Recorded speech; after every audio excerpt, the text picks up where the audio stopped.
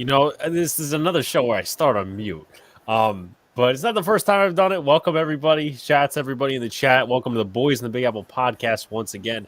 Please hit that like button, comment, and subscribe. Turn on post notifications so you know when a live stream pops or a video drops. Appreciate y'all coming back. Tony, MH, Jacob, what's going on, guys? Comments, always welcome in the chat. We'll go over those definitely. The Giants lost another game. They lost one on Thanksgiving, which obviously wasn't the greatest to see, but it's something we did expect. Yes, I found the extender. I'm always running into controversy before I record. It's an interesting. You run into controversy even when you are on the air. So you know what? Let's rock this. By the way, the good luck hat. Okay, so Luca's gonna rock his snapback. We also got Donald here, who had a successful nerding out sports stream with our buddy Rob. Let's go into first thoughts. Obviously, the Knicks are a topic, and the Jets won with Mike White, so definitely a lot of shit to cover. Donald, how are you doing? Hey guys, once again, like and subscribe on the chat. Good to see Tony, MH, Jacob, everybody. So yeah, looking forward to a good show. Obviously, our resident Jet fan here has to be pretty happy with Mike White. And we'll be getting into our quarterly grades of the next season as well, as I'm sure we'll maybe touch on baseball free agency. I know the Astros have gotten better. So, yeah, I've got a few things to talk about anyway. And a fun week in the NFL. Some fun games. I fucking hate the Falcons with a passion. I fucking hate them. Picks, man. We got screwed in our picks big time. It's not even to do with the picks, but I'm going to leave that for the NFL subject. Shouts to Hay is in the chat as well. Guys.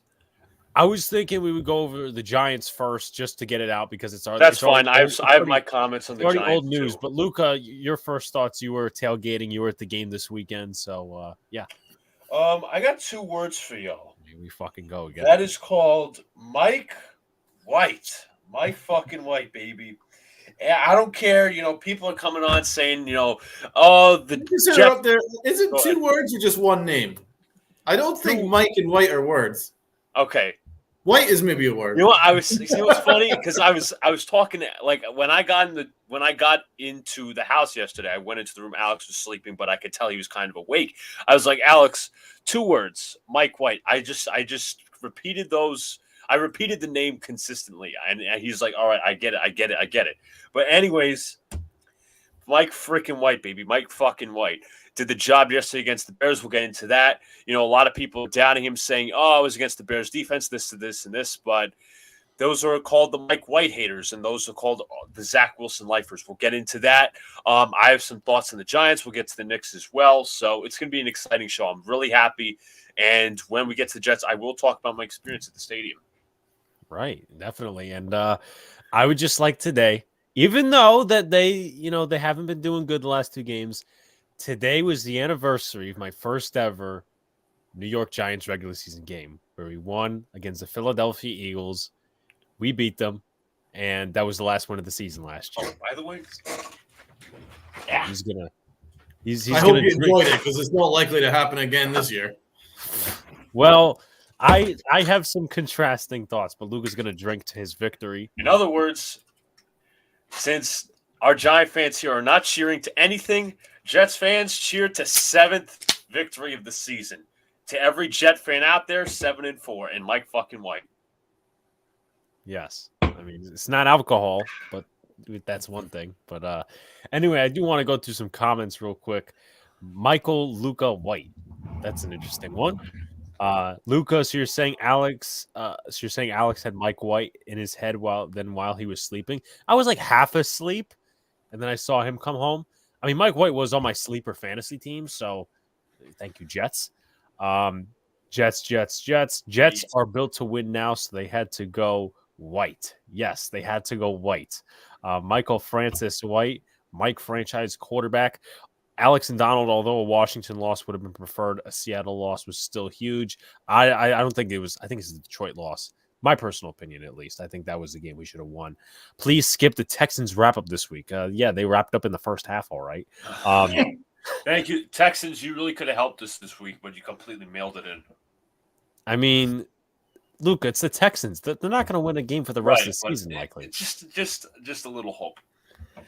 Congrats, Luca. How about my Jets? Love the ultimate panel Yankee stream. Donald. Thanks very much, MH. Yeah, it was a fun show. Thank you, man. What up, fellas? Lamar Jackson, is he going to get suspended for his tweet? With the one at whoever he tweeted at? Probably not. But yeah, so Luca's pants are still wet from the game on Sunday. I bet they are. You know, Bro, you know, it's not even a dirty joke. They are legitimately still wet from the rain yesterday. Everything is. At my jersey, my long johns under it. Please my stop undershirt. talking. Please All right, man. We get it. You enjoyed Mike White. I don't want to know about how much you enjoyed Mike White. I wasn't even talking dirty. I'm just saying it was all from the rain. It was nothing else. Okay, so you soiled your pants over Mike White. I get it. Let's move on. Yes. Luca, maybe when me and Donald are recapping some of the game and the chat's, throwing some questions out, you want to clip your little experiment. Oh, yeah, I got to do that. All right. Yeah, fine. I mean, I'll be talking with you guys, but when you guys go off into your own set, yeah, I will. Or I could just pull up the video. Whatever you think is best, man. Okay. I was talking about Seattle losing. Oh, Seattle losing. Oh, that was big. Yeah, no, I can definitely agree with that. I was talking the dirty joke. Yeah, Seattle losing yesterday. I also lost some money on that. Not only did I lose a bet on that, -7 with the -7 Seattle, I also lost the Survivor League, and now I'm finished. Thank you, Seattle. And he was so unsure about whether. So the Survivor League, just before we get into the Giants, is a league I'm in with my cousin, and I'm in the league, but I'm eliminated because I picked the Patriots to win over the Bears the week I was in Atlantic City, which was week 7.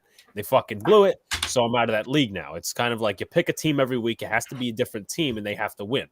And Luca didn't know if he picked the Cowboys at all this season, so he said, "I'm gonna go with the Seahawks." And then I picked the Cowboys once this season. Well, but you know what? I'm obviously not going to cheat. And I got to go and grab our picks because I don't think they worked well. Certainly not for me. No, they probably were very off this week. But chat, as I say before we go into all these certain things, like, comment, subscribe. Also share out as well. There's probably a couple of different guys streaming right now, and this is really the place you want to be if you want to get all your sports talk and if you want to just interact with the people on the panel. So there's that. If Pickens gets 24 points tonight, I'm screwed in fantasy. Well, I mean, the Colts I don't think he's defense, getting 24. The Colts defense, I think, is pretty good, but I still have the Steelers winning. Picks are definitely going to be something, which I'll bring up a separate subject when we get to picks, at least for the next week. How's our fantasy league going? How did you guys do in your fantasy in our league? I'm beating Alex. Yeah, I'm beating Alex right now. B. I'm like in the top 5 or top 4. Donald's like number 2. He's like, I think Alex said it's like top 4, top 5, or top 6 who goes to the playoffs. So I'm hoping to be in that mix. It's top 4 that goes to the playoffs. So I'm just gonna have a quick look here. I know I played Brian this week, and I beat the pants off him, 132-108. Oh, that's what he gets for beating me. I've been margin. I'm 7-4. That will put me.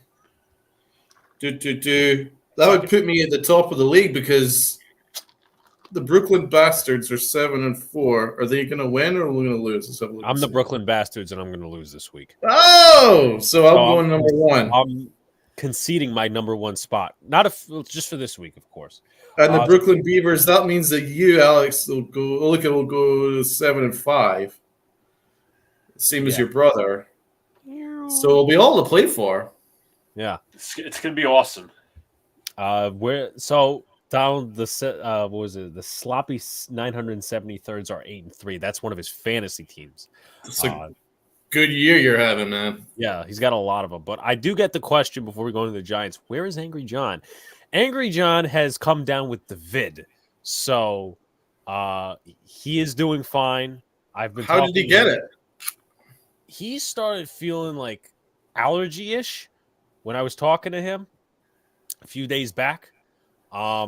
And then I guess he just came. A lot of people are getting sick because Sox has some sort of bronchial disease. Oh shit! I guess it's the cold Big- weather. I guess. Big Dash has pneumonia. A lot of people Oh, getting fuck. fucking sick. The Giants and the Cowboys were like sick this week. Andrew Thomas was sick. So clearly, I'm telling you, it's the weather. it has to be. I mean, then again, too, we're still getting like 50 degrees up here, kind of. Any It's like Black the Friday inconsistent or Cyber Monday purchases by the Big Apple? See, the Giants, and you know what? Here we hit. This is, you guys may not or may get it. I'm gonna post it in here anyway. I'm gonna take 2 seconds out of my day to post this because I can. And I've done it so many times on Twitter already. So if you follow me on Twitter, you're bound to see this at least 100 different times before they actually do it.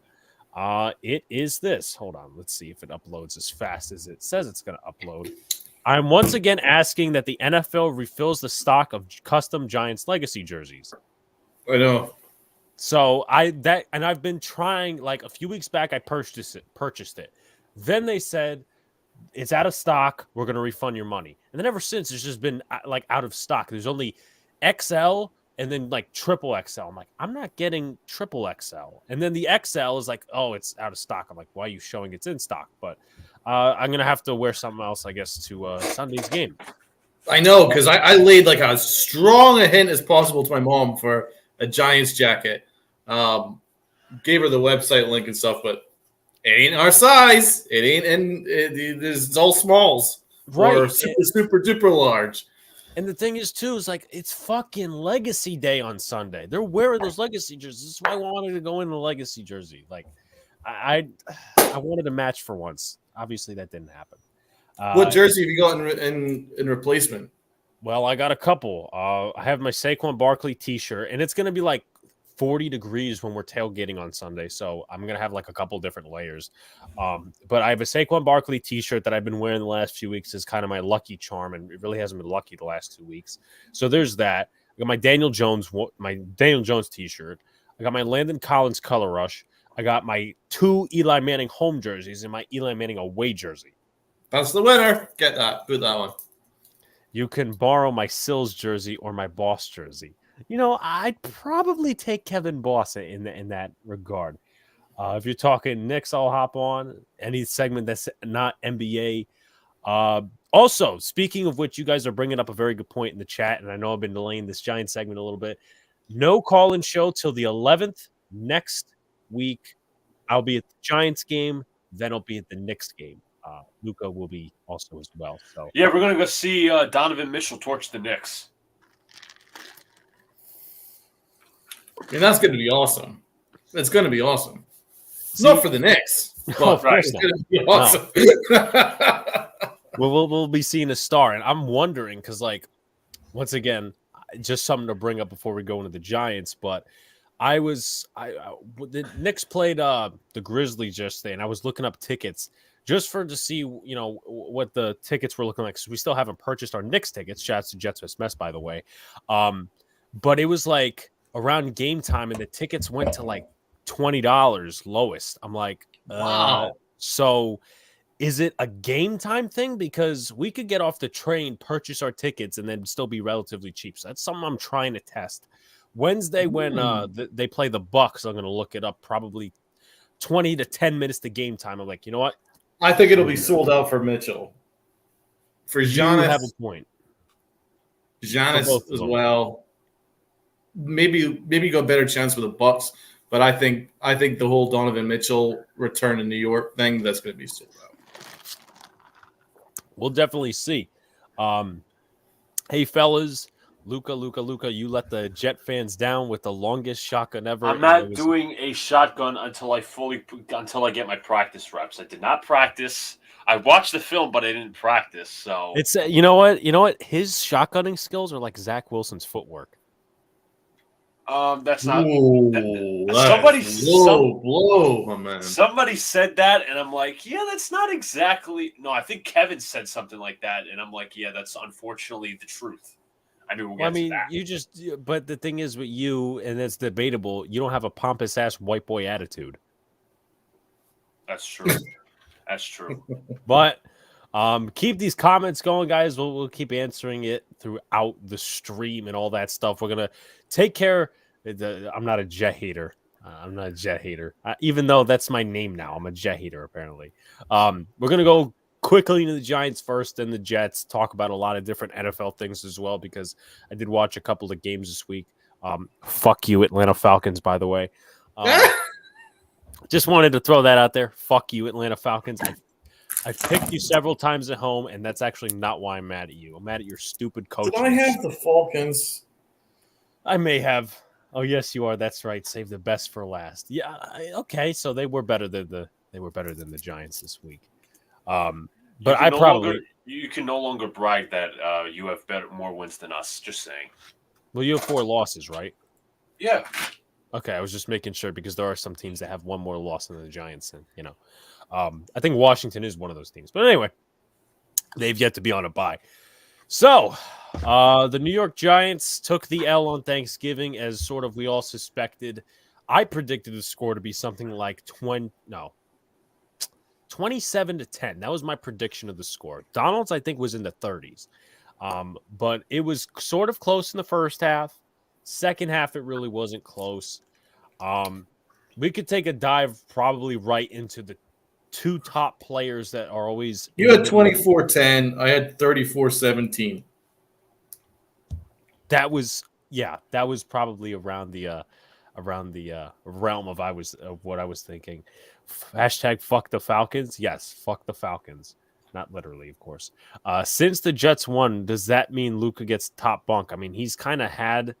I sleep on the bottom because I have stomach issues, and sometimes if I don't want to climb down and fall on my ass in the middle of the night, so that's why he gets the top. Alex and Donald, did you see what Dave said to the team today? Yes, season starts now. Are you still wet and cold from yesterday, Luka? Well, yeah, Luka's definitely wet. Yeah, I'll go into that when I do my Jets. I want to be fair to these guys. Is it R-rated? No, it's not R-rated. It was. Listen, I'll say this for the Jet game before going to the Giants. I'd rather have it be really shitty weather, like raining or snowing, like fucking cold as hell, and the Jets blow out a team, than it be like really nice weather and the Jets get their ass kicked. Just me. I'm sure anybody wants that of their team. They prefer that. Right. But let's dive into the top 2 players automatically, and then we'll talk about the rest of the offense as well. Daniel Jones and Saquon Barkley. Well, I'll start out with Daniel Jones. I thought he had an average game. He missed a couple of throws. The 4th down one was big. I watched some film reviews by certain guys. He did miss some throws during the game, that you could actually hit. Overall, man, and I know obviously we're just trying to talk about the top 2 guys. Saquon, he didn't look good. I think he's hurt. I think he's a little burnt below the hips. I don't know, man. And also, like, this is, once again, I have less energy to discuss this because it's been so many days. But why are you running the ball in the 4th quarter with like 5 minutes to go? I mean, do I have to bring up my point about that? We'll get into that. We'll get into that. Yeah. You're gonna let me go? All right. Yeah, I was. You know what? Let's go deeper into the subject, and then I'll go into my point. All right. Below the hips. Well, not the way you think. Hamstrings, legs, the legs, all that. Tired stuff. legs, a lot of tread on them. They started using Brightwell a little bit more. They started using Breida a little bit. I kind of like the creativity with Brightwell, but you can't use it so many times. Like they use Brightwell twice at work for 10+ yard gains. But at the same time, it's like you run it a 3rd time. Okay, they know who's going to be running the football. He had a bad game below the hips. Barkley had a bad game too, is because the line sucked. I think everybody was just bad. Andrew Thomas was sick, but at the same time, he didn't play well, and he doesn't give himself any excuses, which is something, it's accountability. It's what you should hold yourself to. Jack Anderson wasn't very good on the left guard side. Hopefully Azudu or even Bredesen comes back this week. I know Bredesen is designated to return from IR. Thank God. Thank God, yes. Glowinski's average, if that. Tyree Phillips, I would say the same thing. And then Nick Gates was probably the best O-lineman on the field. Darius Slayton was Darius Slayton, and he was good. Obviously, we had the rough penalty that was taken off the board for the Giants touchdown by Isaiah Hodgins, so there's that. But overall, I mean, just a lot to be desired in the opportunities that they were given, and we know we were going up against the first best pass defense in the NFL. But at the same time, there was a lot of different opportunities you could have taken. Penalties took it off the board. And overall, it's just how are the New York Giants in a big picture thing going to adapt to this in a few weeks? And I know me and Donald's definitely going to get into it because he harps on this all the time about, whether the New York Giants coaching staff offensively is, scared to put it in Daniel Jones' hands and whatever. Will they do that in the next few weeks? Will they sit Barkley a little bit? Will they pitch count him? Will they give it to Brightwell and Breed a little bit more? That's something you're going to see. And listen, these defenses that we face these coming weeks, except for the Vikings pass defense, they're all pretty good. But Donald, your thoughts on the offense, maybe a little bit big picture stuff as well. Okay, so big picture didn't affect like how I viewed the Giants season. I think 7-4 is actually fantastic. I can't argue with a 7-4 record at this stage. Remember, our organization is still looking long term. They've got the big view. That's why they didn't make an immediate trade for trading a second round or a third round pick for a wide receiver. They've still got a long term view on this. So I'm not going to get overly up or down on certain things. I think. Donald, are you in school too? In regards to? I guess he's either probably because maybe the book's behind you, but maybe that's a serious question. But no, he's okay. I've got a library. No, I'm too old for school, I'm afraid. I'm too old for college, my man. I've graduated. Okay, so back to the Giants. So long-term view, it hasn't affected anything. We're going to get our guys back.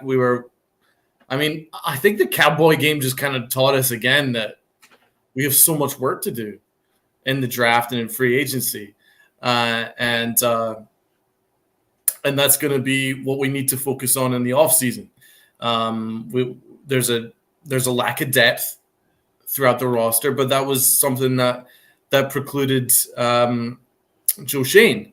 So it's going to be a step-by-step process. This is year one of our rebuild, and we're already way ahead of schedule. So I certainly think Giant fans should be fairly positive. Although it's never nice to lose to the Cowboys, I think we all expected to lose to the Cowboys.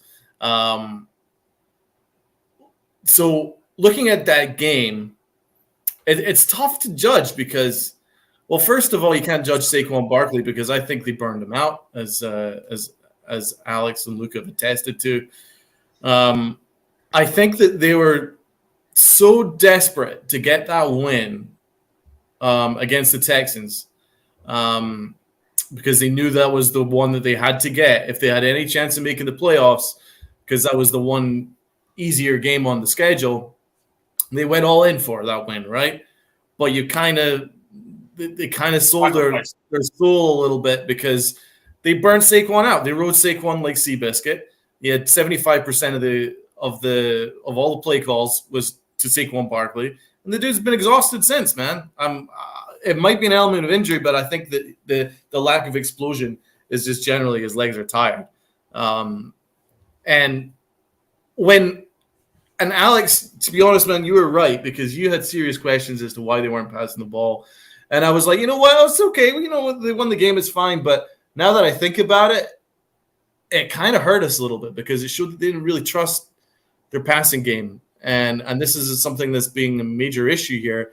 They either don't trust Daniel Jones, or they don't trust the receivers, or they don't trust the offensive line, or it could be an element of all three, or two out of the three. We don't know, but there's certainly an element of distrust within that three, right? And I would hazard to guess it's the receivers mostly, but then again, they've hardly taken the reins off Daniel Jones at all.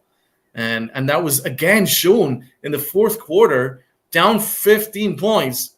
Give it a try. Why are they so afraid? What were they so afraid of? I didn't understand this. I thought it was actually unacceptable because they let the clock, they let the play clock run to 0 basically every single time, but to 1 every single time. They had 3 straight draw plays to Gary Brightwell. And that's down 2 scores. And what is that teaching you? It just teaches you that they thought that this game's over. Let's just run that clock down to save us from getting completely whitewashed. But, I also think, like, what would be the worst case scenario, right? So you're down 2 scores. Okay, air it out to Daniel Jones. Worst case, it's an interception, right? Worst case, 1 interception. Who gives a fuck? You're going to lose anyway, right? Best case, he throws it downfield and Slayton makes another big grab like he did in the first half. And that's what I just didn't understand. And then you saw just in the last minute where they finally were like, fuck it, let Jones throw around. And he scored. So I'm not saying that Daniel Jones is some miracle worker or anything like that. I'm just saying you might as well try down 2 scores. And it looked like it felt like they mailed that fourth quarter in, whether it was a decision or not from Kafka or whether that was Dable or whatever. But I didn't like that. That's not the Giant way, in my opinion. But I don't want to go overboard about that because we really had we got done in the first half with some terrible officiating. First of all, that touchdown that negated Hodgins' touchdown was with the man illegal downfield. I disagree with that call. I don't think you call that. If that was the Cowboys, that doesn't get called. I guarantee you. If that was anybody else, it doesn't get called. I guarantee you. But again, I don't want to harp on officiating. I think we also got done on a holding call when we had a third down, and then that was the whole one. Darnay Holmes got done on the phantom holding. That stunk. It stunk to high heavens, but let's be honest. By that point, it was just a situation where the Giants had to play A+ football to have any chance in that game. And they didn't really. They played C+ football. And they hung around, but they just didn't have the talent. And they got burned, especially in coverage. Cordell Flott had a bad day until he got hurt. I thought that McLeod, he started off strong and then really struggled in the second half. But a lot of the problems, and Darnay Holmes had a nightmare, but a lot of the problems actually came from the offensive line. Jack Anderson was terrible. And Glowinski had a really bad day. Tyree Phillips wasn't great. Andrew Thomas was hurt, so I'm not going to make a big deal about the fact to give up 2 sacks to the best defensive player in football this year in Micah Parsons. So, again, long story short, I'm not making a big deal of the loss. There are some certain things that need to be fixed. I just think that maybe they need to air it out a little more with Daniel Jones, at least because the only thing is they need to learn what they have in Jones. I don't think they've learned anything yet from him. Because I'm not in the position yet to say we should definitely re-sign him because they've never taken the reins off the guy. I don't know what really learned anything. Yeah. No, Donald brings up a good point. I just want to go through some comments, and I know Luca wants to say something. DJ was so scared to throw an interception, he kept throwing low. I agree, Donald, exactly. Grow a beard so I could tell the two. I couldn't tell in person. Well, some of the time I'll have this type of hair. I'm just going to say it right now. For the mustache hair. I tend to try to keep growing this out. Luca's got a little Italian thing going here. Yes. I can see the difference. Yeah. It's a little more clear, I think, as opposed to Alex. Hayes already has a verdict on Daniel Jones, which is re-signed. Take a survey. Who likes Luca's Mao mustache? Quite interesting there. They still might not make the playoffs. I definitely agree. The next few weeks are fucking pivotal. Aziz, Neil Bredesen, maybe Bellinger, all someone echoing? Because I do. No, I was moving my mic. All right. Aziz, Bredesen, Neil, maybe Bellinger back for our first playoff game this week. Season starts now, and hopefully, because I'm going to the game, I ain't fucking watching the game to lose. I don't want to be regretting my trip saying, oh, damn it, I should have went to DreamWorks. Officiating was favored for Dallas, as always. No, yeah, they were it's typical. You're in fucking white rhinoceros. White rhinoceros. Glowinski sucks. DJ is missing the tight end. Yep, Bellinger. Cardinals were the choke of the week. Fuck the Cardinals. overrated. I've been saying it for like 2-3 years now. Kingsbury's horrible. My left foot. So the context behind this is I put a poll in the chat that says who's got a better chance at making the playoffs? Is it the Jets, the Giants, or my left foot? So 50% say the Giants, 33% say the Jets, and 17% says my left foot. Now, if I had to make a guess, I think Tony voted my left foot. My personal opinion. But all the viewers should chip in and get Luka a cameo from Mike White. That'd be quite interesting.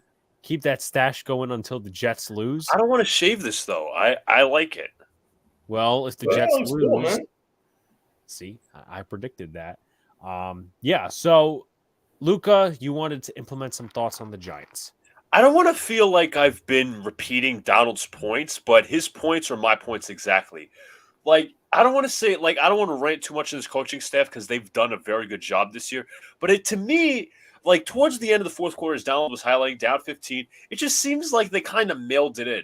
Like, I understand, Dallas is a very tough team. You guys are injury burdened. You don't have a lot of depth. But I'm going to compare it to the Jets right here. So, Jets obviously had Mike White yesterday. If you saw at the game, it wasn't a lot of complicated concepts. And I know Dallas is the best pass defense. Why not have Daniel Jones do some of those things? Easy rollouts, all that stuff. You look at those plays. I'm going to break down some of those plays. Though at most, they're like a 20-yard throw, and White can move his feet. Daniel Jones can move his feet. I just still don't understand why this coaching staff is still afraid of what Daniel Jones can do or cannot do. You have to learn. It's not like first of all, he's a free agent next year. You don't know if you're going to re-sign him. So what's the use in just being scared? And you have, all these different things. Listen, I know it's going to be all the injuries, all this stuff.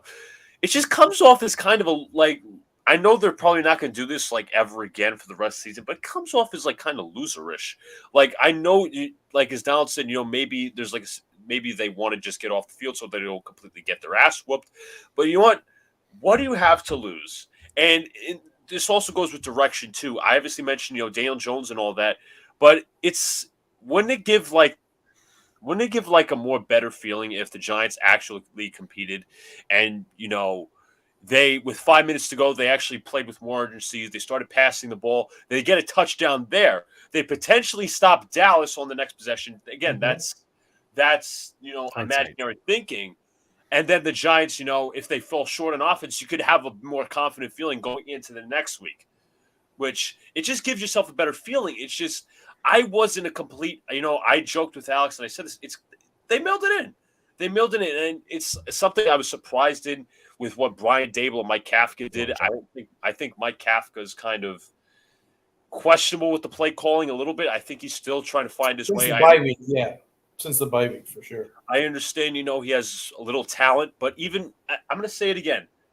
You cannot be scared to, let the ball out with Daniel Jones. Daniel Jones has deep ball accuracy, and you have a deep threat in Slayton. And Donald said it perfectly. You kind of sacrificed your offense with the Saquon, riding throughout that Texans game. It's like, I'm going to compare to the Jets once again. It's not like you have another running back who can properly take like half of Saquon's reps. You don't. Matt Breida is not taking half of Saquon's reps. Gary Brightwell is not taking half of Saquon's reps. I said draft a running back this year. That's exactly why it's a pertinent point, because Saquon realistically has not been healthy over the past couple of years. He missed 2020, some of 2021 as well. He wasn't fully healthy. So it's kind of like, again, we understand, this is the long-term picture, but the Giants kind of are getting in their own way in terms of reevaluating things. That's what I have to say. Michael D always uses that term, they robbed Peter to pay Paul.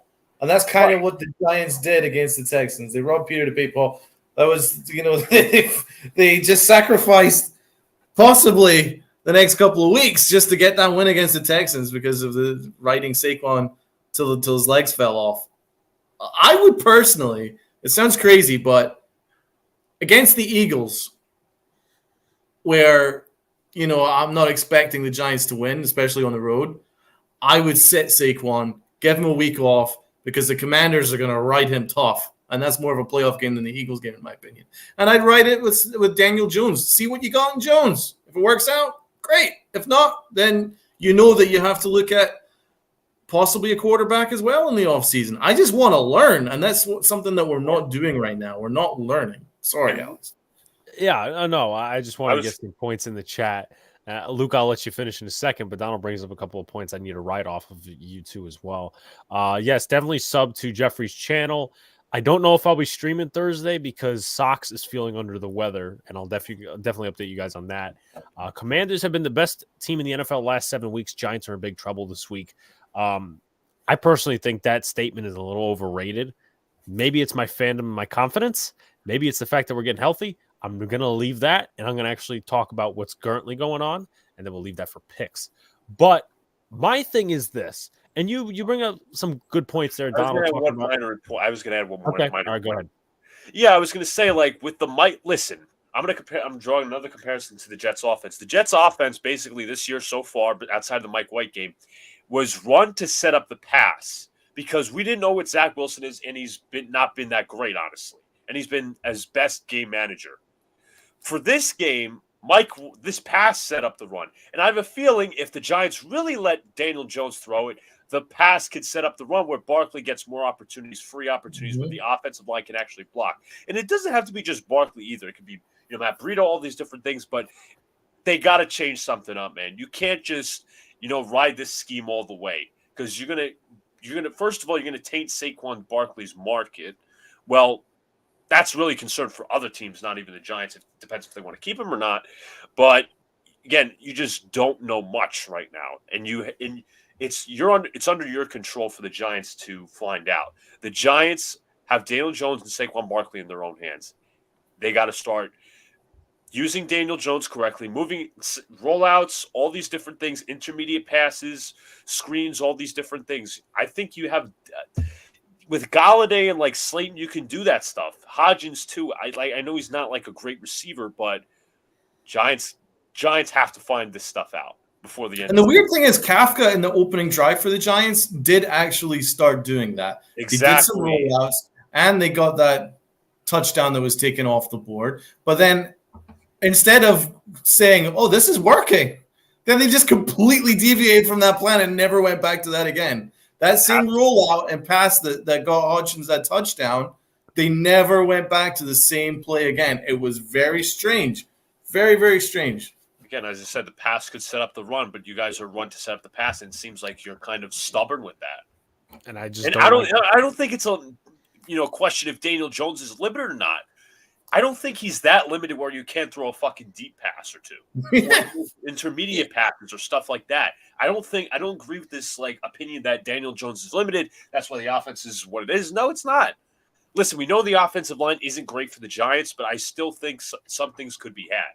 Right. No, I mean, you bring up a couple of great points there, Luke. I want to answer a question in the chat.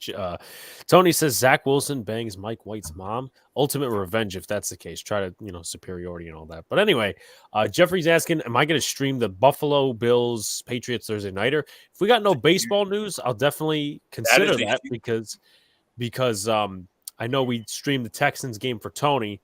Might as well do you a favor, Jeffrey. That's a huge game for the Jets. Yes.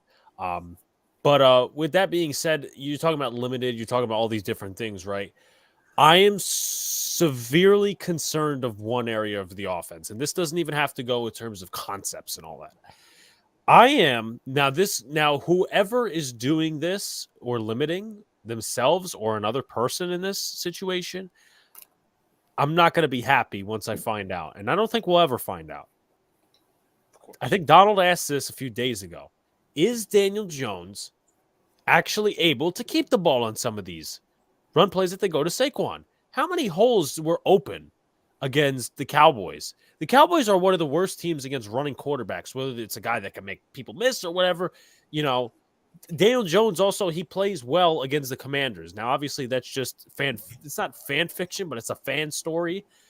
But, you could use that next week, right? You could use some of these other creative plays. So either it's an indictment on Mike Kafka and the staff for not letting him keep the ball in some of these plays, or Daniel Jones is not a guy who's going to say, look, I got to go off the coach's playbook. If he's timid of that, then, dude, you're not an NFL starting quarterback without a script, which is something I don't want to say, but if it has to get to that point, we will say that because it's if that's the scenario, that's the truth. And here's the thing as well. I said this in our chat. I said this.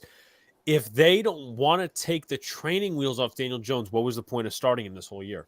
And also, I got ripped by many people this weekend, and now not personally, but just in the way I was arguing, because a good friend of mine, Vincent Rapisardi, runs Gridiron Media. It's a Giants channel. They're formerly Big Blue Unbiased. And he says, basically, now I do disagree with him that the Giants punted on the season because they didn't take a wide receiver. I don't think that's punting on the season, my personal opinion. But he also says, I think Joe Schoen has made up his mind with Daniel Jones. And I think that way too, because there's not real pressure from the front office. Not that it should be. The coaching staff should conduct the way they want to do things. Obviously, we know that with the Yankees and a couple of different teams that we root for. But there's no real pressure from the front office to say, look, we want to find out Daniel Jones, right? We will, we want to find out what he is, right? So go out there. And then also, people will say, oh, he didn't have enough, for the wide receiver core and this, that, and the other thing, right? Well, I'm sorry. I'm just at a point where I think Joe Schoen has made up his mind. And yes, okay, he didn't have the money, but at the same time, you gotta sniff out the conclusions and stuff. I've had him on my channel twice.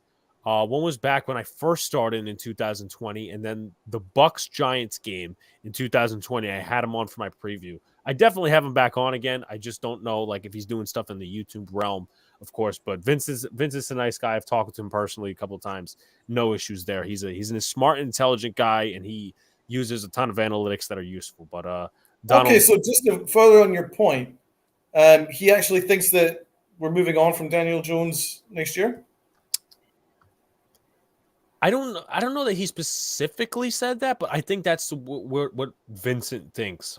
He thinks that Joe Schoen's just done with him. And I personally, kind of getting that feeling as we go, not just because of, the way they came in with this, with the wide receivers and all that stuff. I'm also getting that realization maybe it's just personally tainted because he hasn't been playing well the last few weeks and they really haven't put him in the position.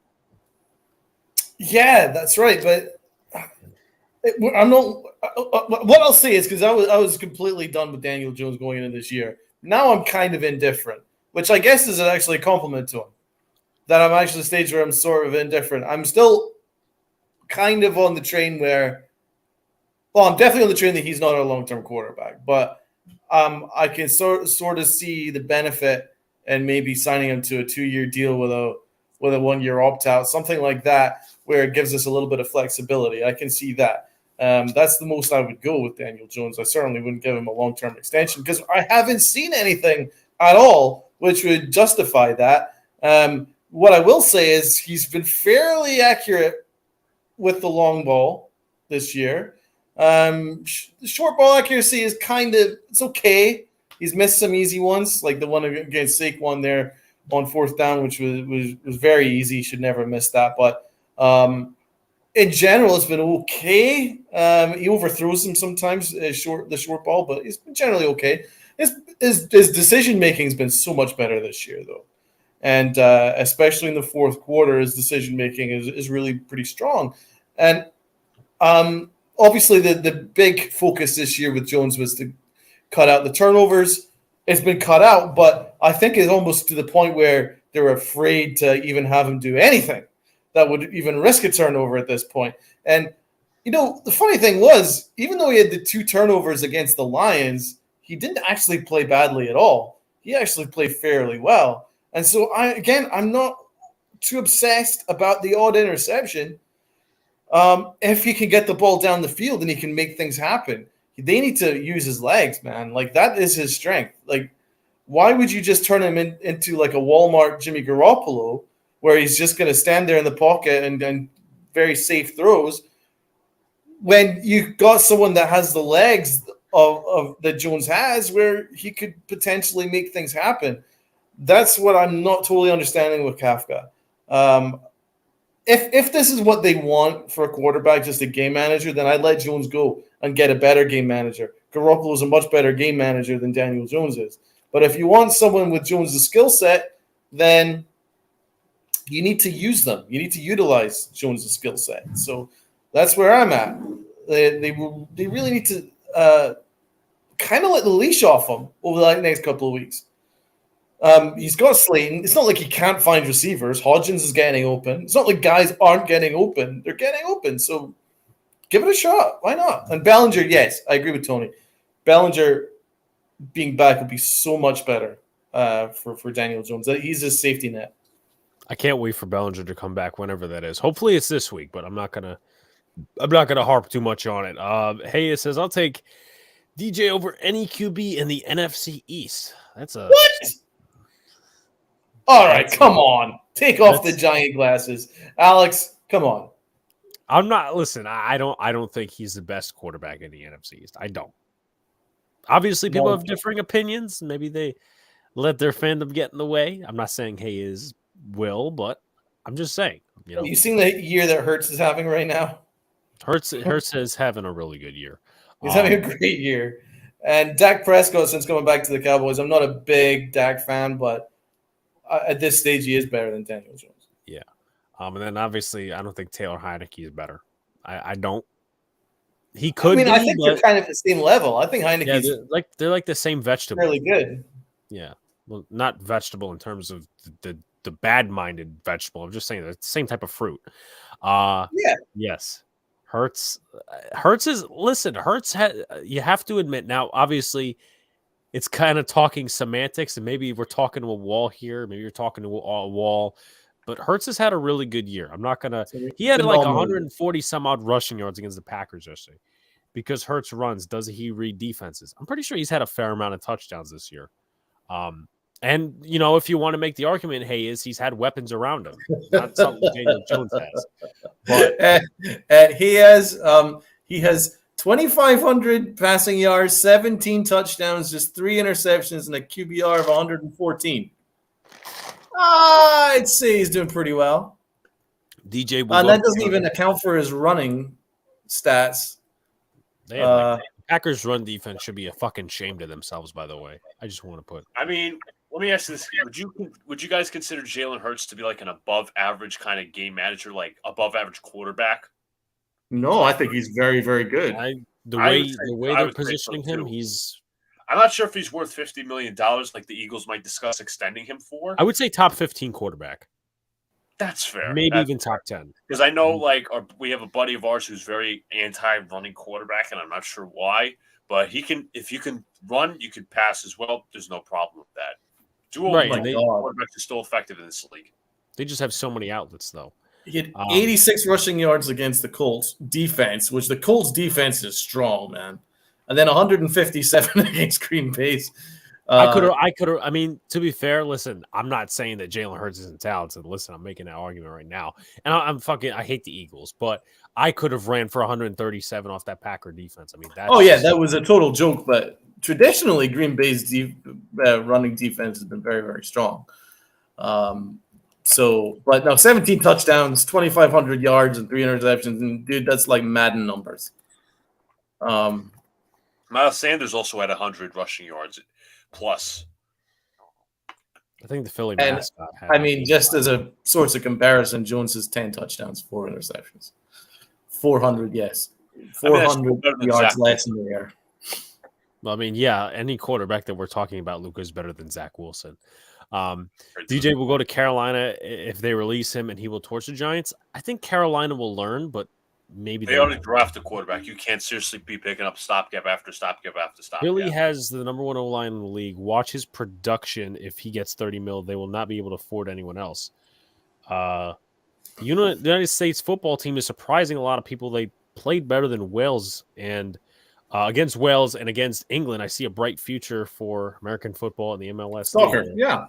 No, I'd love to touch on the U.S. soccer team at some point. Yes, I haven't seen you before, man. To be honest, I can't really read that, but obviously that's part of your culture. Definitely like and subscribe. I know Donald's a big soccer fan, so we'll be getting that a little bit. Someone on YouTube called Taylor Heineke a white PJ Walker. I think Heineke's better than Walker. I think he's better. They played for the Panthers. I mean, at one time, though, Heineke did. Put Hurts behind Felipe. Who's the irrelevant franchise? Is that a new? I don't. Is that Tony? hold on. No, it's not Tony. Tony's still in here. So someone else is the irrelevant franchise.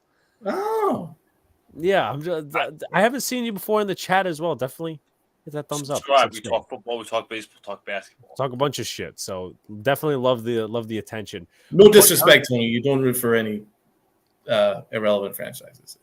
Put Hurts behind Feliciano and Glowinski, see what happens. Yeah, I mean, that was definitely like he didn't have enough talent last year. That's why, I mean, they still had 11 wins. Fucking, that's thing in itself. Right. But I think talent at this stage of the game, and then the one thing that's against Daniel Jones is time. The NFL's moving quickly. Mysterious. Yes. It's true. You also have to rise above what you have around you, man. And Jones hasn't done that. There's no argument that he has. Yeah, he's been okay. I'm just saying this is in general. Does he have that ability? I'm just posing as a question because that's problem. That's something I questioned like a year or two ago. Does he have I feel he does, but it's very inconsistent because he'll make two some really good throws, right? And then some of the shit he'll miss easy. So it's like you went from kindergarten, calculus in like the 4th grade, but you can't read or write. Like, I don't mean to put it down like that, but that's kind of the way. That's like you know calculus, but you don't know multiplication. Right. Shouts to Ethan. What's going on, Ethan? Hey, it says I agree with you, Alex. He actually has the talent. I've just not seen enough of it. He's definitely got the intangibles, and he's got the raw skill set of a very good NFL quarterback. He has not been able to tie it all together. You see little bits of flashes here and there, and then you kind of get excited. But then all too often, I also think that if they really did think that he was a superior top 15 quarterback, you would see him dominating games more and then allowing him to dominate games and him doing more at the line of scrimmage. He doesn't very often audible. I don't see a lot of that, And one thing I saw, even in Eli Manning's rookie year, he was really good at audibling at the line.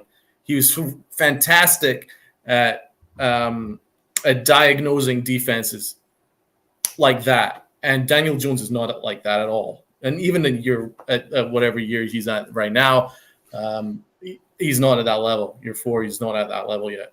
I just think he needs as I was talking about the read options and the zone reads and all this stuff. I think he just needs a little bit of a rebellion in him. But growing a rebellion in these next 6 games is tough. I was still adding in 4th grade. What the fuck? I started multiplying during my 2nd stint in 4th grade. Well, it was an analogy. No, but Alex, you made a pretty drastic comparison. How could anybody know calculus if they can't read or write? You got to read numbers, right? Fine. Okay, you're gonna fucking call me out. Anyway. But my thing is this also as well, and Donald was talking about it with the interceptions and stuff with Daniel Jones is, what I think is fan fiction, and I'm going to use this a lot. This is Tony. I decided to have some fun tonight. LOL, I have to keep this name now. It's pretty funny. So I knew it was Tony. What's a number? That's a funny question, Ethan. Luca, you were at the stadium. Was Zach pouting on the bench during the game? Some people caught clips of that, but I think that's kind of fan fiction. I think there were times he was looking at the tablets with Mike White and stuff. He was staying engaged. So I'm not gonna participate in that kind of fan fiction. I'm gonna be realistic. But with that being said, as far as the fan fiction, I think the one thing that's part of fan fiction, margin of error. I think that's more coach improvised kind of thing. More of a coach limit thing than anything else. Because we talk about margin of error a ton. Oh, well, it was a margin of error. Like, this offense doesn't have a margin of error, whatever. Daniel Jones threw 2 terrible interceptions against the Detroit Lions. Were they still in the game? Yeah, they were. Until a fumble happened. So I'm not saying margin of error doesn't exist, but people tend to overstate it a ton. If you let Jones air it out, maybe he does get a touchdown against the Cowboys and we're within a score. And then maybe it's the defense or something else that happens. Who the fuck knows? But I'm just saying people tend to overstate the case. And in these last couple of games, other than coaching for wins, why not let him air it out? I mean, Saquon's bumped and bruised. You don't really have too many weapons. I just think a lot of these things with the offense are overstated a ton. And, the margin of error, I think that's just a repeated habit by people that really, I don't know. I'm just not too much of a fan. Like, I will say margin of error a ton, but I think people tend to overstate the case with margin of error, in my opinion. Yeah, I think they overstate the case regarding the interceptions as well, because just look at Josh Allen. Green Bay, 2 picks. Jets, 2 picks. Minnesota, 2 picks. 3 games in a row, he had 6 picks. If Daniel Jones did that, people would be freaking out. Of course. Yes. So what Josh Allen does have is he has that magic ability where, okay, you'll throw a pick, he'll just shrug it off, and the next play he'll throw a 50-yard freaking bomb right into Stephon Diggs' hands for a touchdown, and then everyone's talking about how phenomenal he is, which he is. He's got that X factor about him. He's freaking phenomenal. But the more the comparison is, if you throw an interception, it's not the end of the world. As long as you can shrug it off and get on with it, the next time you get the ball. So I think Josh Allen's thrown 11 picks already this year. Yeah, it's quite a lot of interceptions. That's 4 times more than Jalen Hurts has thrown. Yeah, and you know what? What was this big in some of those games, Donald? Margin of error. Margin of, and I'm once again, I know this is like the word that's going to become my quote, but the Giants have had margin of error this wide in a lot of the games they played this season. They just choose to make that smaller because of some shit they do. Like you could have, going back to that whole running conversation, you could have put up 30 on the Texans. You could put up 35 if you let Daniel Jones pass the ball. And then that's like, oh my God, they won again by 2 scores finally. But that's not the case. That's not the case. The margin of error was smaller because, and once again, people say, oh, pound the run, run before pass. And I personally don't believe in that philosophy. Now, this is coming from someone who's never played football and has just studied the game over the last few years. But running necessarily works against you a lot of the time more than for you. Because running, it drains clock. What if you don't get into the end zone and only score 3? You're fucked. So, I think it depends on your personnel. I stand by it depends on your personnel. If you got a guy like, Derrick Henry. Or LaDainian Tomlinson, somebody like that. Or even a Saquon Barkley, then, your game plan is going to be built around your running back. But that doesn't mean that you should be riding him 75% of the time. Unless you're playing in the fucking snow or you're playing in like 40 mile per hour winds or something like that. Yeah, okay, you play on the ground, but you should be trying to mix it up more. I think it cost them these next couple of weeks because there's no explosion in Barkley's legs right now. No, I mean, it's just continuous running, and people were, once again, some folks were like, oh yeah, great, they ran for this much against the Texans, right? But you look at this touchdown drive, Saquon had under 4 yards per carry, which doesn't amount to anything. There were no literally explosive plays. Like, it just wasn't there. This is kind of like 2019, 2021 Saquon over again. And I started calling it out, maybe Donald, if you remember, I started calling it out against the Seahawks where, the offensive line was bad. He wasn't really efficient in terms of the ground game. A lot of dancing and a lot of that other stuff. So, I mean. Then the Lions, what was it? 15 or 23 yards or something like that? 15 for 22. That's absolutely terrible. Mm-hmm. Again, I'm just going to say it. Pass, set up the run. That should be the strategy. In my eyes, the pass, that should be happening going forward, but I'm not Mike Kafka. I'm not Brian Dable. Right, and people were saying, well, and I think personnel is also overstated a ton. Now, obviously, we've made some great points on here regarding personnel, but people are saying, I've gotten this argument, oh, well, if you got Josh Allen or Patrick Mahomes, then you could say pass to set up the run.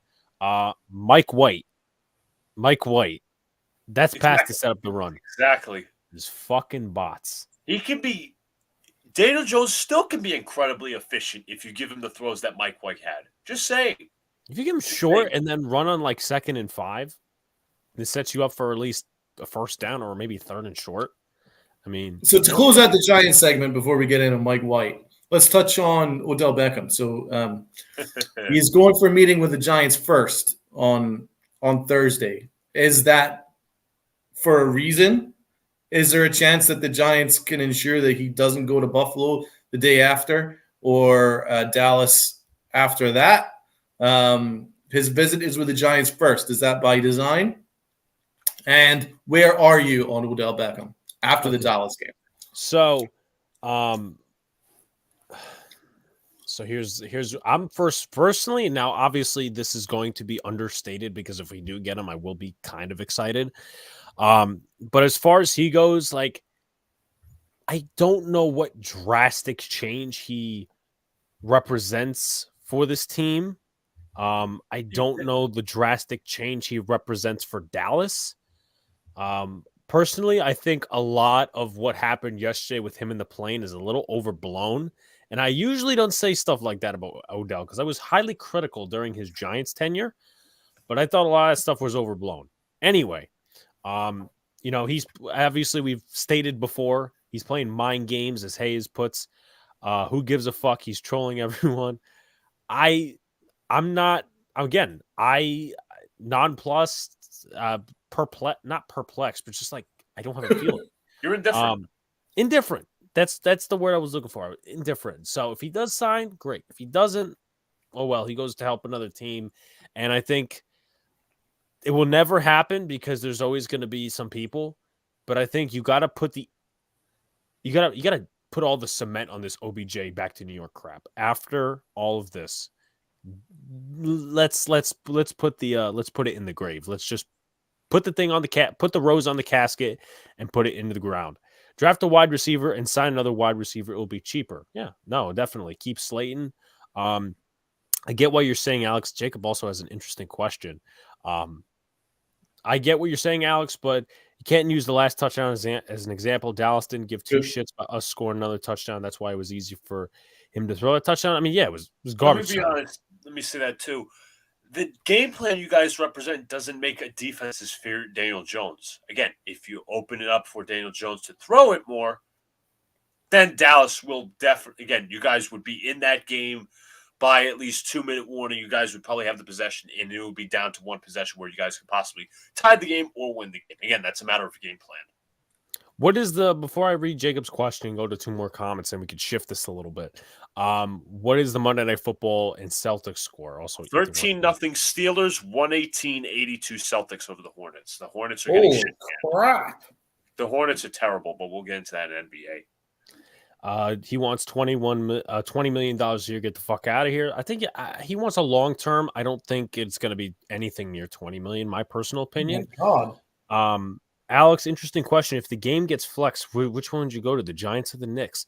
So the deadline for this game being flexed this weekend is already passed. It's been like 2 weeks, but I'd probably stick around a little bit more at the Giants game because they're relatively expensive. All right, you know what, Alex? We'll get you at the Giants game, and me and Sean can go to the Knicks game. How about that? Okay. You already paid for the tickets, so am I just bringing two random ass people? Yes. You know what? You know what? How about this? Refund my money. Refund my money. If you're gonna be like that. Fuck no. Anyway, Ethan says thanks, guys. So it's gonna be interesting stuff when we get to the Washington Giant game in terms of picks. That's all I'm gonna say. Hayes says he would go, but I am indifferent towards this Odell thing. How about that airplane nonsense? What did you think? The Miami nonsense in terms of the plane? Yeah, the stuff with the airplane. I think it's I think it's overblown by the media. They did throw some like tidbits out there. As far as like that's not what happened, but I think it's rather unnecessary considering that, you got some visits coming up, so it's like different. Why was he unconscious or in and out of consciousness? Like they said it was a medical thing. Yeah, I mean, obviously Odell's agent has a job to do because that is not a good look, especially when he's visiting all these esteemed franchises. So he certainly doesn't want it to paint that Odell was out of his fucking face or or he was drunk, or he was intoxicated, or he was maybe taking Advil or whatever. I don't know. So obviously, the way that he put it was that it was a complete overreaction from the stewardess or the airline. They were being, it was their fault. They were the ones that did this and all that stuff. I mean, I don't believe that for 1 second. But I don't know what happened. It just seems very, very strange. It's very strange. I mean, I don't particularly care, to be honest, but I really hope that this is not something that's going to come back. And because Odell does have an air of controversy around him sometimes. He has baggage. He does have baggage. But I mean, I'm still on board with bringing him back. But after the Cowboy game, I have to be honest, I didn't think that we were a receiver away from beating the Cowboys. And so I'm starting to think, you know what? If we've won 7 games to this point without Odell, we could win 2 more without him and put ourselves in the playoff conversation, and then just draft a wide receiver in the second round. I believe one of our commenters just had that in themselves. Kind of almost on that boat now. Maybe if you went and tried out some, because like Hodgins came in and has done fine. So maybe you can pick up someone else off the scrap heap for cheaper and then just, try and scrape out 2 or 3 more wins. And that's all you can ask for from this Giant team. They're never going to go on a playoff run.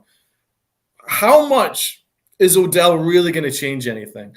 But I will say, I think Odell and his PR team is the greatest PR team in the history of the freaking world, because they've got the whole NFL and all the fan bases all playing with themselves with excitement about a dude that's 30 coming off ACL injury.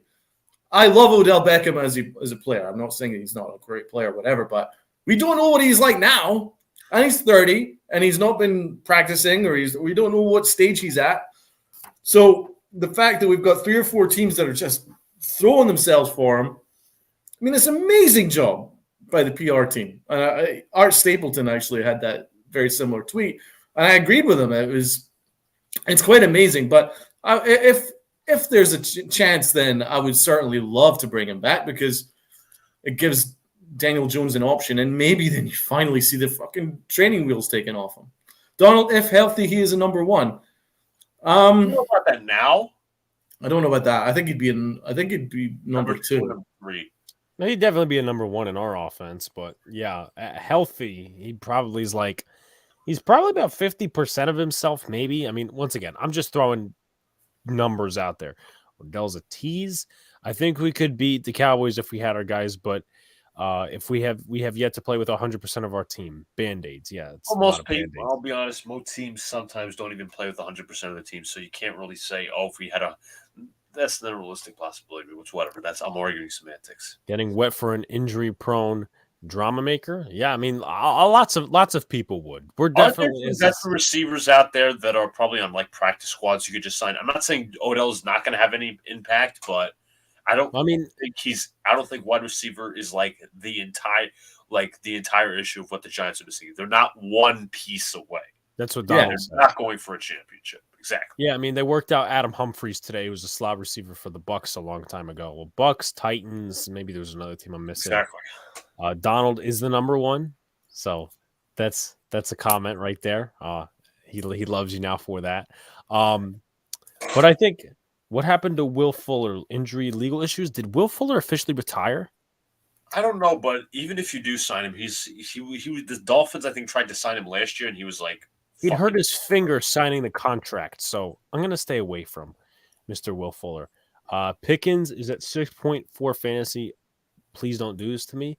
I mean, the Colts haven't beat the Steelers in something like 25 years or something like that. We didn't beat the Bears. We haven't beat the Bears in 20 years, and we won against them yesterday. And you have never beat the Eagles, okay? Just wanted to throw that out there. But anyway, probably wrap up the Giants subject. I'm going to get some more water and ice. So I'm not evading because yes, you are. I'm not because I watched the entire Jet game yesterday. So it's Mike White time. Let's go. First of all, we're actually before Alex, goes. We're actually going to present my terrible ass shotgun. Oh Jesus Christ! So this is for everybody to watch. This was in lot L7 of MetLife Stadium yesterday. I don't know what time this was, but I tried to shotgun it, and it was worse than the last one. So, Oh, really? Yes. Full screen it. Let's get ready to rumble.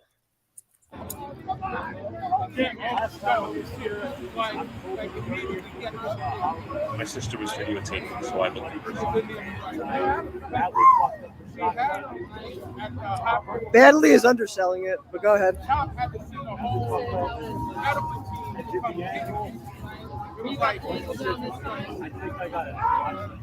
He's still gonna screw it up. That's Mitch just got food in his mouth. Of course.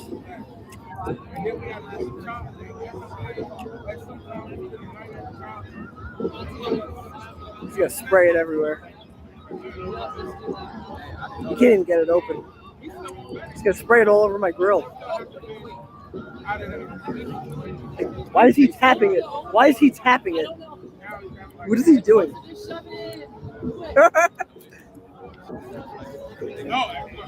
Not good at shoving things in. Oh, what? Wait, why is he opening it now? If you open it like that, What is happening? What is that? What the hell's going on? What the hell? And it's a Truly? Bruh! We've only been at it for like 2 minutes already. It's gonna be empty. He can't even open. He can't even open it. Bruh! It's pouring everywhere. Just bite it. You're spilling all over yourself. It's terrible. Jesus Christ. That was awful. Is he doing a So shotgun or awful. are you playing the harmonica? Why are you still drinking it? What's taking so long? What is taking so long, dude? Why are you still drinking it, bro? Why are you caressing it?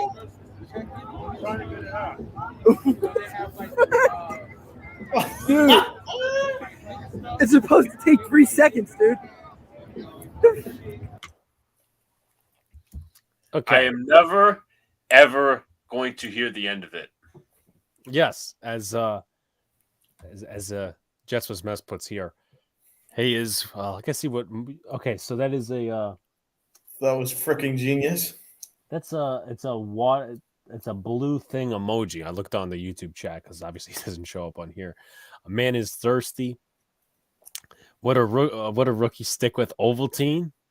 Well, I mean, you know what the whole saying with Ovaltine, right, Tony? Ovaltine is disgusting. Damn, Alex, you're right. He looks like he's playing harmonica. He's gonna sing some blues. I think Luca's just. Is he frozen for you, Donald? Yes, he is. Now he's here. Like, 'cause he was frozen for like 2 seconds. What the fuck are you doing, Luca? Luca, why are you tapping it? Damn, the guy in the background sounds like the things Alex would tell Luca. That is prime time, of course, of Let's Talk Jets Radio. That was prime time, and the other guy's name I think was Ed. Prime time is going like to a do a friend of theirs. breakdown They're- video. that- on- He asks what I do for a living. I write articles yes. to Nick's on a couple of websites.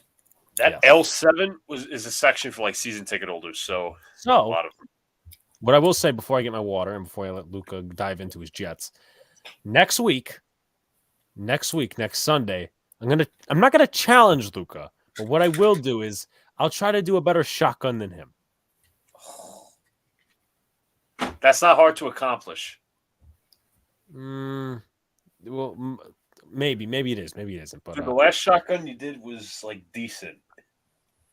well, maybe I ought to pull it up. But I'll be back. All right, so we had the Mike White game yesterday. Mike White throwing for 3 touchdowns in a blowout game versus the Bears. First of all, Dom, if you watched part of the game, any part of the game, give me your thoughts on how, give me your general thoughts on the game and how Mike White performed. Well, he performed perfectly. Well, he won Player of the Week on Red Zone. He was given the Player of the Week in Red Zone. He was basically inch perfect. At one point, he had a QBR rating that was almost perfect towards the end of the first half. Now, the first half was sloppy. A little bit. Yeah, I agree. But then I think the weather had something to do with it, with a missed field goal and then the snap that was fumbled, and that was all kind of the end of the half. That was a little bit sloppy, and it was like, oh, this game might just descend into that. But then the second half, the Jets just turned it on and toward the Bears a new one. Total domination in the second half. Absolutely. And Mike White was behind that. He just looks infinitely better than Zach Wilson. He just looks like an NFL quarterback. He's got the right footwork. He makes all the throws. I mean, there isn't even a question at this point that he needs to be your quarterback for the rest of the year. Yeah, I think that's a common debate among people. Like, there are some people, like, as I mentioned in the little, intro section we did to this podcast earlier, like, I mentioned that people were doubting the performance, saying, oh, well, they performed against one of the worst pass defenses in all football. Mike White had easy throws, all these different things. But the thing is, you were never getting those easy throws from Zach Wilson. He wasn't completing them. When Mike White was dinking in, the goal of this offense, let me just say this. The goal of this offense is to spread the ball around. And that's what Mike White did. You need the least amount of quarterback play you can have is a game manager. That's it. It could be like a Jimmy G, as we're acknowledging about Daniel Jones, like a Walmart Jimmy Garoppolo. That's what I felt like Mike White was doing yesterday. He delivered he delivered 22 passes yesterday and threw to 10 different receivers. No one was above 100 yards. The closest was Garrett Wilson with 95 yards. Garrett Wilson had 5 receptions. The tight ends had about 6 receptions. The tight ends were finally involved. We were lacking that when Zach Wilson was quarterback. Dude, he got Elijah Moore involved. Elijah Moore must be so happy. Oh, yeah. He got Elijah Moore involved. I was so happy. But Mike White delivered, here's what I'll say. I'm not talking about Zach Wilson right now, and I don't have to talk about him. For this team going forward, the next couple of games, give the ball to who you believe will win the games for you at quarterback. And right now, the best chance of winning at quarterback is Mike White. Believe it or not. I know a lot of people are doubting him. I don't care. Most of them, honestly, were some Zach Wilson lifers. Who cares about that? But keep Mike White going forward. Ride the hot hand. And if he has a bad game against Minnesota this week, which is probably not going to be completely honest, it's not going to happen because Minnesota has one of the worst passing defense in all of football. Even if he has a bad game, you ought to give him a chance to rebound against Buffalo. Thank you, because that's what they didn't do last year. 100%. Remember his first start, he was sensational. The whole of New York was talking about Mike White. And then he had a bad game against Buffalo, who have an excellent defense and who almost made the frickin' Super Bowl last year. They never gave him a chance after that. And I kind of felt bad for the guy. Now, to be fair to Zach Wilson, he was a lot better when he came back. Right. But, I mean, at this stage, you kind of got a roster now which is built to win. Got a defense which is built to win. You've got offensive guys that are built to win right now. And you're doing them a disservice if you don't have a quarterback that is ready to win games with them. They aren't – I mean, last year they were in a position where it was like they were still rebuilding, and it was like, you know what, we'll give Zach Wilson a chance. But for me, after Zach Wilson's performance and then what he said afterwards, for me, he's written the death knell for the rest of the year. I don't think he should get another opportunity unless shit completely hits the fan, but I don't think it will. I think Mike White will be just fine. I think he'll be in most games. I don't want a rotation of quarterbacks. If there's one position you do not rotate, it's quarterback. Quarterback is the most important position in sports. Don't rotate that because your quarterback needs to be 100% focused. You can't have him worried that the next throw, the next mistake, he's going to get sacked. You can't get anywhere like that. So I would write it out with Mike White. Alex, what are your thoughts on the game in general and about Mike White? So I'm going to do a couple of multitasking things. I'm actually trying to look for my my very bad shotgun, but That's from the NFL draft process. Mike White was very good yesterday. I'm pretty sure his completion percentage was pretty good. He was making all the throws he was asked. 22 of 28. Okay. He got a lot of different guys involved, which is what the Jets have wanted for weeks, especially with Elijah Moore. He was just, and I'm going to use an Aaron Boone term here. He was just very fluid with the way he was going about his process. It was the offense. The offense. I mean, that second drive obviously wasn't very good.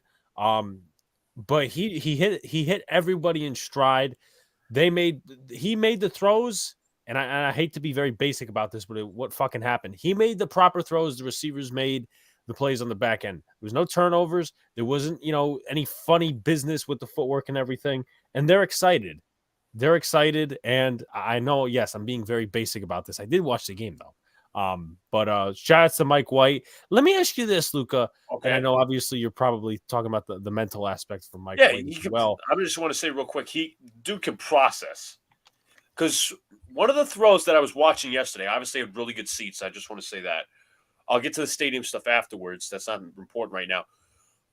Mike White rolled out to his right yesterday. It was a shotgun snap. He rolled out to his right a little bit. He saw Corey Davis down the field, and then he was quickly covered up. Mike White didn't panic. C.J. Uzomah was right in front of him. Dunk. Right to Uzomah for about a 2-3 yard pass.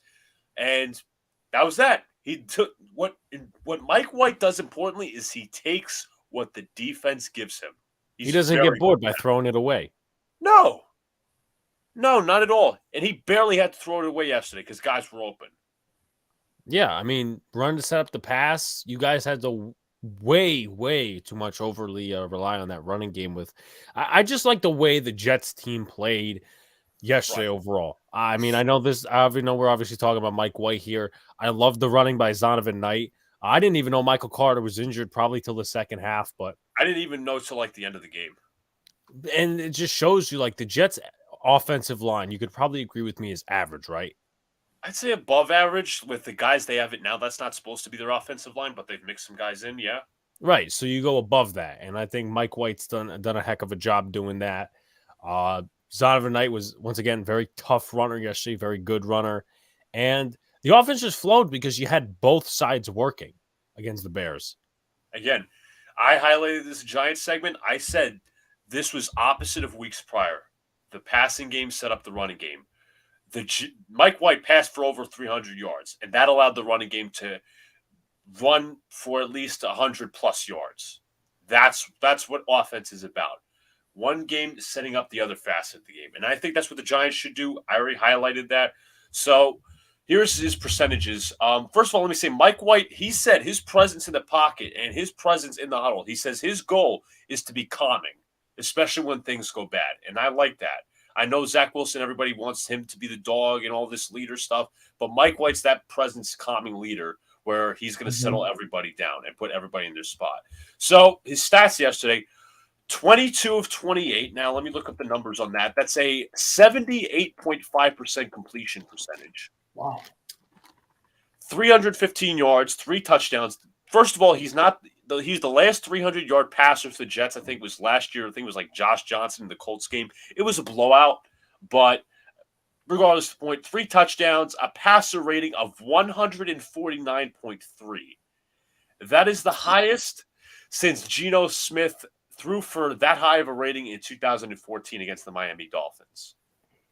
So that work was exponential. So you have that. As I said, through 10 different receivers, tight ends finally involved. So I'm going to go down here. I actually have a couple of bookmarks that I want to share.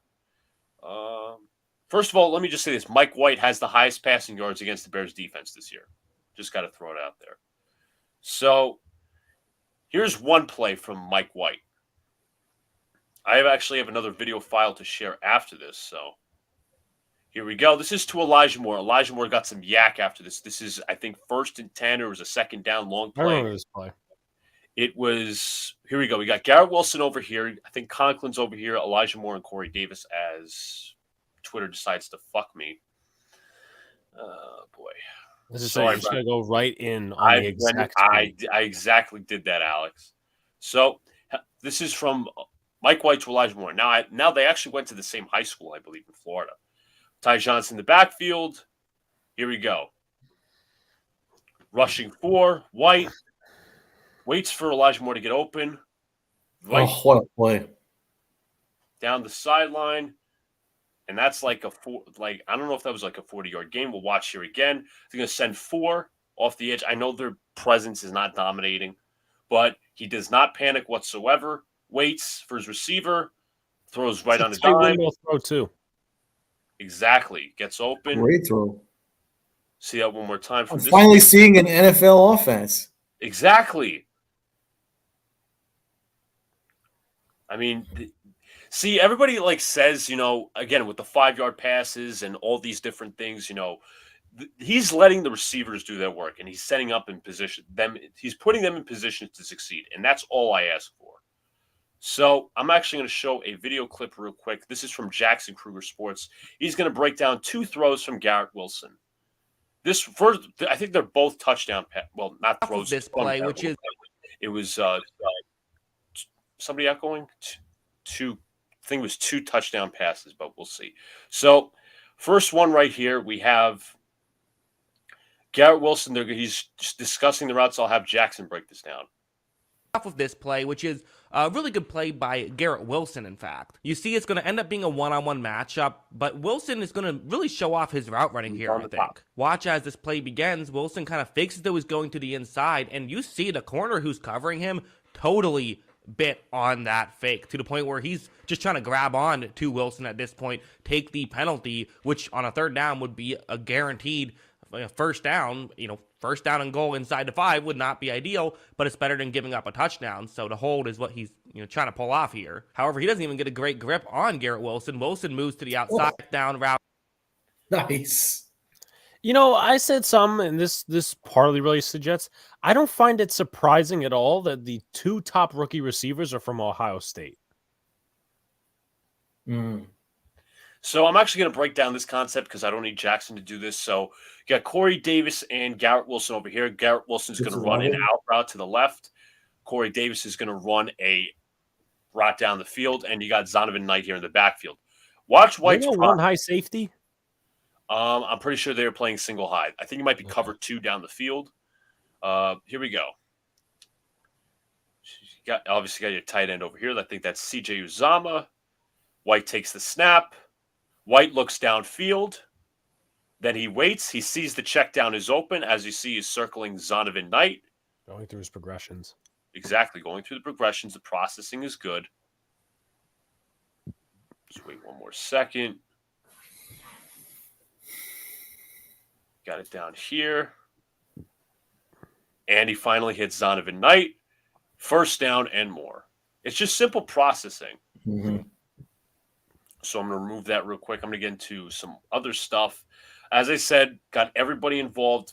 Passing game, set up the running game. Again, the model of offense we're trying to run is going to be like San Francisco's offense. Game manager, minimum at quarterback, but we have a bunch of weapons just like San Francisco does. They obviously have George Kittle and Brandon Ayuk and Deebo Samuel, but at minimum, this offense needs a game manager. And that's what Mike White did at the bare minimum. But even at the bare maximum, 315 yards is nothing to laugh at. So you had that. Obviously, I mentioned Elijah Moore breaking out. Hell of a job by him. I'm going to try to find the Elijah Moore throw. Obviously, here we go. Here's the view from the side. It's actually by buddy Justin Gray, who was also at the game. This was the Elijah Moore throw. Obviously, this view is from his seat. Go. Let me mute this real quick. It's not like it's copyrighted, but sure. Second and 4. White steps back, steps up in the pocket, throws one right to Moore for the touchdown.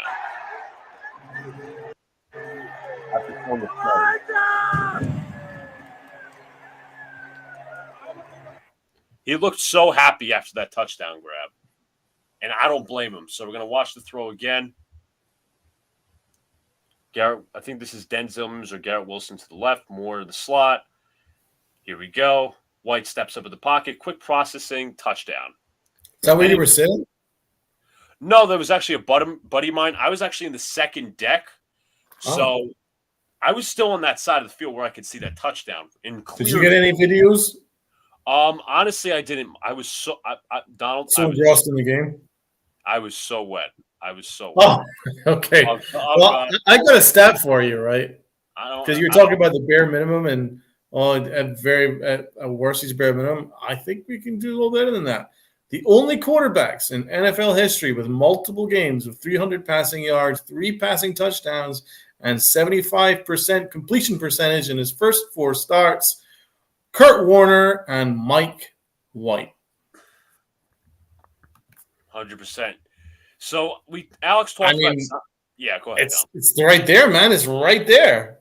Proof is. I don't think that's an accident. A lot of people are asking the question: is it sustainable? We'll see next week against the Vikings. They're the worst pass defense in all of football, and we'll see for ourselves. But again, winning football, and Mike White has done more than enough to solidify him as the starter right now. And we go to the running game. Zonovan Knight had 69 yards in his NFL debut. He actually set a record, the most rushing yards by a Jets player in their debut since Matt Snell in 1964. 14 rushes, 69 yards, 4.9 yards per carry, 3 receptions, and 34 yards. That is like 103 scrimmage yards, actually. Knight also had 9 missed tackles forced, most of any running back this week. So we'll see what happens. I know Michael Carter's injured. He is day-to-day. I don't know what happened with James Robinson yesterday. I think I read a stat where he was averaging the worst yards per carry among Jets running backs at like 1.6. He just wasn't efficient. Yeah, has not been as effective as we'd hoped. I mean, it was still a good pickup by Joe Douglas, regardless, because Breece Hall ended up missing, the portion of the year, end of the season. So we're going to see some offensive line blocking at its best. So the offensive line allowed 1 sack. Bam looked a lot faster than he has some burst, man. He's also got some other comments as well, but I'm gonna wait I want to see this offensive line stuff. So Joe Blewett, hell of a run by Johnson, pretty absurd acceleration to get to the vertical and inside of Tomlinson's block on the second level, followed by a stiff arm. Nice snatch technique by McGovern. So this was the touchdown Ty Johnson ran. Here we go. We got Garrett Wilson in motion. Ty Johnson. Pay attention to McGovern and Laken Tomlinson as Twitter proceeds to fuck off. I honestly hate when they do this. But anyways, focus on the interior, Tomlinson and McGovern. I like how McGovern flipped his hips. Let's watch that again. Flips his hips to seal. I like McGovern. I think he's been really good for you guys this year. That was pretty exciting to watch. So we're gonna remove that bookmark. Let's watch another one. This is he says he loves how excited Conklin and Uzuma get after this run block. And listen, a lot of people say, oh, you paid the Jets tight ends $8 million a year each so they could run block. No, they've been contributing in the passing game. I mentioned that Mike White got involved, but running game has been exemplary because your offensive line, just even that last clip, there was 2 holes that running back could have chosen and he would have gotten right through because that's how good your offensive line's been. Here we go. Left side, watch the tight ends. Conklin and holding their block. Who's 65? Nate Erbig. He was back this week. Nate Erbig from the Eagles. Okay, never mind, because I was looking. See, there was even a hole right up the middle there. There's a hole there. There's a hole there. I mean, that's really good work. Exemplary stuff. So we're going to move out of this bookmark real quick. Can you stop sharing for the quick second because I gotta think a few more. I'm almost done. Hope you do too, Jeffrey. So Corey Davis is blocking as well. Obviously, I mentioned about Mike White, having the most yards against the Bears. Sauce Gardner kind of struggled towards the beginning of the game. He did allow a big reception to Chase Claypool for 31 yards. He was called for PI on that play. Hell of a catch by Claypool, though, let me just say. But for the rest of the game, 28 coverage snaps, 3 targets, a catch, and 31 yards. So is that it? Oh my Ross god! continues to be absolutely undefeated. Is he He's rookie of the year? one of the top Pro Bowl votes. No, Yes, he does. we could do our own. Maybe after picks, we could do our own Pro Bowl ballot. Yeah, definitely. Ooh, So that could be fun, actually. And I don't know if there's much to talk about with baseball, but our own Hall of Fame ballot too. Just want to add that in. Yeah, let's get on. Let's get that going. how come no one knew Carter was hurt? I have no idea. So now I we would have love to two see more this. things on the offensive lines. This is Max Mitchell, the rookie tackle. We actually drafted him in the 5th round. He's actually been pretty solid. He did not allow a single pressure yesterday, and he actually came back from injury. So he actually was in a scenario because Cedric Ogbuehi, he was the starter. Ogbuehi gets hurt. Mitchell's inserted. Let's watch his run. Let's watch his blocking on the right side, number 61. 3-step drop. Yeah, just forcing those. He's violent with those hands. Love that.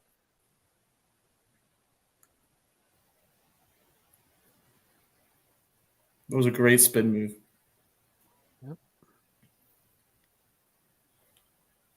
Even though this isn't slowed down, I like his hand usage. The one thing I could see, though, and maybe this is like a tiny flaw I'll point out with him, is his footwork.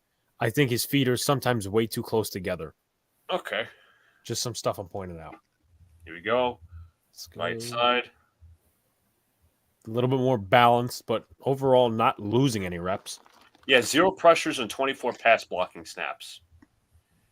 Wow. And as Donald said, Connor McGovern burying dudes. This was the, I think, touchdown player that was a first down. Jesus Christ. Here we go. Watch the center.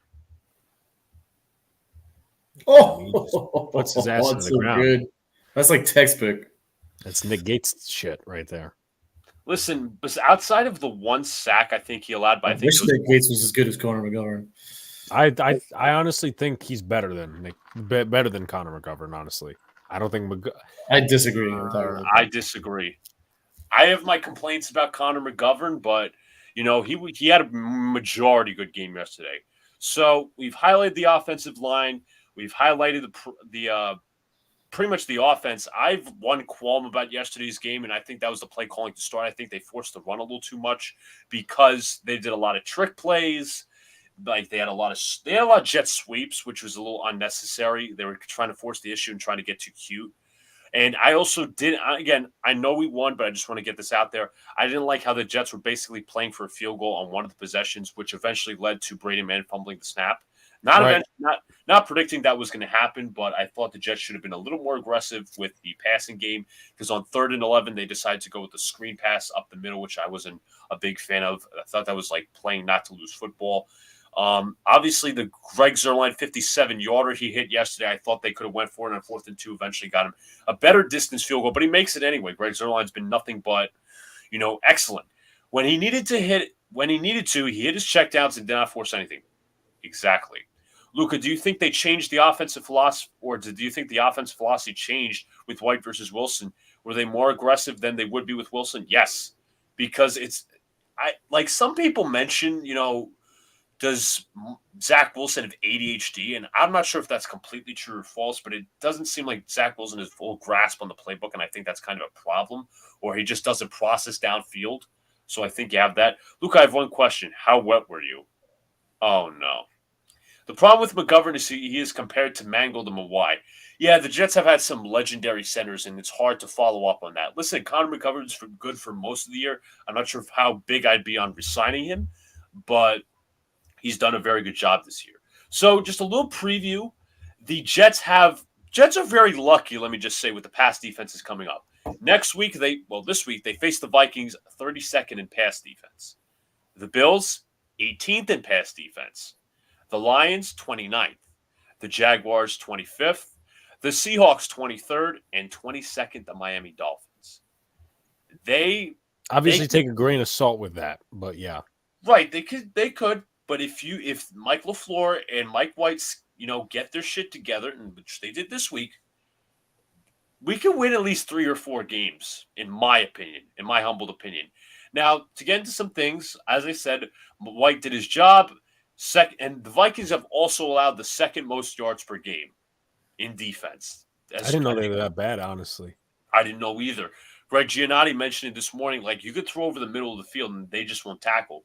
Vikings also have the 15th best run defense, 114.6 yards allowed per game. And again, I think that could be exploited, though. Look what happened against the Cowboys.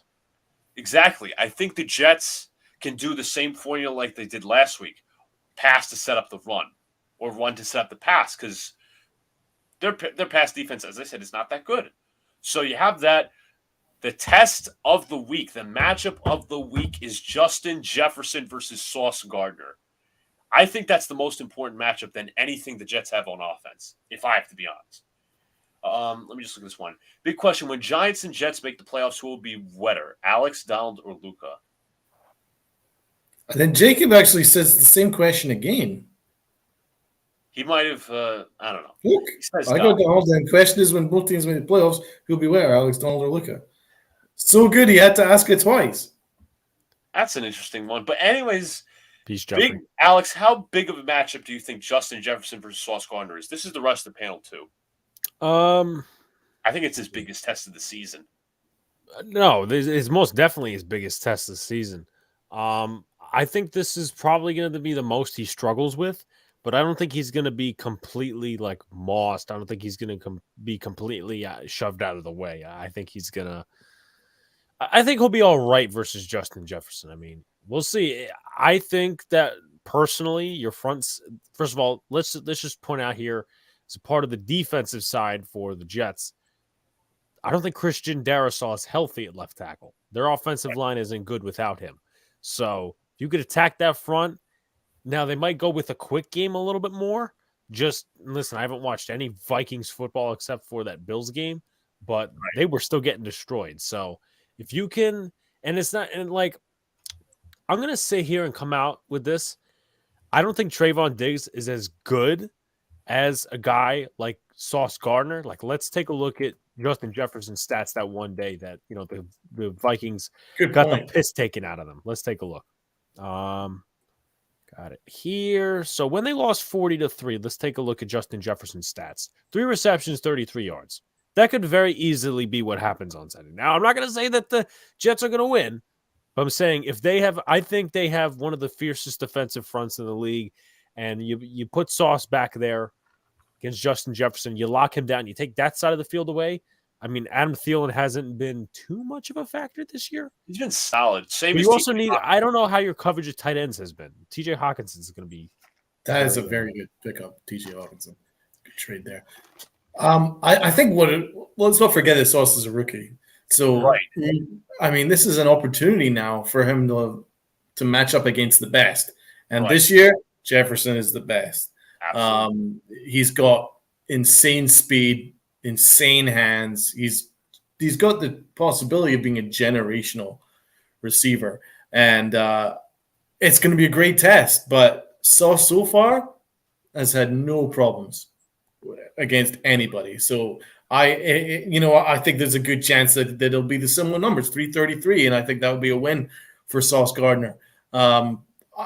Sauce so far just looks like he can match up with everybody, so I'm not too worried. But it's going to be a great test for him because in your rookie year, or even in year 2, it doesn't matter. You're still learning against your matchup. Just look at Andrew Thomas, who's quite possibly been the best left tackle in football this year. He got schooled by Micah Parsons, and that's not a bad thing. That's not an indictment.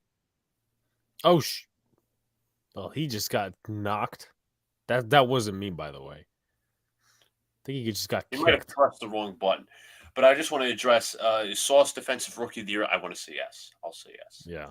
I thought Sauce looked like crap this week. He should have had 4 pass interference penalties. Yeah, I think he kind of got a little handsy this week. That tends to, like, obviously when rookies struggle, that tends to be what they do. I'm not going to say that wasn't his best week, but it wasn't his worst. It wasn't the worst he could do. So Donald, I think, is in Narnia right now. Yeah, I think he went to purgatory just like the Knicks. As I think this might be a rushing or a kick return touchdown. But no, maybe not. But anyways, we already addressed the pass defensive stuff. Adam Thielen fought 54 receptions for 553 yards. I think he'll match up well against DJ Reed. TJ Hawkinson, they mentioned as well. The Vikings pass offense is 7th in the NFL. 7th. I'm back, baby. Yes. Anyways, 7th best pass offense in the NFL goes to the Vikings, 240.9 passing yards per game. That's obviously because of Justin Jefferson and weapons as well. The rushing attack actually has not been the greatest. 25th best in the NFL, 99.4 rushing yards per game. And a little stat, if the Jets can keep up this pressure rating that the Dallas Cowboys did, they'll win. 7 sacks against the Cowboys that the Vikings offensive line allowed, and 63% pressure rate. So if they get, I'm not gonna say they're gonna get 7 sacks or anything like of that pressure rate. If they get like 40% pressure rate or something like that, that would be good. I think I saw something else here. I was reading this article on 39.5% of his dropbacks against the Patriots. Cousins was pressured. Also, Cousins is 32nd in the NFL when he's blitzed in yards per attempt. I don't think they're going to blitz him, but I think there's going to be a ton of pressure on him. So He's very stationary in the pocket. He struggles with pressure. You move him out of the pocket or get him on the run, he is nowhere close to adequate quarterback that he certainly is when he's got time in the pocket. So pressure him, and it's a different story. absolutely. So obviously, and the Vikings are also 20th in sacks allowed. So a lot of interesting stuff for the Jets coming up this week. They also have a few. We got to do. I have a rooting guide for myself. I've actually bookmarked it. Let's see. So huge. Let me just say this: huge next 3 weeks in the AFC coming up. The playoff picture could look a lot different in the next 3 weeks. These are the opponents for these certain teams. Miami has the Niners, the Chargers, and then the Bills, all away games. So That's brutal. That's brutal for the Dolphins. Chargers are trying to get back to form. Buffalo is obviously scary at home in the very cold weather. San Francisco out west as well. For Buffalo, I mean, I'll be honest, I'm not scared of Buffalo, but it's not like I have to root against them too much because I'm actually rooting for them this week against New England because New England is outside the playoff picture right now. Buffalo's looking towards winning the division and hopefully the AFC as they see it. We don't have to worry about them. Now, Buffalo has New England away this week, which I think they can win. The Jets home, Miami at home. So I think that's very comfortable for them. The Jets obviously have away at Minnesota, away at Buffalo, and home against Detroit. Now, I think Zach Rosenblatt, who's a former reporter of the Giants, now with the Jets, had a few things to say. He's like, you know what? I'm not sure if Robert Saleh's in the coach of the year kind of thing. But if the Jets win at least one of those 2 games, he should be in the running. And if he wins both of these next 2 games, he should absolutely be like towards the front runner. Luke, I can see you're still thinking division. Yes and no. I think this is a very tight division with Miami and Buffalo and all that. But you got to try to fit in as much as you can because honestly, winning the division would be a lot of help. I think you got to win 11 games for that. And there's a lot of competition for the wild card. The Patriots, the Bengals, the Chargers, the Dolphins, obviously us. So there's a lot of competition on that front. Jets got to take care of their own business and hope other teams can, do their thing. Taylor just scored for the Colts, so it's now a 1-score game between the Colts and Steelers. I did see that. New England, home against Buffalo, away against Arizona, and away against Vegas. Ew. Last two matchups, disgusting. Also, Cincinnati is a rough stretch. If I didn't say we were trying to battle against them, we are. Cincinnati's next 3 games: Chiefs at home against Cleveland, and away against Tampa. That's not an easy stretch either. I mean, that's not an easy stretch. But it's not I think they're going to beat Tampa, and I think they're going to beat the Browns. Chargers away against the Raiders, Miami at home, Tennessee at home. So that is what the overall playoff picture, what the next 3 weeks look like. For our Jets rooting guide this week, we got to root for the Bills over the Patriots, the Broncos over the Ravens, the 49ers over the Dolphins, the Chiefs over the Bengals, and the Raiders over the Chargers. So we'll see what happens. Some of those matchups aren't favorable. Some of them are. Listen, got to keep winning football games, my friends. Win football games. I Yes. think we revisit this like with a couple weeks left in the year. At this stage, is too early. Yeah. Absolutely. And I just want to quickly talk about my experience at the stadium real quick, and then we'll wrap it up and go to another segment. First of all, wet as hell, rainy as hell. I couldn't even tweet live during the game because my phone was in my pocket, and my sister didn't give me a poncho till like halftime. Like, I didn't ask for a poncho, but she was nice enough to give me one. She texted me. She's like, "Do you want a poncho?" I'm like, "You know what? I'll take it. Fine." I was shivering cold, so she also brought me hot chocolate, which was good because I tend to get cold in MetLife. Alex could witness. I was at the Jets-Dolphins game last year at MetLife, and I was shivering. I was still shivering. What's that? I said, "Geez, right? Okay." So Yeah. when we go to MetLife on New Year's Day, wrap the frick up. Well, I don't Wear think layers. he's gonna. Well, Luca, you're gonna be working. Yeah, I know. I'm just saying for He's you not. guys. It's gonna be me and you, Donald, only. No, I'm just asking in general. Oh, you yeah. go. Well, Remember, MetLife has it. MetLife has its own reputation for its wind inside the stadium. So I'd say I can't really measure the capacity in terms of. I'll bring a couple extra Giants jerseys this week. Okay, I'll make sure to burn them.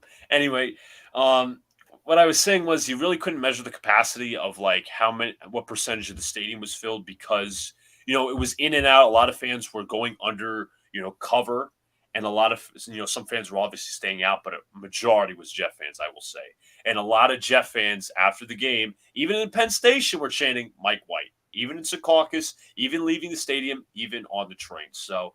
The Mike White hive has definitely taken the Jets fans by storm. And Awesome. The tailgate was good as well. I got there around 10:30. I didn't get up as time as usual because prime time didn't answer me till late. I ate some steak. You saw the terrible shotgun that I'm not going to shotgun for a while, but overall, a great experience. And the most important part, the Jets won. I don't care if it was shitty weather. The first game I've ever witnessed in person where the Jets have won a regular season game. Hey, man, I'm happy for you, brother. They won a preseason game this year where I was like, they got to win a regular season game. And that also marks that every one of my favorite teams that I've went to see this year has won. So drink up, Jet fans. We're 7-4. Yes. Cheers to you, Luca. Yeah. Cheers to you. Cheers. Even though you're talking shit earlier today. So just like before we get into some of the picks and stuff, Donald, how many wins do you think the Giants need to get in the playoffs? Well, Washington have made things freaking difficult now.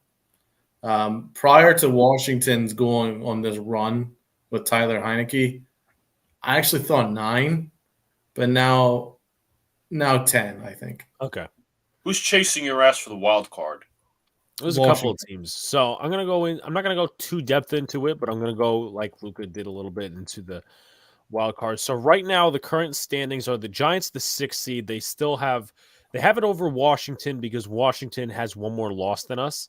Jacob says he's thinking 9. By the way, I bet you 95% of NFL fans root for the Giants this week because of that disgrace mannequin they had for Sean Taylor. Terrible. That was terrible.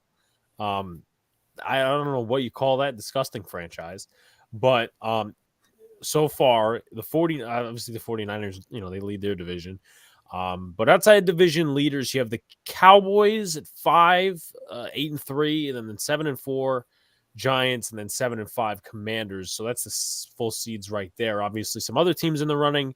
I would like the Lions to stay as down as possible, but some other teams that I consider more to be a threat are the Seahawks and the Falcons. I honestly think the division race is over. So I'm not gonna go ahead and talk about that. But if you were to talk about wild card, I'll talk about the Cowboys. Who would you play if the playoffs were today? I want to say San Francisco. Because what seed are you? 6. You play the 3rd seed. Oh my God! San Francisco would beat the piss out of us. Jesus Christ! I think I don't think it would be as Third- bad, but yeah, third once seed. again, maybe that's my San fandom a Francisco's little the third bit. seed? But what? San Francisco's the third seed. Yeah. We'd be in Miami for the second. It would be weird. Miami for the second consecutive week. It would be like I'd have to stay another week, but I don't have that kind of money. So Jacob says San Fran. Donald, if Seattle loses another 1 or 2, 9 gets us in. That's a good You gotta point. get But we also destiny. What's Yeah, Seattle's record? Seattle right now is 6-5. I just want to make sure I have that right. Seattle is 6-5. But just to go over it, Dallas has a very easy schedule down the stretch, other than like maybe 2 games. They face Indy at home this week, so that's a win. They face the Texans at home. That's a win. They go out to Jacksonville, which could be a trap game, but I still have the Cowboys winning that one. Then they have the Eagles at home on Saturday, Saturday football. Then they have Week 17, Thursday Night Football in Tennessee, which could be very, very interesting. And then they have Washington, which is going to be very highly contested. I can tell you that as much. Obviously, we know what the Giants' schedule is down the stretch. After the Washington game, it's Philly at home, then Washington off a bye in Washington, then it's Minnesota, then it's the Colts, and then the Eagles to wrap up. Jesus Christ! Yeah, That's it's well, quite Colts. tough. I think the Colts is a dub. Yeah, The Eagles maybe the rest their team, but maybe they'll then try. But the other way around is that they'd want to stick it kick to the us. piss out of us just Yeah. because we're divisional rivals. Because of what happened the last time. So I'm not going to bank on that. I think one of the Commanders games. It'll be interesting. I think 1 out of 2, and we beat the Colts, and that takes us to 9. And if Jacob's math is right, then that would get us in. Yes. So in terms of other contesting teams, Washington actually has about a medium / kind of tough down the stretch. Not as much as we do, though. So after they face us this week, they have a bye. Then they face us again in Washington. Then they go out to San Fran, which I think it was a few years ago. We needed them to lose against San Fran, and they didn't. That was 2020, if anyone remembers that. Then after that, they're at home against Deshaun Watson and the Browns, and then after that, they're at home against the Cowboys. So that's tough. We have the third most difficult schedule remaining. I am not surprised by that. I'll go over 2 more teams real quick: Seattle and the Falcons, both birds. So Seattle this week, they obviously lost their Raiders. They face the Rams in LA, so you might want to call that a W. Then they face the Panthers at home. That's probably going to be a win for the Seahawks. Then they face the 49ers at home. So that's going to be Thursday Night Football. Very good matchup. I think San Fran might have that, but who knows?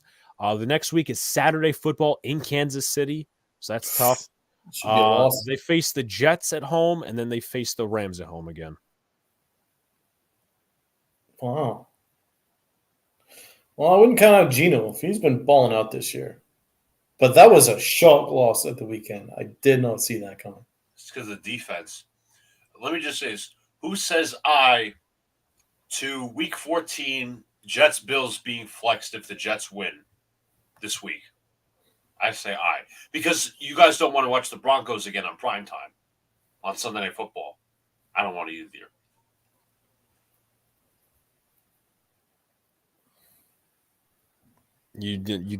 I say sure to that. Luca, check private chat. Let me see what the Falcons schedule's up. So, all right, Falcons schedule. So, next week they play the Pittsburgh Steelers at home. Mm-hmm. I think I consider Let's that. go Steelers. Yeah, totally. So after that, Yeah, totally. I think they go on a bye. I'll double check. Let's see. I'm just going to go on their website right now. They got the Falcons playing the Steelers. They got a bye.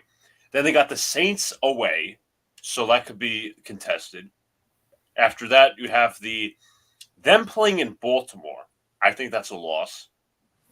After that, they play at home against Arizona. I think I consider that a win. Week 18, they play in Atlanta for Tampa Bay Bucks, Atlanta Falcons. I don't think they beat the Bucks at all. So let me see. I just want to reevaluate what I have them going down the stretch. Shouts to Angry John in the chat. Guys, go vote for Left Foot on the Poll. What's going on, Angry John? Hope all Angry is John, well. I hope you feel better, man. You know what? I got to say this. We talked to John like in the chat. We have our own chat. Drink plenty of water. Exactly. Drink plenty of water, man. And if you go vitamin D, take some of that because that actually helps. Because I had it last year. It was pretty brutal, but you just take a lot of that vitamins and water and shit and flush it out. As John put it, he's like, I got sacrificed for Mike White's starting. I sacrificed myself. I got COVID. Let's hope he wins this week. And he did. So yeah, like, he's probably like, I sacrificed myself for a worthy cause. Guessing y'all be Texans fans against the Cowboys. Yeah. I mean, I would never root for the Cowboys in my life. Only thing that might kill us is we lose the tiebreaker over Seattle because they beat us. But if it comes down to that, I don't think it will. I'm going to quickly just skim through Seattle's. I know I went through the schedule. I just want to see if I have them winning any games that they may or may not. This Jets-Seattle game, that one's tough for me. That could go either way, honestly. Yeah, that's actually, you think about that. We need Seattle to win maybe one or two more games. Actually lose one or two more games than they should. All right, so you're my team? Awesome. If it comes down to that, Luca, don't get so high and mighty right now. Was John at the Jet game? This no, weekend, no. no. He was Well, with the sacrifice, I think the Giants will beat the Commanders and the Vikings. The Vikings is going to be fucking tough. Commanders, I can understand. Both Commanders teams, I don't. The Commanders are good enough where you're not going to sweep. If them. you sweep the Commanders and maybe win one more game after that, you're in for the playoffs. But the reason why I normally would say, okay, you win two more games, both of them against the Commanders, and you're automatically in. I'm not going to say that with certainty because of Seattle. Seattle is more of a threat now that I think about. Right. And then Washington, obviously, if you beat them enough times, then then they're replaced by Seattle, and boom, you don't necessarily have to rely on Seattle kicking your ass. But it's going to be tight. It's going to be tough. We'll check on it in a couple weeks. Before we go into our Pro Bowl voting, I think we could break into our picks for this week. Donald, obviously, you got the book to tell us what we got wrong last week. We probably got a ton wrong. Yeah, I'm not. Yeah. Okay. So let me find my pen. Glorious pen. Or not, and as the case may be. Where is it? Bear with me. Okay. I think I got it. Did you write it down or did I write it down last week? I don't think I wrote it down. I normally don't write them down. I usually get them from you and then put them in the log. Right. Okay. Because I've got the picks with Rob and Alex. If you didn't, it's fine. We could. From Nerding Out Sports. I'm just wondering whether I had it for last week as well. Last week we did with John too. Just remember. Exactly. Yeah. Right. John was there as well. Right.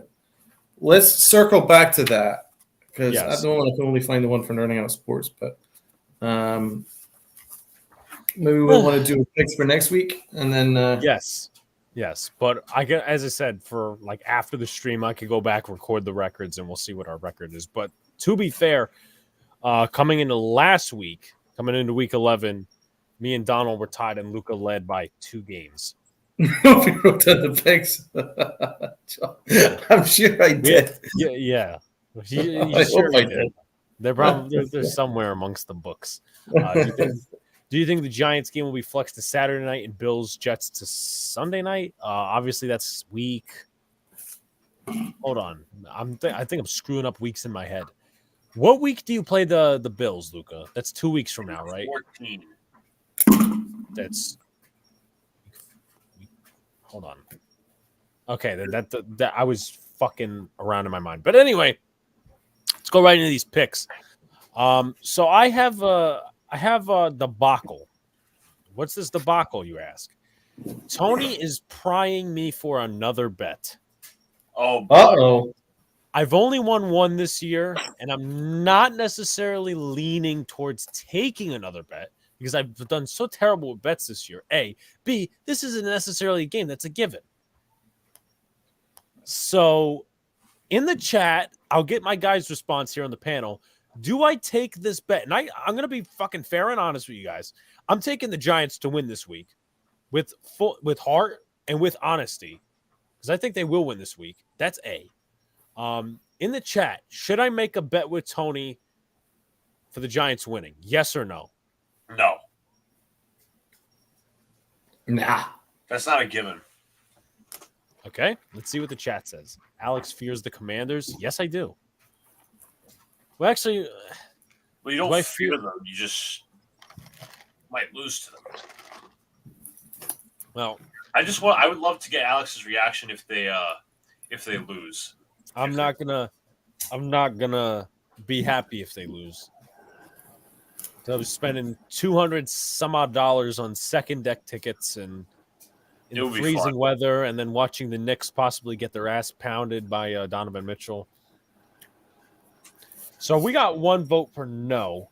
I want to see the chat. I'll give it 2 minutes time, at least by this clock. That will, It ain't worth it. yeah. So I have 3 votes right now that say no, and then obviously Tony's an automatic yes. Washington is a good defensive line, which can hurt the interior of the Giants' O-line and running game. We could Yep. also get back Bredesen, Neal, and Bellinger, which would help the offense. But as I said, it's right now 3-1. So Tony, get people on your side. 4-1. 4-1. He is, He no. is. So I'll give it 2 minutes time till about the 10-minute mark. I'm looking at the left side of the screen. But Luca, Donald, who are you picking for Giants Commanders? The Giants are 2.5-point underdogs. They're underdogs. All right, I'll take the Giants. Okay. I'll write that down. Remember to write this down. Okay. I'm very much in between on this. Are we at home? We are at home. Hence why I'm going. Yeah. Okay. I'm actually going to go with the Giants as well. We have to win it. Yes. So Nimmer says I should make the bet, but you got 1 minute to get like 4 different votes right there. It's 5-2, I think. Well, same thing. Anyway, Commanders 23-20. Tony says.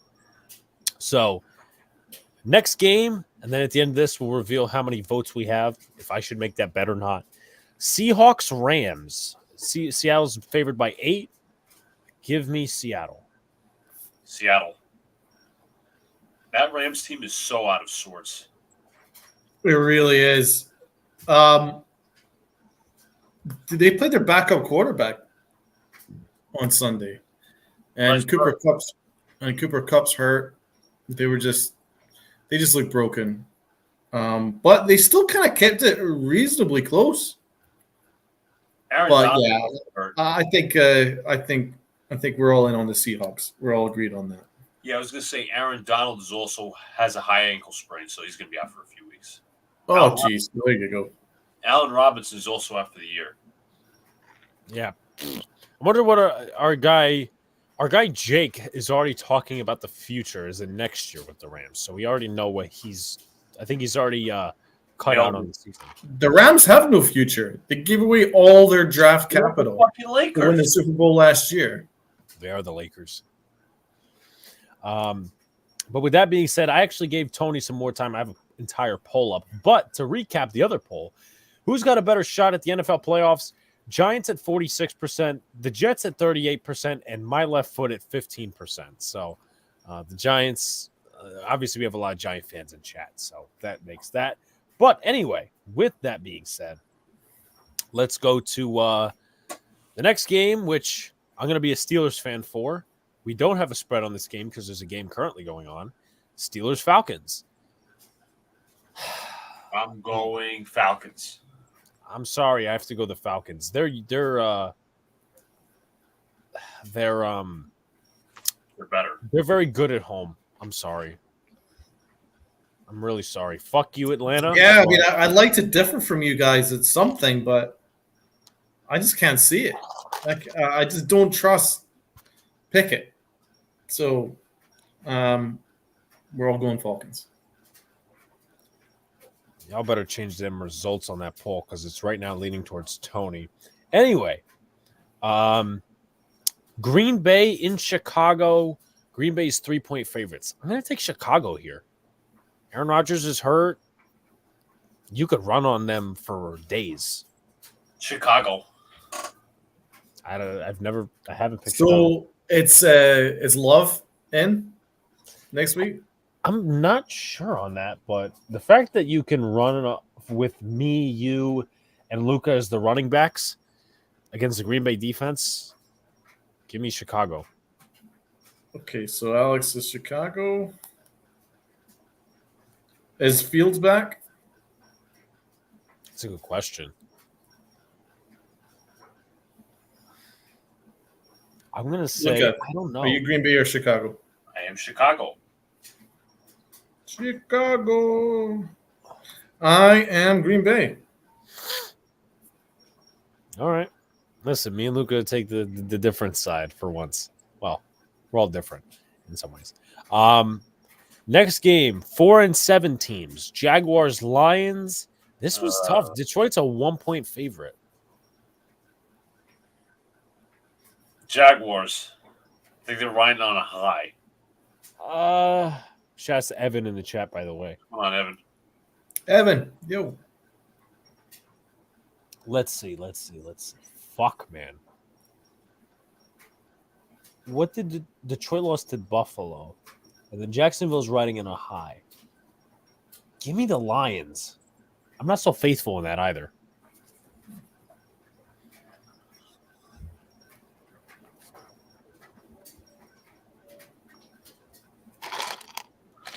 Luca? I said Jaguars.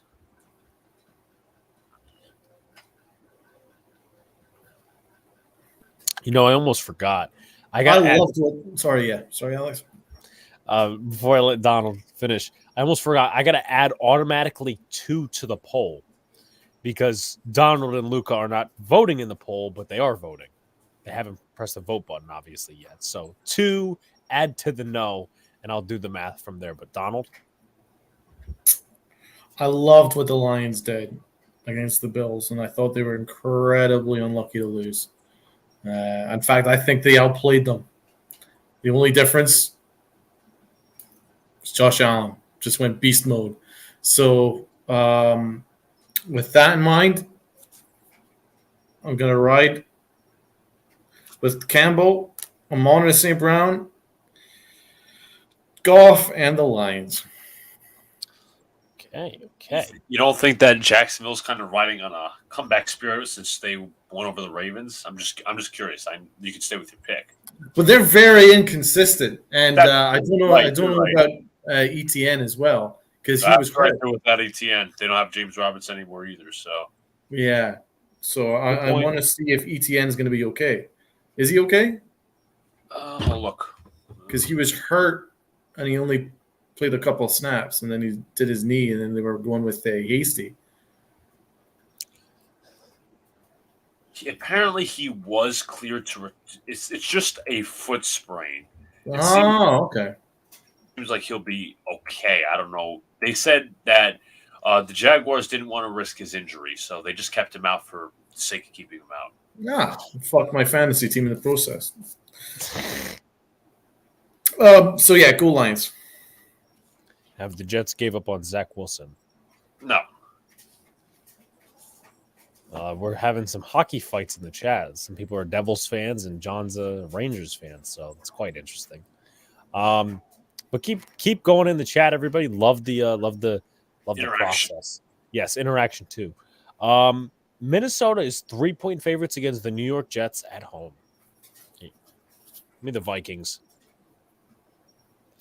It's going to be a fucking it's going to be a close game. I think this kind of could be a shootout. Justin Jefferson against the Sauce Gardner. Sauce Gardner potentially struggling. Kirk Cousins versus Kirk Cousins light. Vikings being the last in passing defense. I'm going to go Minnesota. Hopefully. Oh my God. Do you ever go the Jets? I actually went them this week and they won. Yeah, But you did. I want them to prove me wrong. Not saying they can't win. I'm just going to pick against them. Oh, we God, I don't someone's know. going Jets.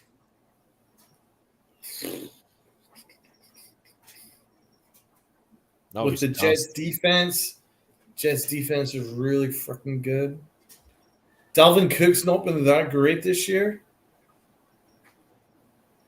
So I like Quinnen Williams against Kirk Cousins. I mean, Oh my God, I'm going to do it. I'm going to go. I can't believe I'm going to say this. The Jets, Jets. All right. Evan says, I don't think we'll be at the Commanders game. You going to any others? Me and Donald will be there on New Year's Day against the Colts. The Eagles, way too expensive. Way too expensive. Like $170. Get the fuck out of here. It's 5-4, by the way, in terms of polling. Mike White is the ceiling of Daniel Jones, in my opinion. I think there's a little bit more of a higher ceiling. So, but hey, listen, I've been wrong before. The next game, Titans at Eagles. Philly is 5.5-point favorites. Eagles. See, do I pick with my heart or do I pick with my brain? You pick with your brain. You want to be realistic. Give me the Eagles.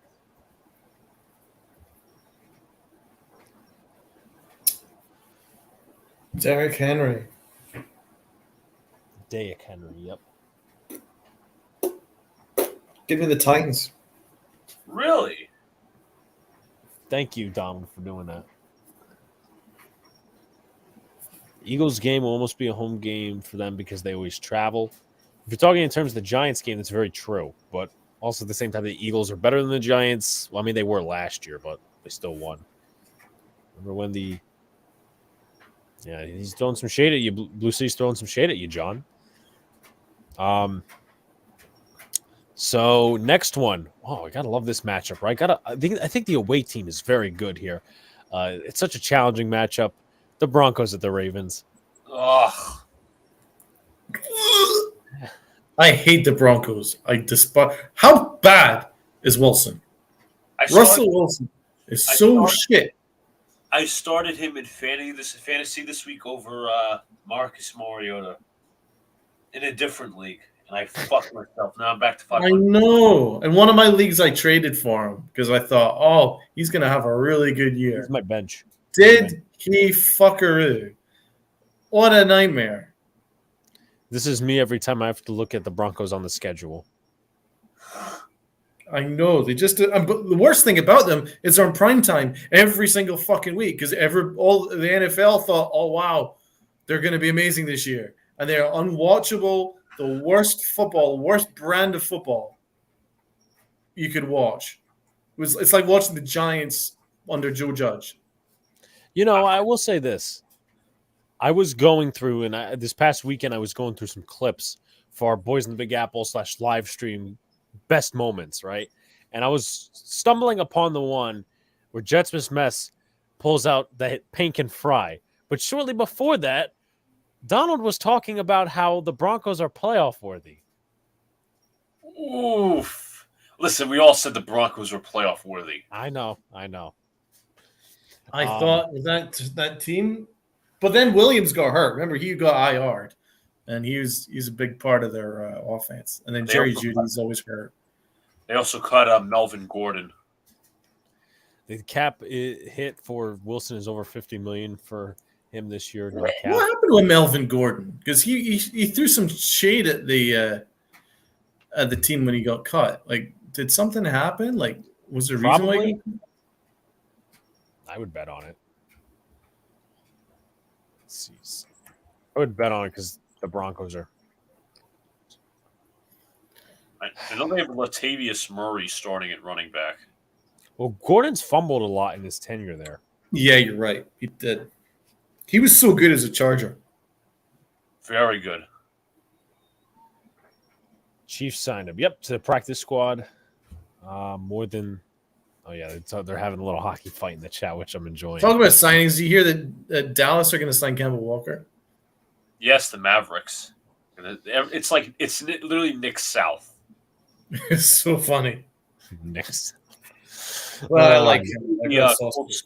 By the way, the Steelers choked. They're losing to the Colts. I fucking knew it. I mean, it's I don't lose or gain anything out of that. So fuck the Steelers for this week, but not for next week. Alex left foot, let's ride. Yeah, Broncos country, let's hide. It's Broncos country, let's ride versus eat a dick. LMAO. Yeah, Jose Abreu. I mean that's the Astros for you. Next one, the game that Tony's been waiting for. Browns versus Texans. Browns are 7-point favorites. I'm gonna go Browns. Wait, you know what? Hold on that. No, Luca. I'm gonna go Browns too. Don't talk yourself out of this one, Luca. This is easy. Come on, Luca. Browns. Yeah, that's what I thought. Because I was considering the fact that Deshaun Watson might be rusty. But that Texans team is like trying to tank. That's like a tank bowl right there. I'm sorry. Deshaun Watson's 3,000 masseuse by 3 could beat Texas. By 3. They'd be lucky. Tony, I will give credits to you if they win by like 3 or even 1 score. That's just going to Deshaun Watson's masseuse could beat the Texans at quarterback, so I am not concerned. Okay. Next one, 49ers at Dolphins. 49ers are a 3.5-point favorite. I thought it was 49ers. Huh? I thought it was Dolphins and Niners. Did I say so? I said something wrong, didn't I? You said Niners at Dolphins. The Niners are the home team. Dolphins at Niners. I'm taking the Niners. Niners. 1 second.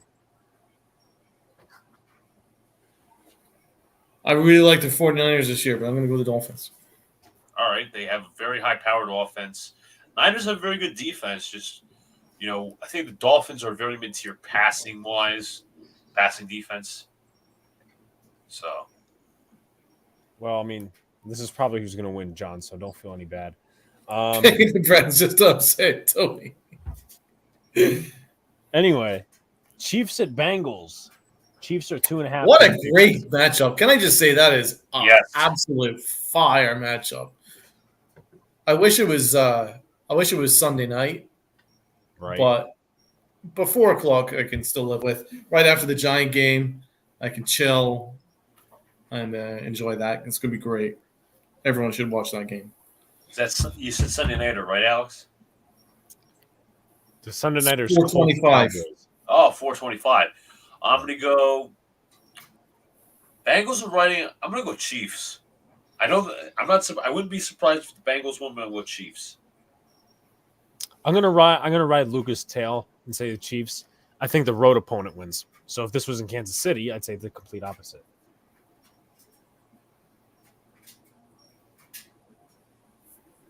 John is praying for a Dolphins loss. I should be too. Just because is Jamar Chase still? He'll be out again next week, right? Because he's on the IR for his I don't think so. I think they said he's going going to play. He's off the IR actually. He's out of the IR, so he's back. They're planning for him to return this week. And what about Joe Mixon? Because it was Pirine. Samaje Perine. Well, although Pirine played very, very well, but Trending towards playing this week, Mixon. Joe Mixon. Yeah.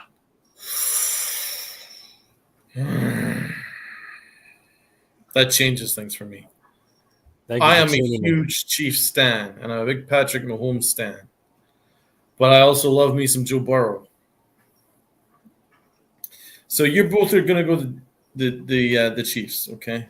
The Chiefs, yes. Look at the Chiefs. Oh, I'm really thinking about the Bengals. I kind of love both teams.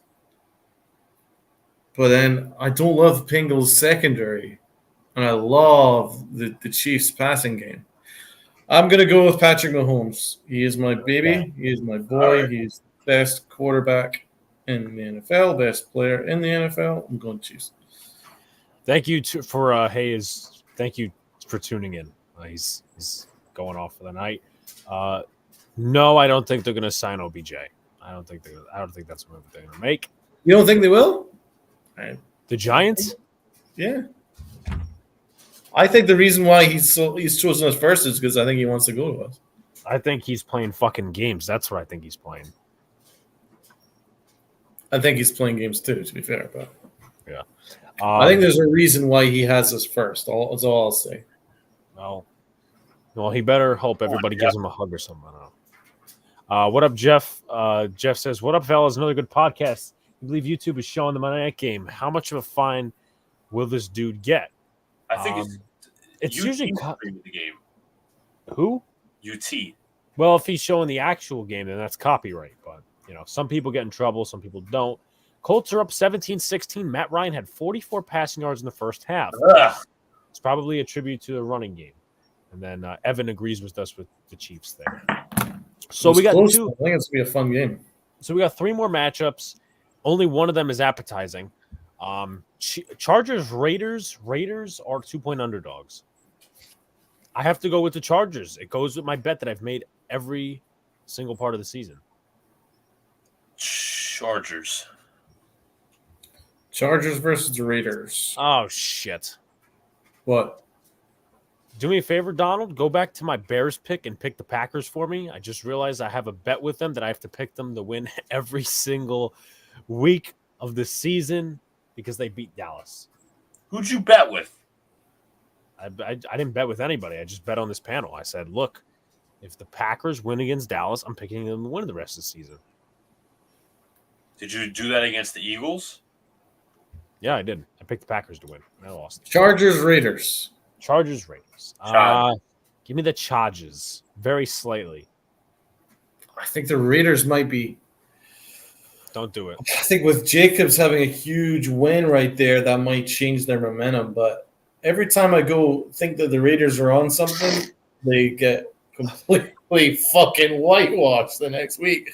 And I love the Chargers comeback. Did anybody watch the end of that game? Yeah, we did. Yep. Herbert was just slinging. Fucking phenomenal. And my boy Eckler, I remember he was my number one draft pick in our league, and I was like, I have to have Eckler because I just know that he's going to be used in every facet. So yeah, I'm going to go with the Chargers. Right. Okay. Sunday Night Football. Colts, Cowboys. Ugh. Dallas. Yep. Dallas. I'm telling you, they should have fucking put the Jets-Vikings game on. I don't want to watch the Colts on fucking this shit. No, it should be Bengals Chiefs on Sunday Night Football. That's true. I know. I was trying to be a homer. I don't want to watch the fucking Colts. Okay, you stepped on tissues. But everybody's going Cowboys? Yeah. All right. Finally, Saints, Buccaneers. Yuck. Yuck is right. Andy Dalton versus Tom Brady. Somebody was talking about how bad Todd Bowles managed the clock this week. Oh boy! Oh. I didn't watch that part because obviously it was at the stadium. But how bad was it? The Bucks melt down. They completely melt down. Like I have no explanation for them. They were the better team. They should have won. They blew it. Bad coaching.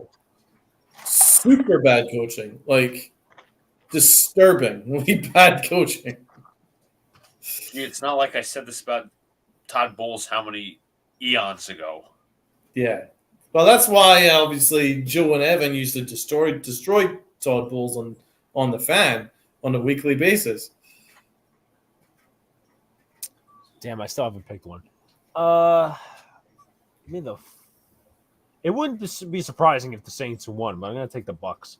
Make Brian feel better about himself. Yeah, I can't stand the Saints either. Like two completely unwatchable teams. So I'm going to go the Bucks. Luca? Bucks.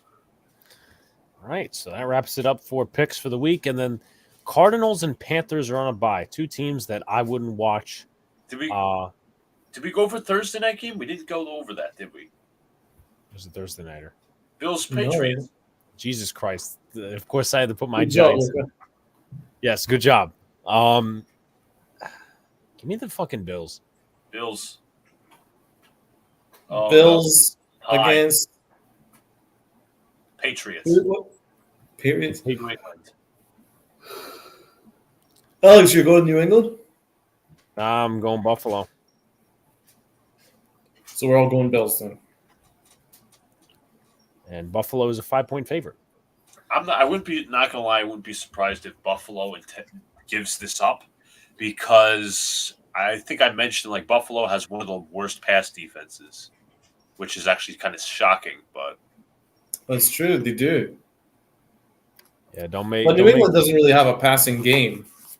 No, they don't. No, their passing game is it's flawed. funny because the Vikings defense obviously said they're the worst passing defense in all of football. They made fucking Mac Jones look like Tom Brady, 380-something yards. Ew. Again, I don't even like Mac Jones. I don't think he's good. I think he's like, bland. He's very bland. He You're is. giving me flashbacks with Todd Bowles. yeah. Yeah, I Tell want to me make about Angry John, Sick John rant again. But we can finish up the NFL subject with the Pro Bowl vote. Yes, contributing to the fan vote and all that other stuff. So, start out with quarterbacks. I didn't know how you could select up to 6 for this position. 6? 6. So What, we could for the NFC or for everybody, every quarterback. Well, I mean, it's pretty standard. Mahomes, Allen, Burrow. I don't That's think Brady deserves it. 3 certainties. No, Brady probably doesn't deserve it. All right, so Justin Herbert, I think Geno Smith deserves it. yes. Yeah. Okay, so we And then I give it to Herbert. Okay. All right, we got one more vote. Carr, not so much. No. What about Jalen Hurts or Tua? Jalen Hurts is here. Oh, yeah, Jalen Hurts for sure. Oh, Tua deserves it as well. Give me Tua, honestly. Yeah, I'll go Tua. I think Jalen Hurts deserves it as well. So that means we'd have to take out someone. Right? I think we can take out Josh Allen. Of course you would say that. No, I'm not even saying because the Bills, because he's just throwing bad interceptions at bad times. It's been phenomenal this year. Okay, let's go back up. Let's have a look at it. Let's really study this because I think it means that either Herbert or Geno has to go. We can take Geno out. Of course you would say that. Herbert has more interceptions. Okay. I'm sorry. Yeah. I would take Herbert out. Yeah. Well, the Geno. reason why Herbert struggled is because he got hurt. He was playing Right. injured. Right, but he also Look. threw that. What was that game? I think it was against the Chiefs. He threw a game losing interception. 19-7, 19-5, rating 108, rating 93. Yeah, I mean, Geno's had the better year. It's just who would you rather watch, Justin Herbert or Geno Smith? But I think Geno Smith has earned it for the comeback alone. So I'm quite happy to take out Justin Herbert. Hurts has to be in it, in my opinion. All right. Next spot, running back. I'm still going to put in my bias and say Saquon Barkley should be here. Josh Of course. Josh Jacobs, definitely. Derrick Henry, definitely. Chubb. Chubb definitely. So we got McCaffrey. 4. Just trying to. Do we think Eckler deserves Austin it? Eckler definitely deserves it. I think he does too. I like Um, McCaffrey. Honestly, we need to get. Unless- I am never going to say this about any other player that's on a rival team. When do we start giving Tony Pollard some respect? Oh, Now- yeah. Well, I think the Cowboys need to give him more respect. He should be the running back number 1. True, and he only has 761 yards on the year. That's my problem. So we got 4, we got 5. I'm a big Jones fan. I'm going to take Aaron Jones, honestly. Yeah, I'm a Okay. big Jones fan, even though Green Bay suck. Wide receiver. This is going to be fun. There's a Justin lot of Jefferson. debate to be had here. Well, Jefferson, Diggs. hell yes. Diggs, yes.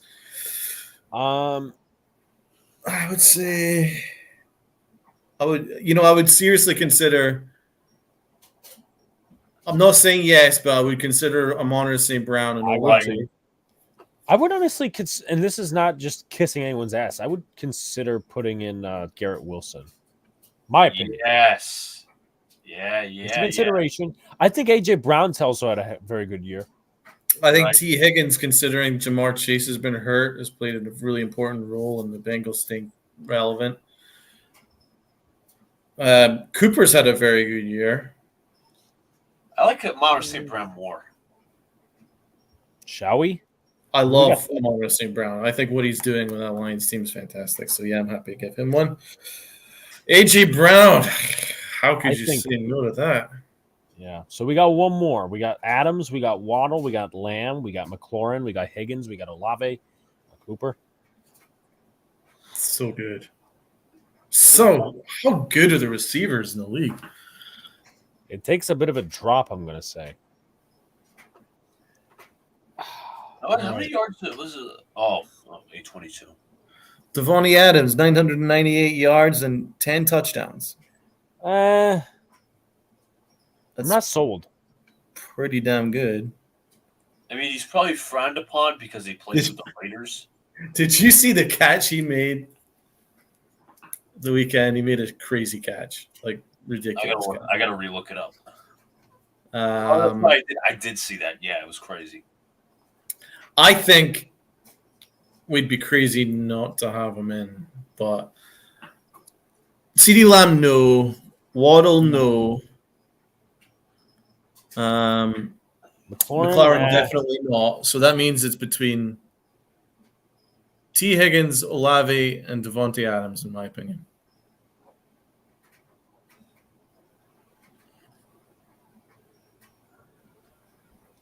Waddle deserves it, says Tony. Nah, Darius Slayton don't deserve it. I'm not having 2 Dolphins receivers in the. Yeah, I'm not putting that in. I'm gonna say Adams. Yep. All right. I think so too. All right, next position is the fullback position because that matters apparently. We could vote for 6 guys. What? Yeah. Fullbacks. Why is Chris Myrick not here? I don't think I'm gonna waste my time fucking putting 6 fullback votes. Honestly. Well, usage. Use check, yeah. Ricard, Ricard, I would definitely go. Ingold. CJ Ham. CJ Ham and Alec Ingold. I think that's it. Yeah. I'm not wasting my time there. All right, tight end. Travis Kelsey, more Kelsey. Kelsey, Andrews, Hawkinson, I think deserves it as well. Conklin deserves a mention. Really? You think so? Yeah. Kittle. No, Kittle's not been used. I'm And nonplussed. Njoku, I'd consider more than Kittle. I think I would go Njoku. What about Fryermuth? Yes, And- no. I think Move. I think I'm gonna take Njoku and Fryermuth. Hayden Hurst, maybe? Yeah. No. None of these guys. Oh. Not a lot of good ones. They're very top heavy. I'd stick with 3. Yeah. Yeah, Okay. All right. Here's my favorite. Andrew Thomas deserves one. There he is. All right. Of Who course, else they is don't show the Lee? stats. What about Lee? I think Panay Sewell deserves one. I think Tunsil Where's deserves Jack one. Anderson? Well, he's among the guards. I think Tunsil definitely deserves it. I think Sewell definitely deserves it. I think there's another guy I want to get to. He's somewhere here. Dwayne Why is Brown? he not at the top? No. Trent Williams definitely deserves it. So we got 2 votes remaining. Who do they go to? How's Teron Armstead been this year? Apparently, he's getting a ton of votes. Let me look up his numbers. Oh, to be honest, Right. if anyone watched the way that the Eagles line played, we need to get an Eagles tackle in there. So I think Lane Johnson. Look at Lane Johnson real quick. I'll do my background check on him. Yeah, Lane Johnson, I think, deserves it. And then we got one more. Anyone I'm missing here? I don't think so. Has McGlinchey played well? Yeah, honestly, It's a shame that Tristan Wirfs got hurt. I think that's it. Jacob asks Tyron Smith. No, Tyron Smith's injured, I think. Yeah. Jacob also says Ronnie Stanley. I don't think he's played a ton. Like, he was injured to start the year. That's my issue with him. Yeah. I think we leave it at this, maybe. What about Darasaw? Okay, I'll put him in. All right, guard. Now we know no Giants are going to be in this category. Lakin Tomlinson. You believe that? Yes. He's I been think better of late. He's been why our running game has been so stout. Okay. PFF and what they think. Connor McGivern. Let's get. That's actually center, I think. We're not on centers Wow. yet. Yeah, you're right. Okay. I think Batonio should be on here. John Runyon. He's awesome. All right. Landon Dickerson's a monster. Yep. Let's see who else. Jonah Zach Jackson. Martin. I think Zach Zach Martin. Yep. Yeah. Absolute beast. Connor McGovern for has he played good for Dallas? I want to know. Quentin Nelson. I don't think he's played as well as he has been over the years. Okay. Fuck. Trey Smith. Oh, yeah, Trey Smith. What about Tooney? Who's playing Oh, better? Trey out Smith of is the charge of the Chiefs. Or them? Thuney, actually. Yeah, Thuney's a good shout. All right, got one more. Chris Lindstrom is playing really well for the Falcons as well. So Have we got the PFF grades? I'm not going to personally rely on a lot of those, except for the sacks part. But yeah, we definitely should make Glowinski and Rizzuto fucking Pro Bowlers. Yeah. I wanted Jack Anderson. Centers. This one's tough.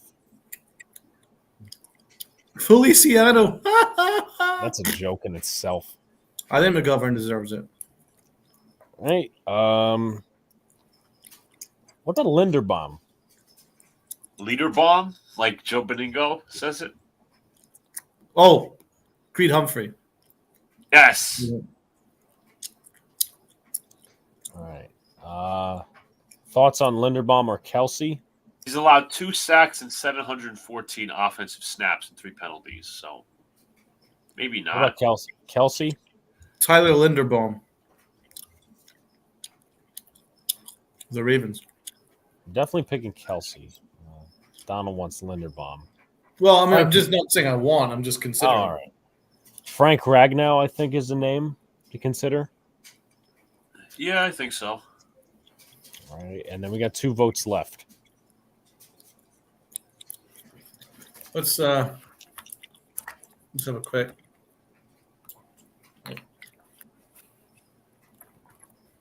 Damn, man. Or we could just sit and move on. I'm here to help a team that are struggling. Whatever that was. We got 2 more. Is it worth voting any of them? Right, so tier 1, Corey Linsley for the Chargers. Linsley Creed played Humphrey, this Ragnow, and then so I would certainly Ragnow is right. Mhm. Humphrey and Corey Linsley, I think. Okay. Put Lindsley in there. And just to speed things up a little, I think we'll put in Linderbaum as well. All right. So now defense. Defensive end. Bosa, obviously, Max Crosby. Crosby. Bosa. Burns is an animal. Vaughn Garrett. Miller. Garnett, yeah, obviously. Von Miller is hurt, so it just takes a drop after this. I'll take Miller just because. Okay. Shout outs to Sox. What's going on? I mean, I would consider. Let's see. What about? No, you got Nick Bosa, Crosby, Burns, Garrett, Hendrickson. Nah. And Gokwe's actually had a fairly good year. None that I would consider though. Keep going. The sacks just go down after this. Yeah.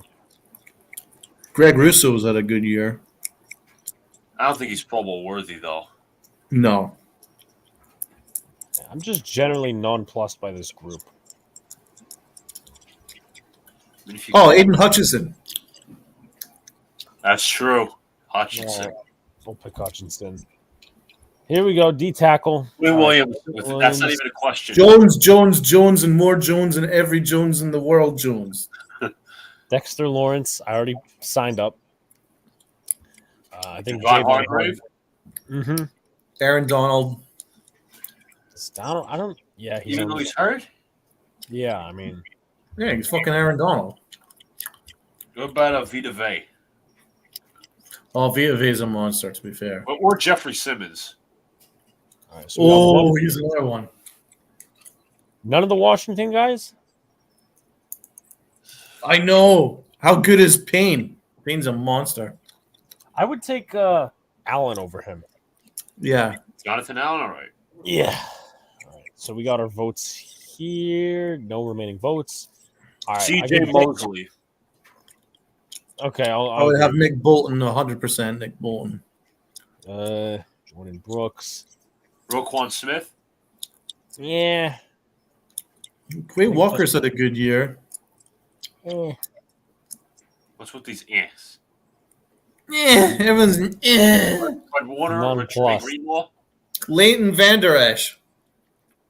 Yeah. What about Trey Greenlaw? Or Shouts Fred to Warner? Tudo, by the way. What's going on, Tudo? Kendricks. I'm just nonplussed. Well, let's go back up to the Albert top. Davis. And let's give this a good look. So we've got Bolton and Brooks. Fine. Olivkin's had a good year. Oh. Let's see. Obviously, Roquan Smith deserves a... What about... Keep going down. I don't think Tranquil. No. CJ Mosley, consider that. Quay Walker, half a sack, 2 forced fumbles. Maybe. Keep going. What about Trey Greenlaw? Kendricks, no sacks, no forced fumbles. 2 sacks from Barton. Trey Greenwall, 1 forced fumble. Isaiah Simmons, 3 sacks from Isaiah Simmons, 2 forced fumbles. He's having a good year. What about Warner? I was about to say Fred Okay, Warner. Fred Warner. I'm just nonplussed by this group. Well, White's having a good year. 43 tackles, 5.5 sacks, All right. 2 forced fumbles. That's monster stuff. All right, we got one more vote. Okay.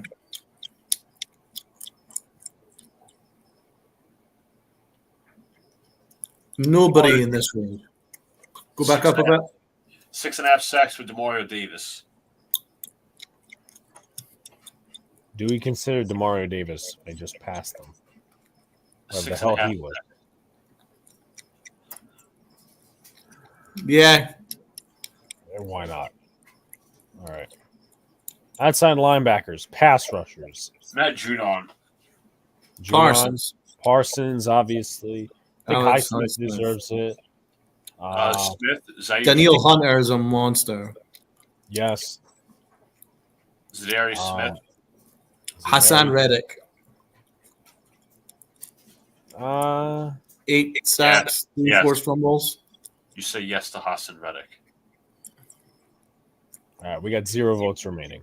Wow. Let's keep going because there's some really good ones. DJ Reed and Sauce Gardner.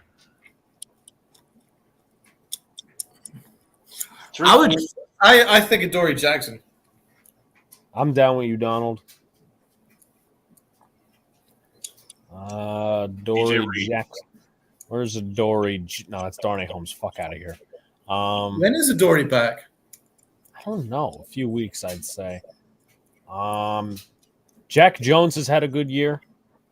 I think James Bradbury. Tariq Woolen, we didn't even. Yeah, we got to put him on. We got Sauce? Sauce is already picked. We got 2 DJ more Reed. votes.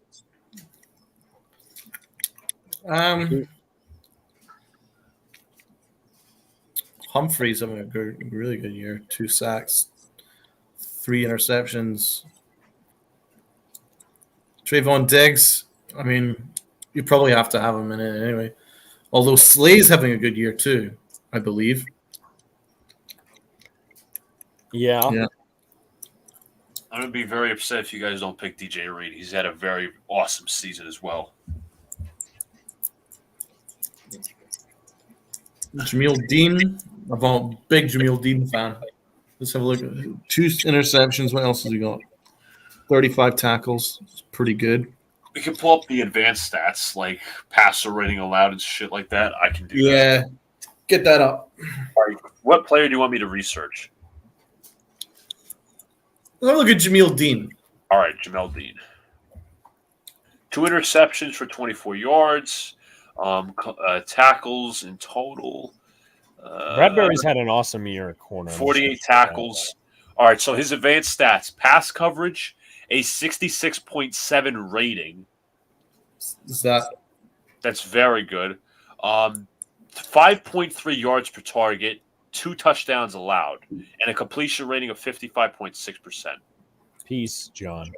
I'm down for putting both Eagles corners in the Pro Bowl. Slay? Yeah, let's have a look at Slay's numbers. All right, Slay, 52.8 completion, 3 interceptions, 1 touchdown allowed, and 54.4 passer rating. Bradbury? So Bradbury Jameel has Dean's like better. a 40-something completion percentage. All right, which is James better. Bradbury stats. I'll get him up right now. All right, give me 1 second. I think Dean's having a better year than Slay. James Bradbury, 45.3% completion percentage, 41.2 rating, passer rating. I mean, that's phenomenal. 3.8 yards per target and 1 touchdown. Oh my God. Bradbury? Yes. Looks like Bradbury wins. How many more have we got? 1. I want DJ Reed. What about Trayvon Diggs? He's just, to me, he's just a name because he'll get his ass beat and then he won't. Diggs, 3 interceptions, 10 yards. Completion rating of 6. Yeah, I'm not a fan of Diggs. Completion rating of 62.3% and a 77.4 rating. Yeah, no, That's amazing. Isn't 77.4 amazing? That's that's not better than Bradbury and Dean, and Okay. he has a completion percentage of 63. He allows 8.3 yards per target. I'd probably give it to Jamil Dean. I think he's one of the best corners in the league. All right, that's it. I'm pulling up DJ Reed's stats. They're not better than Dean's. All right, let's look at DJ Reed. Okay, he gave one interception. That was kind of a garbage time one, so I don't count that. 5.8 yards per target, 66.7% completion rating. Listen, he's been all right. I don't know. I'd still be kind of hurt if you don't give it to Reed because he's been very good. Jamel Dean's been a little bit better, Luca. So, all right, whatever. Sauce Gardner was in there, so that's good. Should we give Julian Love a Pro Bowl? No. Derwin James. Gardner Johnson, absolutely. I got 3 votes. Harrison Smith. I'll look it up. But I feel 4 interceptions, 1 forced fumble. What a year he's having. 6 interceptions from Gardner. Craziness. Let's have a look at Julian Love just for a laugh. All right, Julian Love, 2 interceptions, a forced fumble, a sack, and wow, he's having a really good year. Julian Love. He's actually having a better year than Cameron Curl. 64.5 completion percentage, 79.6 rating. Please go more sacks, more forced fumbles, more interceptions than Cameron Curl. You might be right about Julian Love. Although I think Jaquan Brisker is having a better year than Julian Love. You could take Curl off the list and put Love and Brisker. I don't think Love is a Pro Bowler just yet. Well, you could take Love and Brisker and not risk anything. That's why I just said that. Jenkins. Petrie, maybe. Whoa. Hufanga. Yes. Hufanga. Definitely. Okay. Free safety and then special teams, and that's it. Eddie Jackson, maybe? Yeah, even though he's hurt. Minka? Yeah, Minka because it's Minka.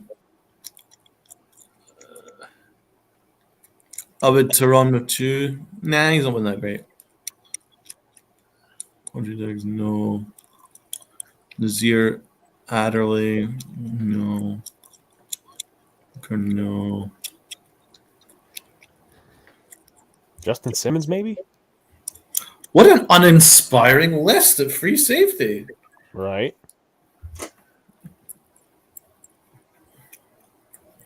Jeremy Chin.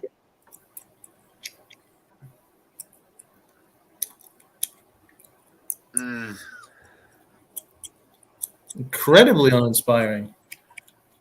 I'm taking Jeremy Chin just to take.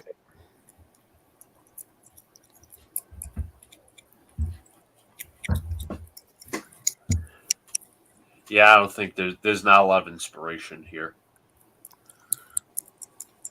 We can move on. Yeah, please do. Yes, please. Special teams. Special teams. If it's I'm putting kicker, Graham Gano in. Fine, give me Greg Zuerlein.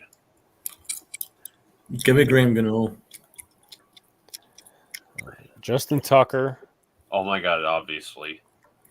Tyler Bass and Nick Folk. Carlson. Give me Daniel Carlson, too. He's been very good. All right. Yeah, but then Carlson missed a very important 57-yard field goal. Long snapper. How do you interpret that? Yeah, how do you judge long snap? No. I guess Casey Kreider? I'm just going to pick my team. And then pick my team, too. Well, Thomas Hennessy. You know what? Hold on. I'm going to pick Tony's team just to be fair. Punters. None of us are good in this category. Johnny Hecker. Longest is 68. His average is 49. Tressway. Tressway. O'Donnell. Pat O'Donnell. Say Stonehouse. His average is 54. That's JP very Scott is usually fairly good. Nah. Cameron Johnson. Gilligan. Maybe. Michael Dixon, his average is 50. Wow. And then 51 for AJ Cole. Yeah. Definitely Cole and definitely Dixon. All right, that runs out for punters and now just return specialists, which we don't have any. Unless we could just throw out Gary Brightwell. Braxton Berrios. Cordell Patterson. Yes. Where the fuck is he? You gonna put Dennison? Marcus Jones to spite me, Alex? Because he was. Oh, no, not Richie James. Oh, fuck no. Where the fuck is Where's Cordell? Patterson? You got a return touchdown already this year. Don't tell me they don't have him on here. Bro, what the Are fuck is they- with DJ Dallas's face, bro? Look at this shit. Go down a little bit. They got Williams. Devin Duvernay. I'm so nonplussed by this list. Go up a little bit. Khalif Raymond's good. Maybe they have a special category for kick returners, I guess. I don't There's think so. Duvernay. Get Duvernay involved. Duvernay. Tremont But Smith, where maybe? the fuck is Cordell Patterson? He already has a return touchdown this year. Marcus Jones, I mean, you know. Yeah, just Luka would spite know. me. Luka would know. Oh, yeah, definitely him. DeAndre Carter, maybe? There's Est. He's had a solid season. Where the hell is Patterson? Look at Keyshawn Let's Nixon? go into all teams and select Falcons. Oh, yeah, that's right. Nope. Ah. Well, try Already- special teams. Try ST. Well, I mean, are we going to finish up with the return? I think we can. So move on. These are just players. I'm nominating Nick Or the McLeod Falcons. McLeod. for special What? teams. Give me No. Justin Hardy. He's been very good as well. Far too many Giants and Jets in this. Matt Slater. He's been honestly good this year. Hey, we need to acknowledge that our teams are good. The rest of the NFL isn't. McLeod getting the only Pro Bowl vote, I guarantee, other than his family. Well, actually, hold on, because there's a stat out there in terms of top in voting Pro Bowl. Isn't Hold on. Hassan Haskins and McPherson supposed to be good at special teams? Nick McLeod is the fourth most voted among special teamers, Donald.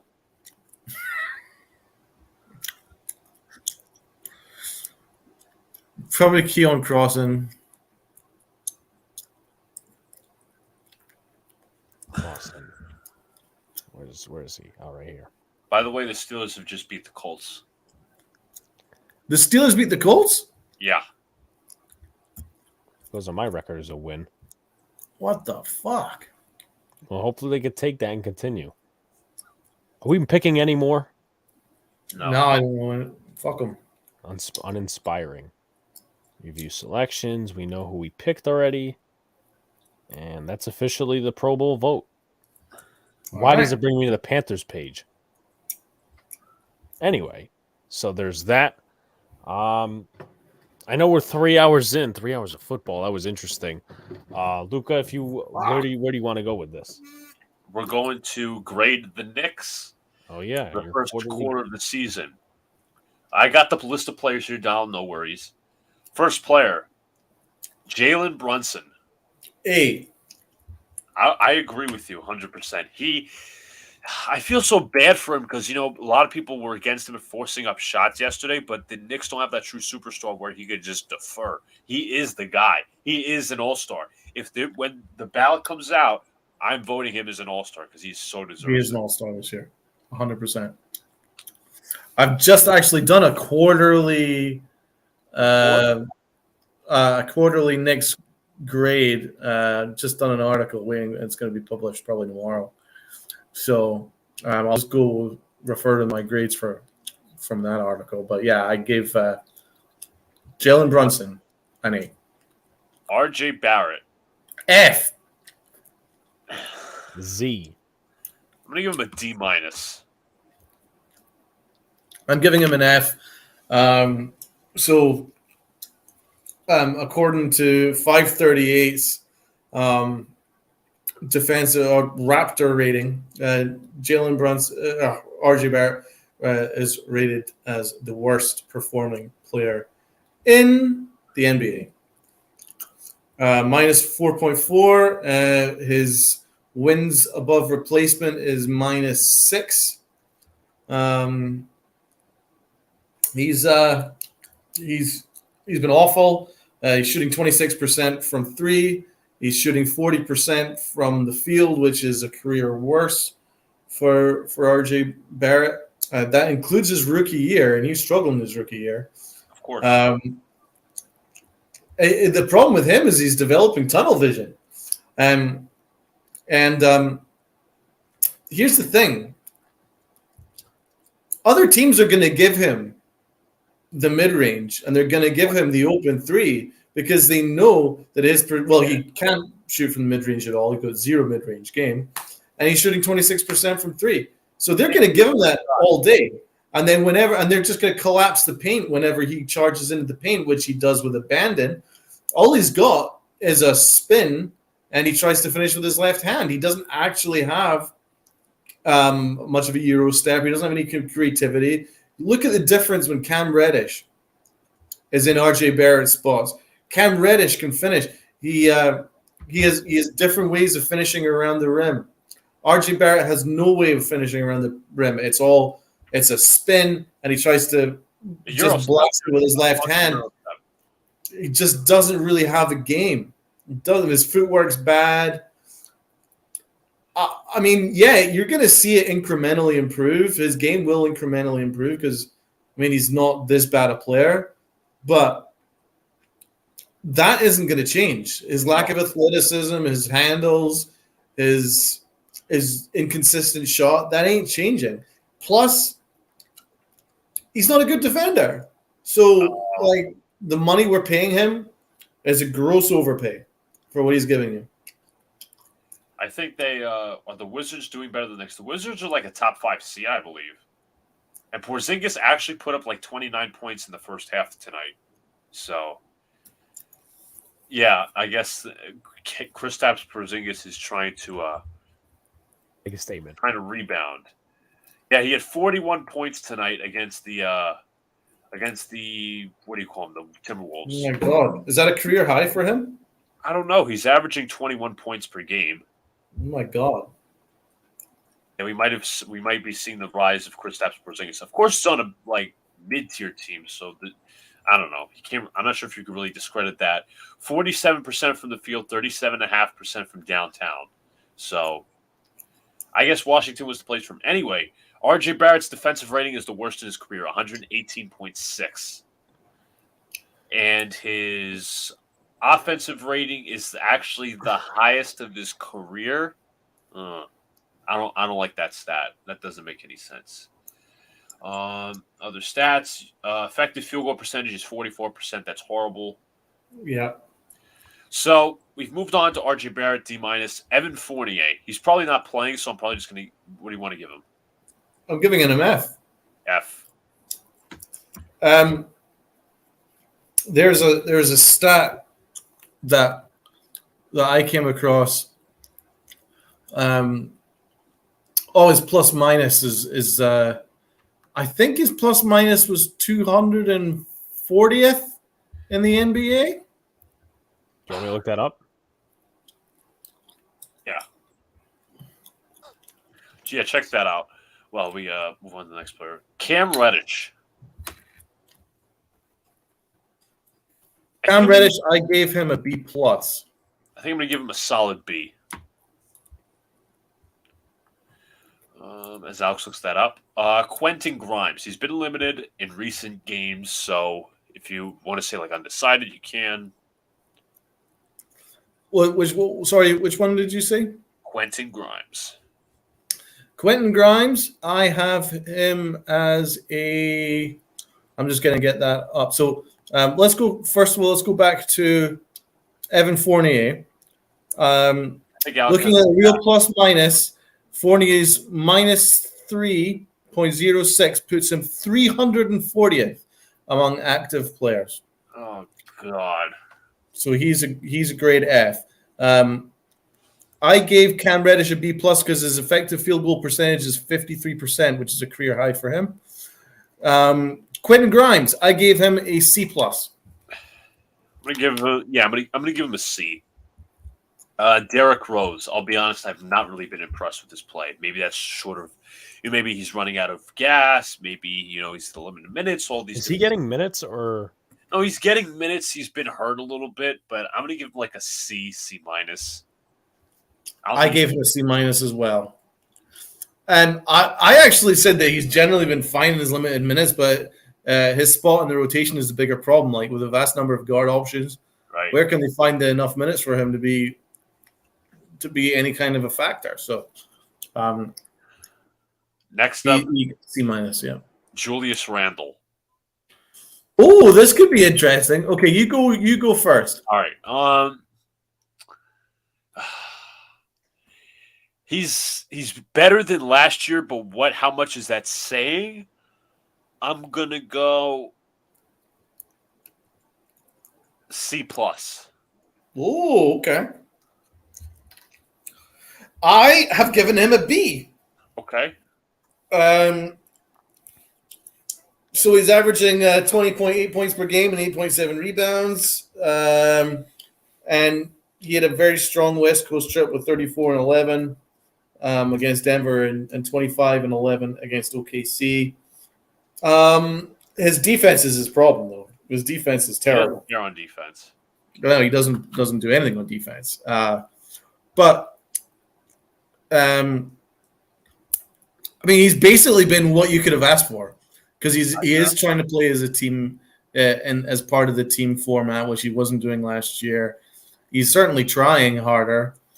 I mean, to be honest, you can't have both Randall and RJ Barrett in the same starting lineup. No, so you got to choose between one or the other, in my opinion, because they don't work together. I literally said this at the beginning of the year. I said you have to get rid of Julius Randle for the sake of RJ Barrett, but Barrett's not even playing well in the offense. Exactly. Like if you had the choice, Julius Randle is a far better player than RJ Barrett.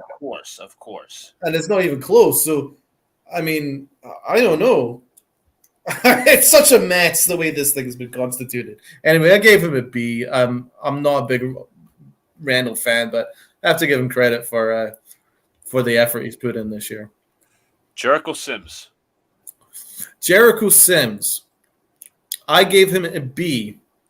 That's fair. I'm gonna go B. Check this for a stat.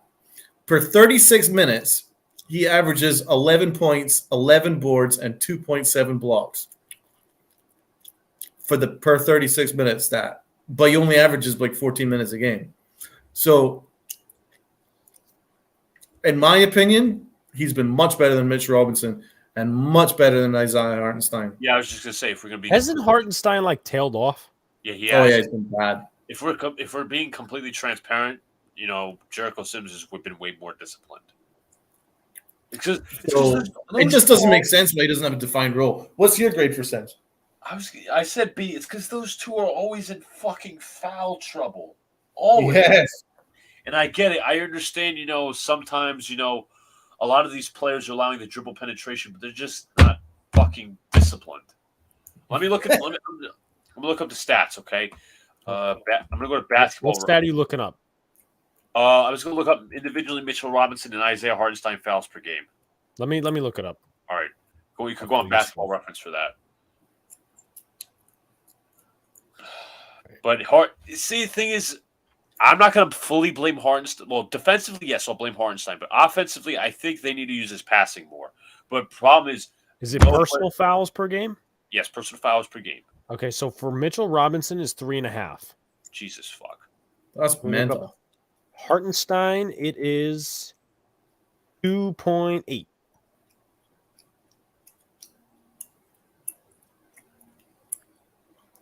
2.8. So yeah, Mitch is a joke. That's just ridiculous. See, the thing is, like, one could blame this on Tom Thibodeau, one could blame this on the players, but nobody besides Quentin Grimes or Cam Reddish or the young guys moves off ball. And that's why you can't set up Hartenstein's passing, because it's like we don't run in offense. We don't. That's true. And we don't use that Hartenstein. We don't have him at the top of the post looking around, see if anybody's cutting it. Nobody's fucking cutting. And they're not putting him in that position regularly. They're just sticking him in the corner, or they're having him do his floater. Where he's doing it, which he's trying to rebound, which I don't feel like they're utilizing him correctly. Anyway, Obi Toppin. I give him a B-. He's struggled a little bit. I can see why. I'm going to go B, just general B. He's his shooting is a career high from 3 to 35%. Yeah. Free throw percentage 90%, which is great. It's just that he's been getting cooked on the defensive end, and I guess that's going to sully my grade for him. I got a bookmark on that. I think it was Jaren Grant putting up 44. He filleted Obi Toppin. So Aaron Jackson. And so it's kind of changed my grade of him, but that doesn't change the fact that he needs to be in the starting lineup, in my opinion. Right. I just don't know how, because you have to have Randall in the starting lineup because he's our number 2 scorer. But you also need to have Cam Reddish in there, probably Quentin Grimes in there too. So unless Randall played the 5, I know we played the 4. But that means there's no RJ Barrett, which I'd be happy with, to be honest. But starting lineup, that would never happen. But you have a very good point with that, Donald. Yeah, no, it's just because Obi does things that, of course, you need in a starting lineup. That's off ball. He can go up for dunks. He's athletic. He can shoot. He plays in transition. He doesn't need the ball to be effective. And these are all traits that, for some reason, Thibodeau completely overlooks in a starting lineup. Mitchell Robinson. Very disappointed with Mitchell Robinson this year. I give him a C-. He's shooting 44% from free throw range.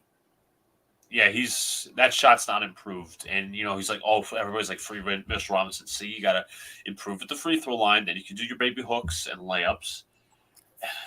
All he is an offensive rebounding guy, and all he else can do is dunk it down. That's all he can do. Yep. And any team with an elite rim protector or elite defensive center can take that away.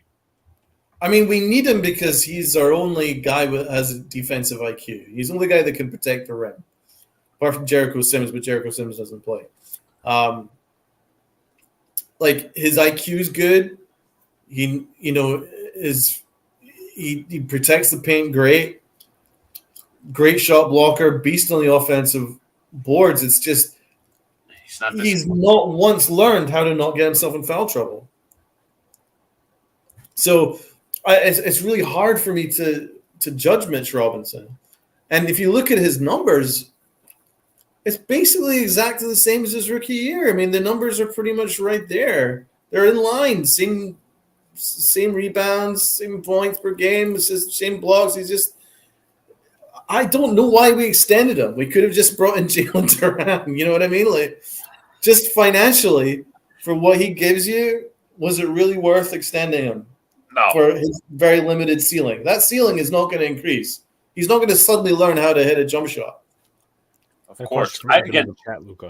Well, Tibbs, I think if this team spins away down far enough, like to below 500, like badly below 500 at the All-Star break, I think they get rid of him. I thought they were about rid of him if the team went through a bad stretch during the West Coast trip, but we went 3-2, so I guess that's enough to keep them around. I mean, listen, all for a rim protector, but we need somebody who could shoot as a center. There's no screwing around with that. I mean, let's just try and play NBA 2K. Randall at the 5, Toppin at the 4, Cam at the 3, Grimes at the 2, Brunson at the 1. You've got 3 and D in Grimes. You have D in athleticism on the wing with Reddish. You've got good guy in transition. So you got the speed right up there. Got playmaking speed. You've got better shooting. Of course. And then you just kind of put Mitch Robinson off the bench. He's always been very good off the bench. He always makes an impact off the bench. I think that might work. And then RJ Barrett, fuck him. I'm so done with RJ Barrett. I mean, somebody said somewhere like Julius Randle and RJ would be good off the bench because they're scoring and they could put up like a lot of people say Julius Randle and RJ are searching for their 20 every night. They are. And what I've noticed is it looks like they're taking turns to have the ball because they don't play like within a framework. Like they don't cut, they don't set screens. It's not like watching the Golden State Warriors. It's sort of like, okay, you got the ball for this possession, you do your thing. All right, I got the ball in my position, I'm going to do my thing. And that's why RJ Barrett has this tunnel vision where it's just like, because he doesn't know his place in the offense. He's like a third or fourth scorer. And so when he gets the ball, he's just like, right, this is my chance. And he chucks up 22 shots. And he averages the most shot attempts on the team, I think. I got to check which that is disgusting. For someone who shoots 26% from three, he's had 112 three-point attempts, and he's hit 30 of them. 16 and a half shots per game. Yeah. RJ Barrett, he's missed 70 of his 114 shot attempts,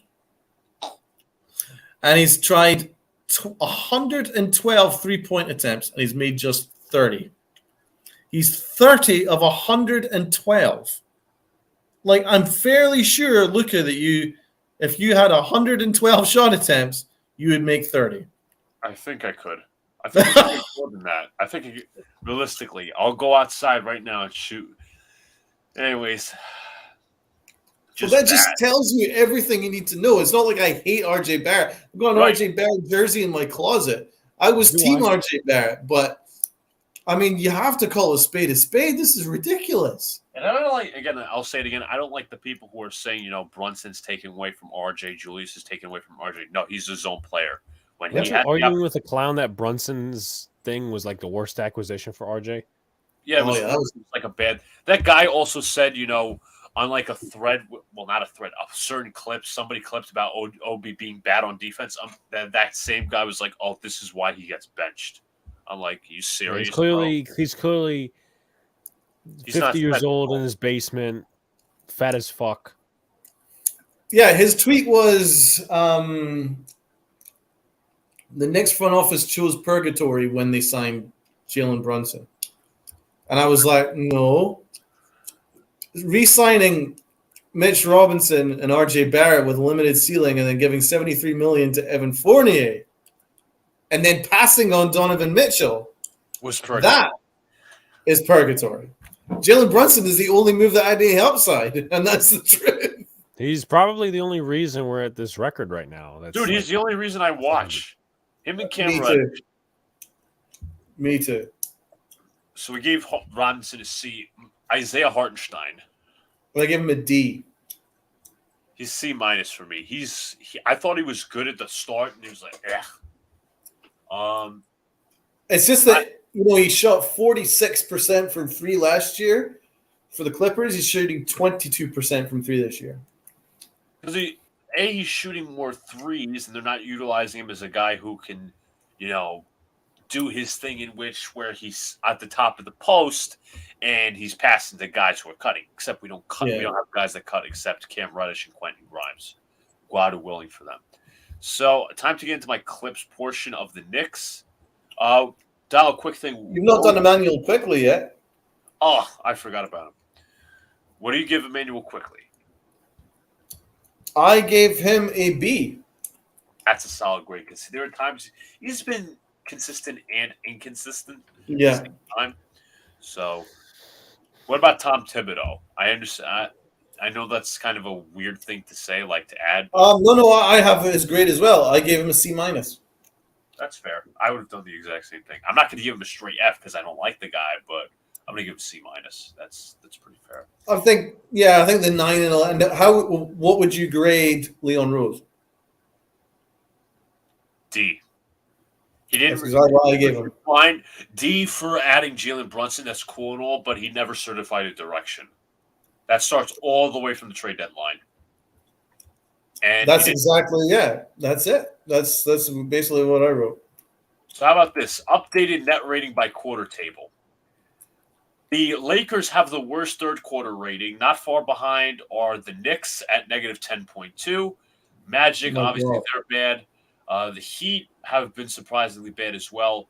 So for the Knicks, you have 2.6 in the first quarter, 1.9 in the second quarter, negative 10.2 in the third quarter, and negative 4.4 in the fourth quarter. So we're a first half team. Exactly. I mean, that's even. And it's the third quarter of doom. Again. Look at the Pacers, negative 21.2 in the first quarter. That's bad, but at least they try to come back from it. Let me look at the rating. Yeah, negative 8, not great. Oh, that was bad. 10, 7.6, and then 13.6. So they try to make up for it. Again, they're still at the top of the East, so I'm not going to shit on them. So let's remove this real quick. Here we go. Against Jaren Jackson Jr. and Jeremy Grant Friday. Obi allowed them to get into the paint before getting his body on them. This is way too late. He has to challenge them physically higher up to provide better resistance. I'm going to watch some plays here. Here we go. Ball's loose. Morant has it. We got Jaren Jackson up here against Obi Toppin. Jackson drives in. Blocked by Toppin, but he, again, should have been better resistance. He didn't have a clear body on him. Jaren Jackson, if he does not have the shot blocked, would probably throw that in for a layup. Blocked. Watch this again. It's going to be inbound pass. Jones to Jaren Jackson. Jackson dribbles right inside. He's giving up. I don't know. I mean, as you said, I always say you guys are more skilled than me. But what is he giving up on that specific rep? The baseline, or what is that called? You could say he's giving up the baseline. Jackson's a righty, but I think he actually uses his lefty hand. But he's just not like he could press up a little bit more here. I think he can. Obi's kind of like it's like almost as Obi's kind of staying flat-footed. He's got to spread things out more. And he's just got to stay with him. He's got to play tight. He doesn't have much presence. Wouldn't you have thought that Mitch Robinson could have provided help there? He was a little late on that, as you see. I mean, RJ could, but at the same time, he could pass it right out to the 3. Exactly. So, no help defense. So, that's what you get. It's not like Jackson was going to pass it right to Brandon Clark here. But anyways, next play. Yeah, the help defense was. I think Mitch was late there. You know, he's the guy you're asking to be protected from the paint. Here we go. This is against Portland. Inbound to Nurkic. Nurkic against Robinson. I'm staring at RJ Barrett here. Oh. Let's watch that again. Inbound to Nurkic. Simons is going to cut here. Nice screen by Jeremy Grant. He catches. What's that? Look at RJ Barrett just standing there in the paint, lost. Obi Toppin gives up the baseline, and a foul is called. Dude, you could argue that RJ Barrett should have been called for 3 seconds. That's true. Well, let's do a calculation real quick. He was literally just standing there the entire time. 1, 2, 3. Yep, if he doesn't go in the paint, that's the 3-second violation. So he was just standing there completely lost. He was just looking around like, where am I? Yeah, Jacob, Luka does a good job with this film stuff. So all right, here we go. RJ played much better than what we've seen from him this year. Yeah, he had a solid game yesterday. Solid. Was purposeful without forcing up junk and kicked out the shooters when he didn't have much on the drive. Defensively, he was okay, but still got absolutely roasted on 3 separate inbounds by Dylan Brooks. He's got to be better. So start out here. 10-9 Knicks. Morant brings it up. Screen from, I think that's Conchar. Hands to Brooks. RJ Barrett just gets love lost. The ball. Love the movement across the floor, by the way. Oh, Barrett got done on the screen there. You were saying, Alex? No, I was saying I love the movement across the floor. It's just very confusing. Everybody's moving. Yeah, unlike the Knicks. It's just done. I mean, how do you not recognize that? Aren't you playing up on the screen instead of low? I mean, he just practically Would you rather now? What is his now? I know obviously this ain't football, but does Tibbs play more man on man? Is he a zone type Nah, he's guy? not a zone guy. Definitely Okay, not a zone so guy. He he just doesn't gets have the lost with grind, at the end of the day, he doesn't have players to play man. Yeah, I think that's what it is, man. He doesn't have the players to do what he asks them to do. Again, why is RJ so far from the 3-point line is my question. Because he wouldn't have got lost with Grimes here. Because Brooks could shoot the 3. There you go. Oh my God! Let's watch another It's one. actually making me sick watching RJ trying to defend. Here's Evan Brooks. says nobody picking up assignments. Yeah, he's right. Here is Tyus Jones, Brandon Clark, Jake LaRavia, and Dylan Brooks. Brooks is going to come over. Lost. Watch that again. It's a simple play, though. He's curling around. And I think that's the lack of athleticism. Why take the? I mean, I think that's the lack of athleticism that comes into it, but he's still got to be more focally aware. Next one, another inbounds play. Here comes Brooks. I mean, easy, man. He gives up the right hand. You got to be aware of what's coming. Let's watch that again. Brooks, easy. I mean, you could maybe argue there was help. Maybe Brunson needed more help defense, but he's too small. Like, he's not going to do much there. You got to be more present on him. Moving along. Loved everything about this play except for the finish by Toppin. Empty side PNR with Toppin as a screener. Quickly navigates, getting Roddy off his hip and forcing Clark to commit contesting. Last second dump off to Toppin, who's got to go up stronger and convert this. Here we go. We got Quickly right here. Brings it up here against David Roddy. Screen comes from Obi. Quickly probing the floor. Double teamed, finds Toppin. Toppin does not finish. That's surprising because Toppin's usually very dominant in his finishing. He looked a little bit soft with his finish there. He's got to go up harder. Got another one. Props to Randall for his offensive decision-making last night, but his defense remains what critics get to him on. Here, Randall sticks to Steven Adams like he's Kevin Love about to pop for 3. Leads to a wide-open layup. This is not how you defend pick and roll. Right. Oh. 6 minutes to go. Tyus Jones brings it up. Gives off to Brooks. Brooks against Reddish. Adams with the screen. Goes around. Randall fakes the help defense. What is that? Watch that again. Randall fakes the help defense. Oh. He's like, let me just see what happens. Let me go over there.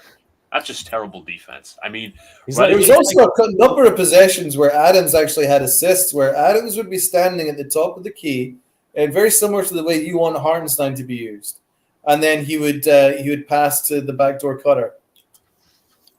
It's like he was shadowing Reddish on how to play defense. Exactly. Got another one here. One good play and a bad play from RJ. Let's watch what happens. RJ Brunson brings it up. They're actually playing the Toppin Randall duo. Wow. Mind you, this is probably because of foul trouble. Anyways, Brunson has it. Gives to Randall. Nice pass to RJ. RJ one-on-one versus LaRavia. Goes inside, left-handed. Puts it in. I mean, he kind of got lucky there because, look, he had the entire mid-range there, but he can't shoot from mid-range. I mean, so he got very lucky that they accidentally left the back door open. I mean, that would be a good scenario to create the own shot. Because if they defended that properly, he'd have been lost, and then that would have been nothing.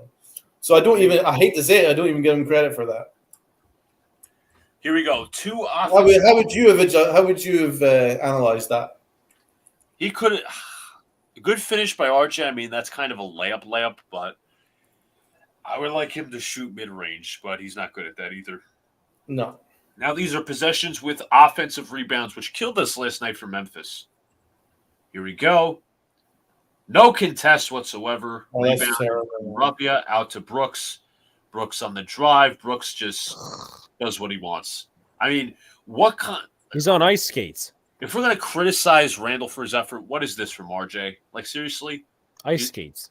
Because let's be fair, if Randall leaves him open, let's watch.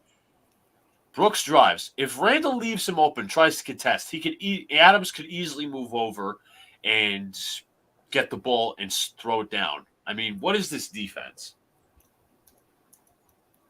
So bad. I got to look up the Knicks ranking for defense. I'm probably not going to be happy. Here you go. Well, they're actually 9th on offense. That's of not rating. bad considering.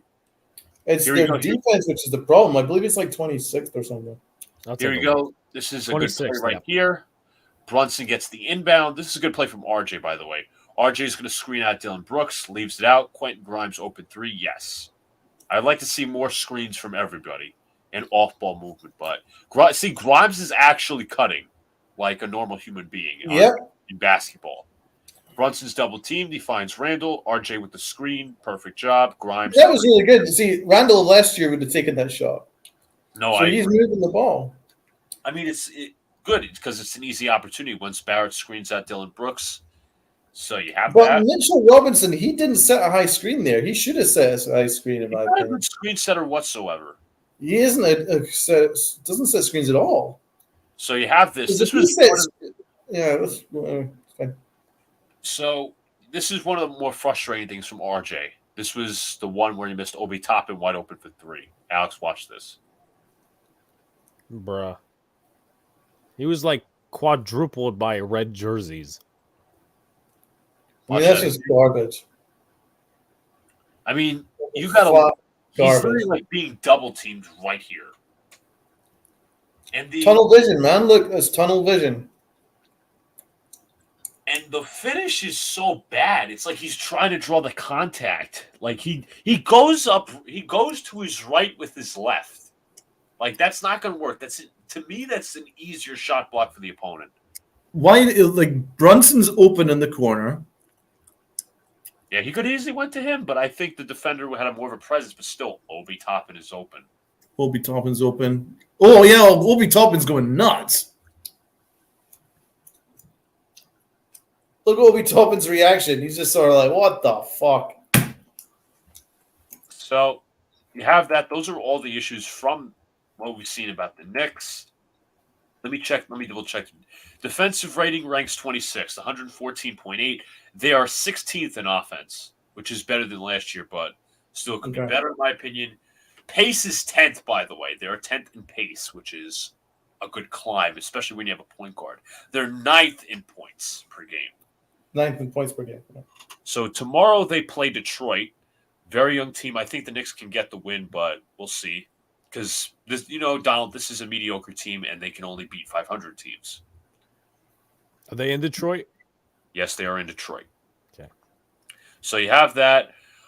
Just going through some quick NBA things. The Lakers are on a 4-1 run in the last 5 games. Do you think this is sustainable, Donald? Because LeBron James playing really well, scored, I think, 40 the other night, played really well against the Spurs in 2 games in a row. Anthony Davis is playing well. Russell Westbrook's kind of eh. Did you see Russell Westbrook try to go at Zach Collins? Yes. With the blood, coming straight out of his face. But one thing though, the Lonnie Walker pickup was very smart. He could shoot. I like Lonnie Walker. You can shoot. They needed somebody that could shoot. I still don't like their team. I still think that they can make a 10th seed. In my opinion, I think they could be a 9th or 10th seed. I think they're a play-in team. They've got too much talent if healthy. LeBron's LeBron. Of course. Lonnie Walker, 17 points per game, 47% from the field, 37% from 3. I mean, that says it all. So good. Very good. Players inside the organization believe they are a few pieces away from contending. Do they need more pieces? I think they do. Do you see, Buddy, I know this has been a conversation that's been had by a lot of people over the course of the NBA. Do you see Miles Turner and Buddy Hield as fits in LA? Yes. But with Miles Turner, I don't like the idea of just Buddy Hield because Buddy Hield doesn't shoot. Doesn't play defense. He can only shoot. So I think another shooter would be fine, but they do need that stretch five. Yeah. And Miles Turner, I think he'd be really good. The only question is where would that fit with Davis, right, and LeBron? Because I think LeBron's too old to be playing three. Right. He's not as quick enough. Yeah, and AD, I mean, he normally plays the five, doesn't he? Let me check the recent lineup against the Spurs. 2 Lakers lineups, because that's got to happen regardless. Yeah. Look at their lineup, see if I can find it here. Injury report.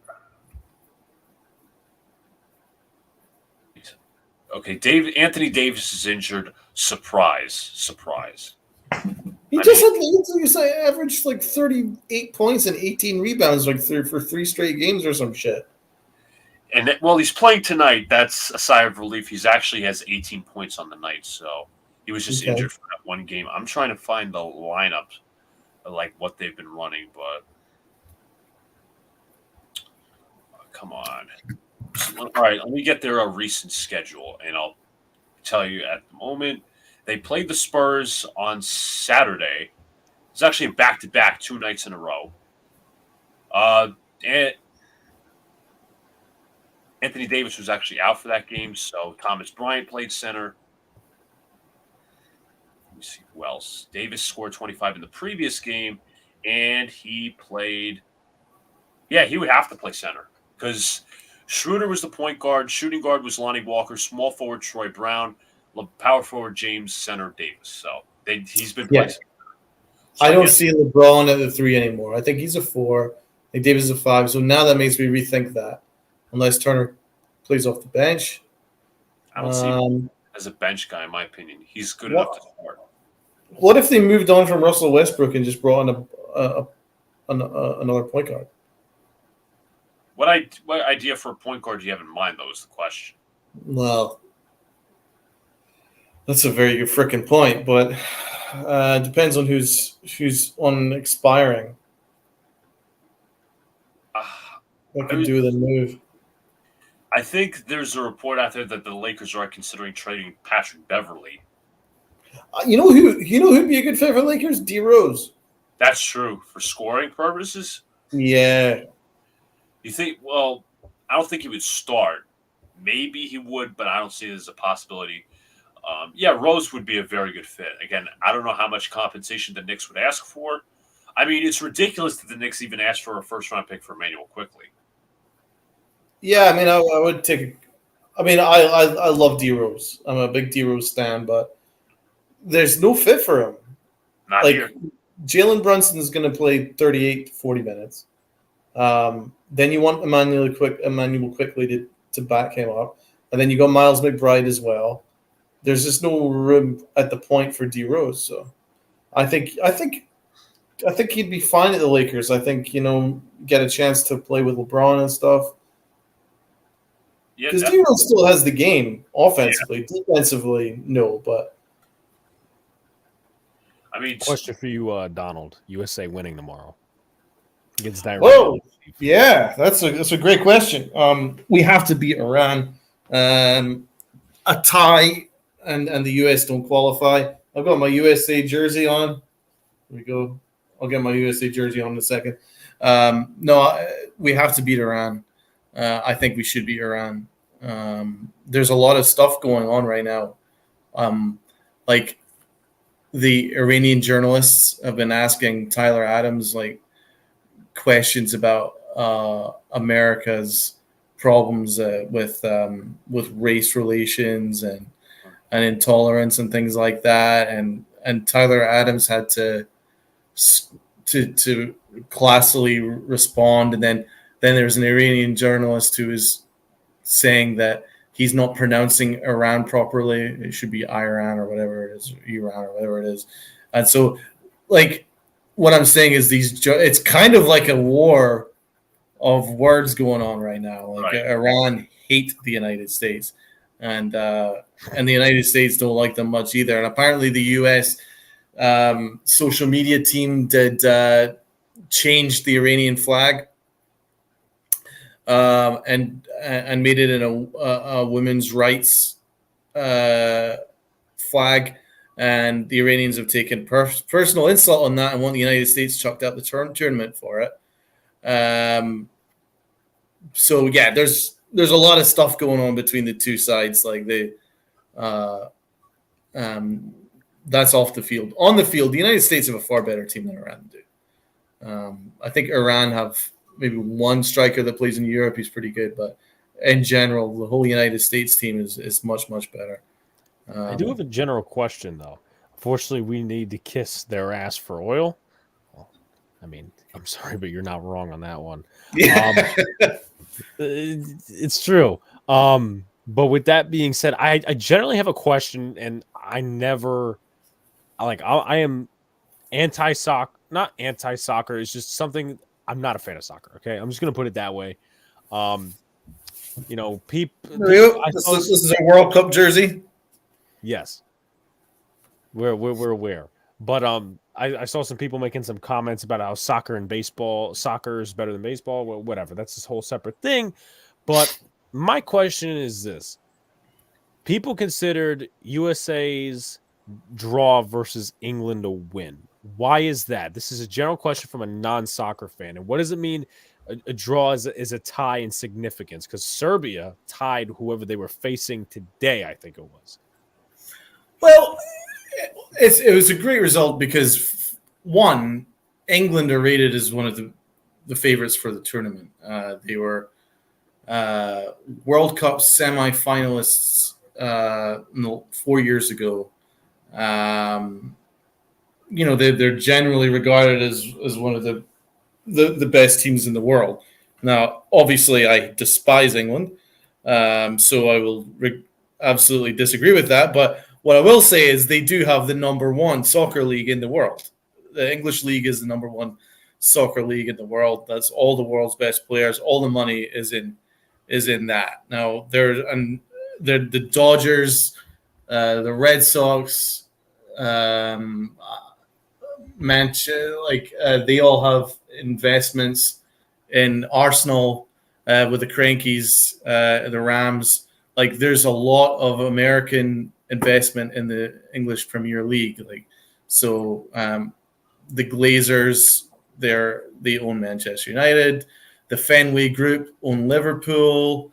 The Crankies own Arsenal. So those are three massive teams right there. There's an American owner that's just bought Chelsea. So that's basically all the biggest teams in the Premier League are have American ownership. So and it just shows how much money is involved in the English Premier League. So the fact that the number one Premier League with the most money and the ego too, you gotta love the ego, and the World Cup semi-finalists take on United States, who are the soccer. I would say MLS is probably the fourth sport in the United States, and maybe fifth. Just shows that it's a great result for the United States. I mean, the U.S. has been growing because I've been watching the U.S. soccer team for decades now. I don't watch MLS, but I watch the international team, and the international team's growing, man. Like, Christian Pulisic is the United States' best player. He plays for Chelsea. There's a player that plays for AC Milan.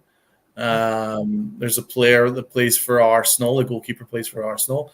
So, like, the US, the players that are developing are going to Europe and are playing for the bigger teams now.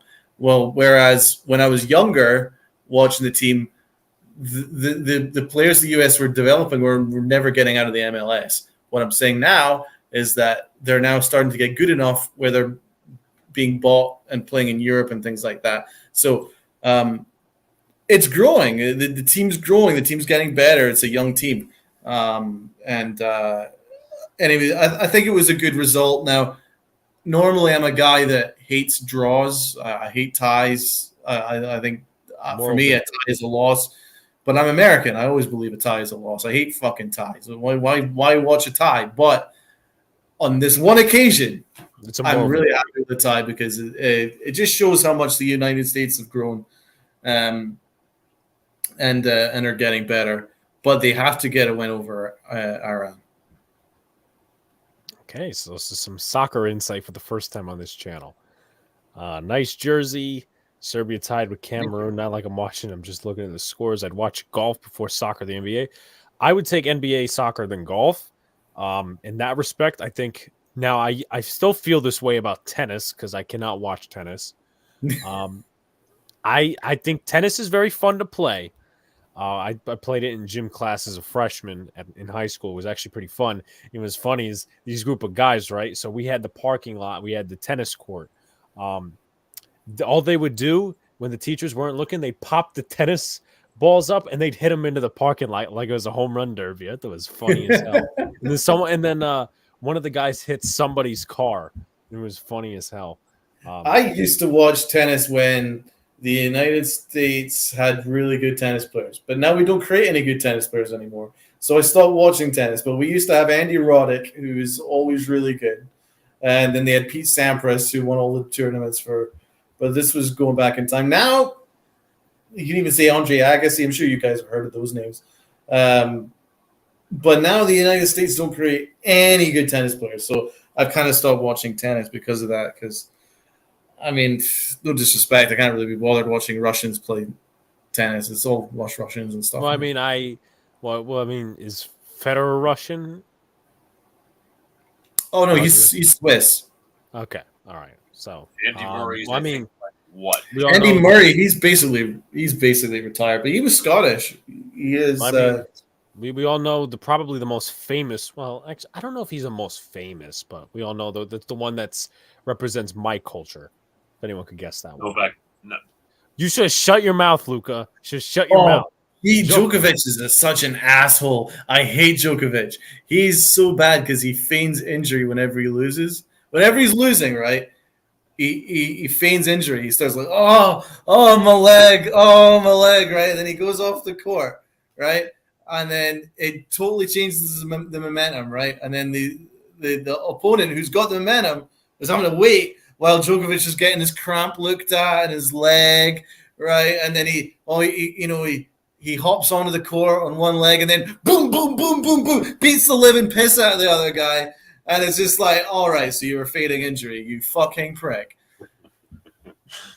John Eisner sucks. Now that Serena Williams retired. I like the girls when they. You're funny, Tony. I'm not surprised. Well, I like girls when they moan. Oh, Tony, you go.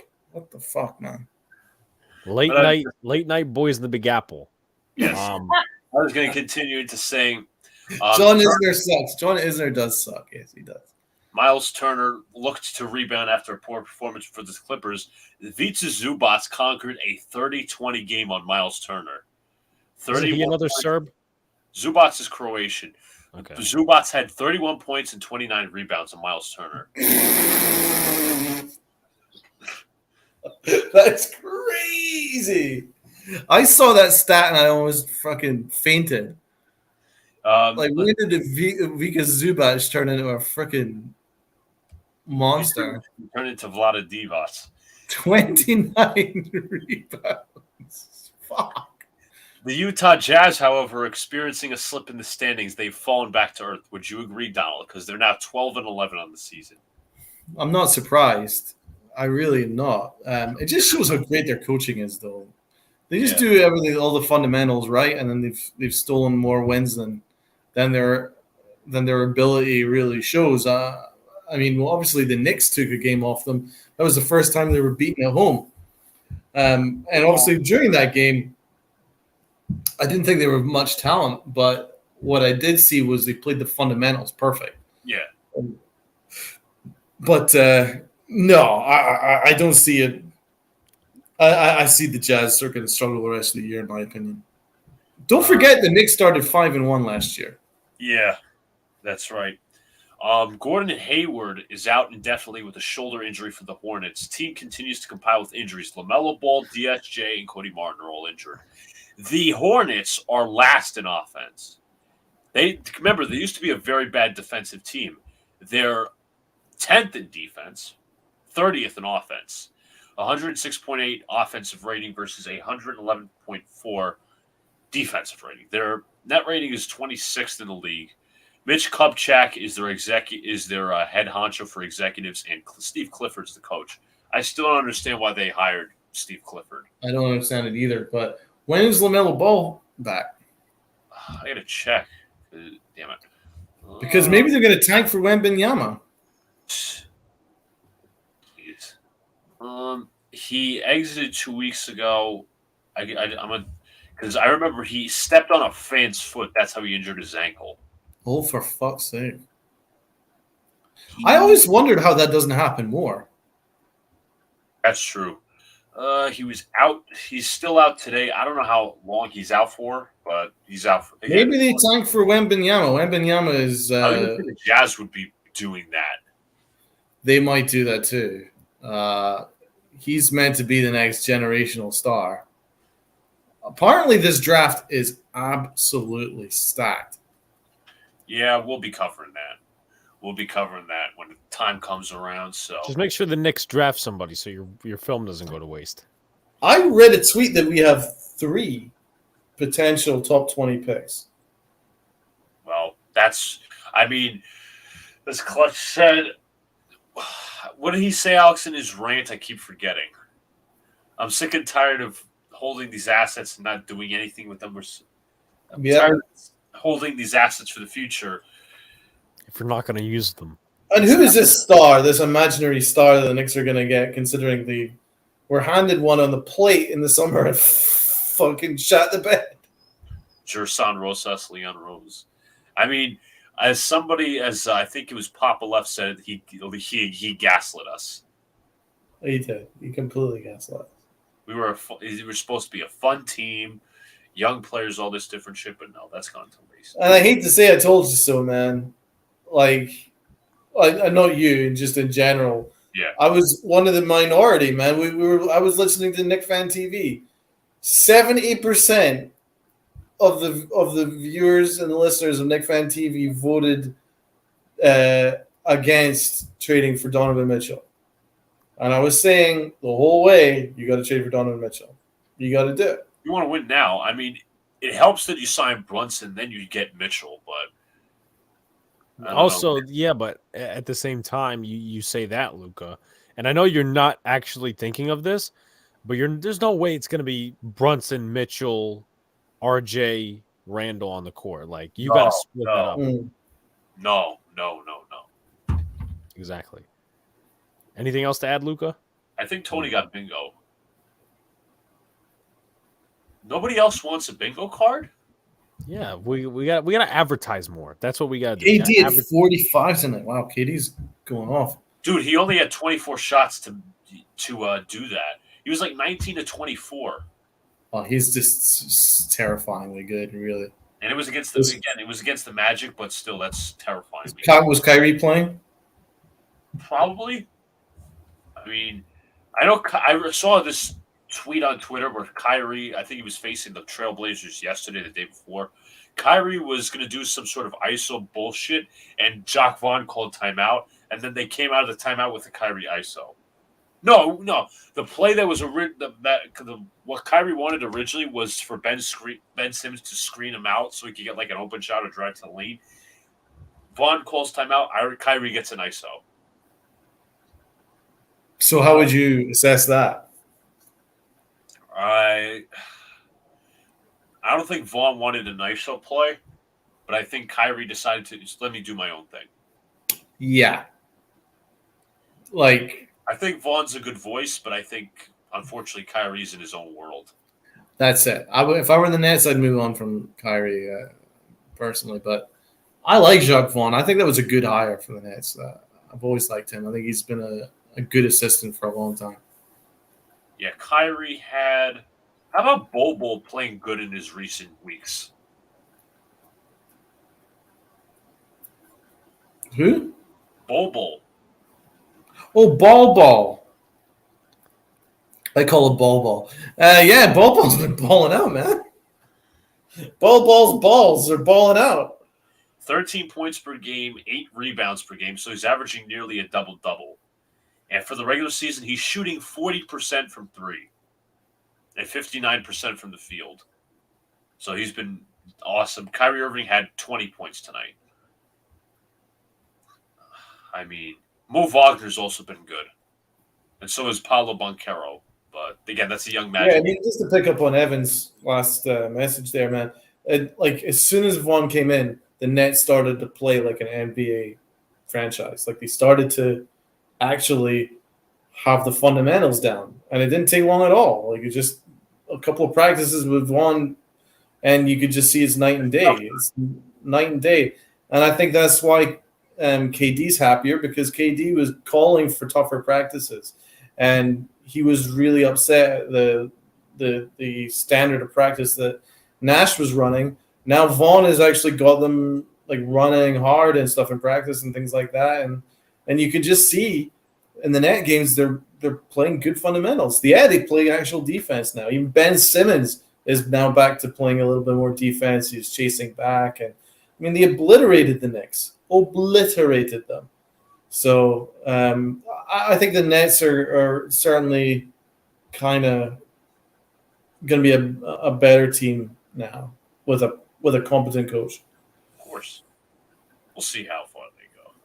Alex, I think we could wrap it up. Yeah, I mean, we could probably say, knowing that baseball is absolutely not going anywhere, shift that to next week. So I'll put something in on my final thoughts, but Luca, Donald, and then myself to end us out. Great to talk about the one and only legend of Mike White. Great to talk football in general. Giants, we did our picks. Unfortunately, we don't have the results from last week, but that's okay. Hopefully, we win this week. Good to talk some NBA, talk about some Knicks, go through the clips. We'll see what happens. Donald? Go USA tomorrow. Let's beat Iran. This is a big rivalry. Got to beat Iran.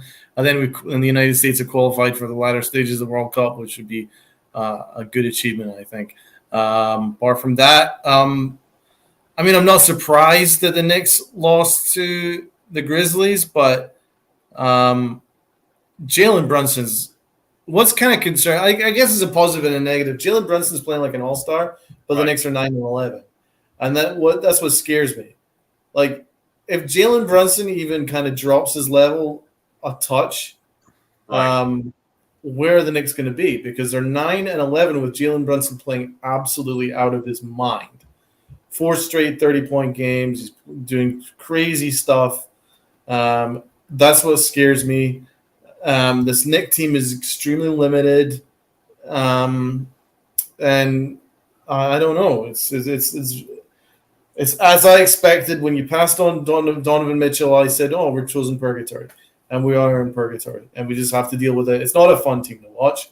It's fun watching Jalen Brunson, but it's not a fun team to watch. They don't play a fun style of basketball. You know, it's not like watching the Grizzlies. It's not like watching Golden State. It's not like watching teams that play a high standard of basketball. It's kind of like Jalen Brunson and hope for the best. So it's kind of depressing right now. He's trying to find the best out of it. Giants, I'm not disappointed really at all. I'm just more proud of them that they're 7-4 and that they probably a couple wins and they're in the playoffs. Huge achievement. We all would have taken this at this stage. So there's always going to be some tough weeks, but I'm genuinely very, very proud of everybody. We'll wait and see. And credit to the Jets. They made the decision they needed to make with Mike White. Mike White should be the quarterback for the rest of the year if they really want to make the playoffs. So he looks good. I think that people are underrating him purely because of his stop. Just because he was been on practice squads and maybe he wasn't realized doesn't mean that Mike White can't play quarterback. Of course. I mean, it really doesn't matter. I mean, remember where Tom Brady was drafted? He was 5th round for Christ's sake. So I'm not saying Mike White is on that trajectory like that, but I'm just saying that sometimes mistakes can happen and you can land on a gold mine. I'm not saying that either. I'm just saying that it can happen, and it doesn't mean that he should be counted out just because he doesn't have the stock that Zach Wilson has. Just from what my eyes tell me, Mike White is a far better quarterback, and I think he was a far better quarterback last year as well. His footwork's better, his accuracy is better. If you want to win games, I go Mike White. So I'm glad that Luka got his first win as a Jet fan at MetLife, even though it was pissing rain. So good for Luka, and thanks everybody for tuning in. Donald, quick question: do you think it's Daniel Jones? I think he's trying to ask which is a better option: Saquon running or Daniel Jones doing a bootleg. I think that's what he's asking. Oh, okay. Do you think Daniel Jones does his bootleg or Barkley runs ball? Is that for the Commanders game? Not sure. Next week? Well, I want to use Daniel Jones's legs. Yes. So I think what I would do is a very similar game plan to what they did in the opening drive against the Cowboys. Some boots, some naked boots. I want to get some passes downfield, and that should theoretically open up the run game. But it just depends. That's what I would do anyway. I would start with Daniel Jones' legs. I'd certainly give Barkley a break, because he's been ridden like fucking Seabiscuit. Let's face it. I'd use Breed a little bit more. Yeah. One more thing before I close out. Gary Sheffield Jr. on Twitter shows a video of Lakers fan chugging beer out of a prosthetic leg. He says, if this doesn't get Rob Pelinka to trade 2 first-round picks, nothing will. That's a classic Gary Sheffield Jr. But I appreciate everyone who came out to the stream tonight. Like, comment, subscribe, turn on post notifications, when a live stream pops up your jobs. Appreciate you all coming back. Should have a video around 4 p.m. tomorrow discussing whether the New York Giants should re-sign Darius Slayton. Going to get some more videos up so we could at least hit the 800 mark by the end of the year. Obviously, we're a month from that. No call-in show this coming weekend. It's going to be on Sunday, December the 11th. So it's going to be all fun and games. I don't think I'll be doing any vlogs from the Giants game because I do want to take it in. That's going to be more of a Jets-Dolphins game-ish thing. So Tony proposes. So I officially lost.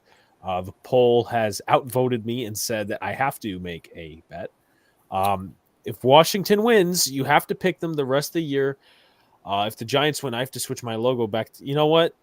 You have yourself a deal. You have yourself a deal. That's not bad. You have yourself a deal. But shout out to everybody. Tony has good bets. Yes, he does. Shout out to everybody in chat for tuning in. Like, comment, subscribe. Also, give some of the channels in the description some appreciation. Pinstripe Chronicles, NYY News TV, Nerding Out Sports. A lot of fun stuff on the way. We'll see what Thursday brings in terms of content, but we'll have videos leading up to then, Yankees, Giants, all that stuff, so we get the channel growing. Appreciate y'all for coming out. It is almost 12:20 at night. Nick fans, keep an eye on my Twitter handle, because I'll be posting some Nick articles and stuff like that for Nick fans. So you guys keep an eye out on that.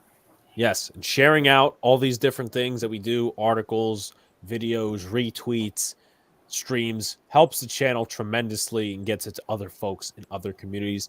Peace out, guys. See you later. Stay cool.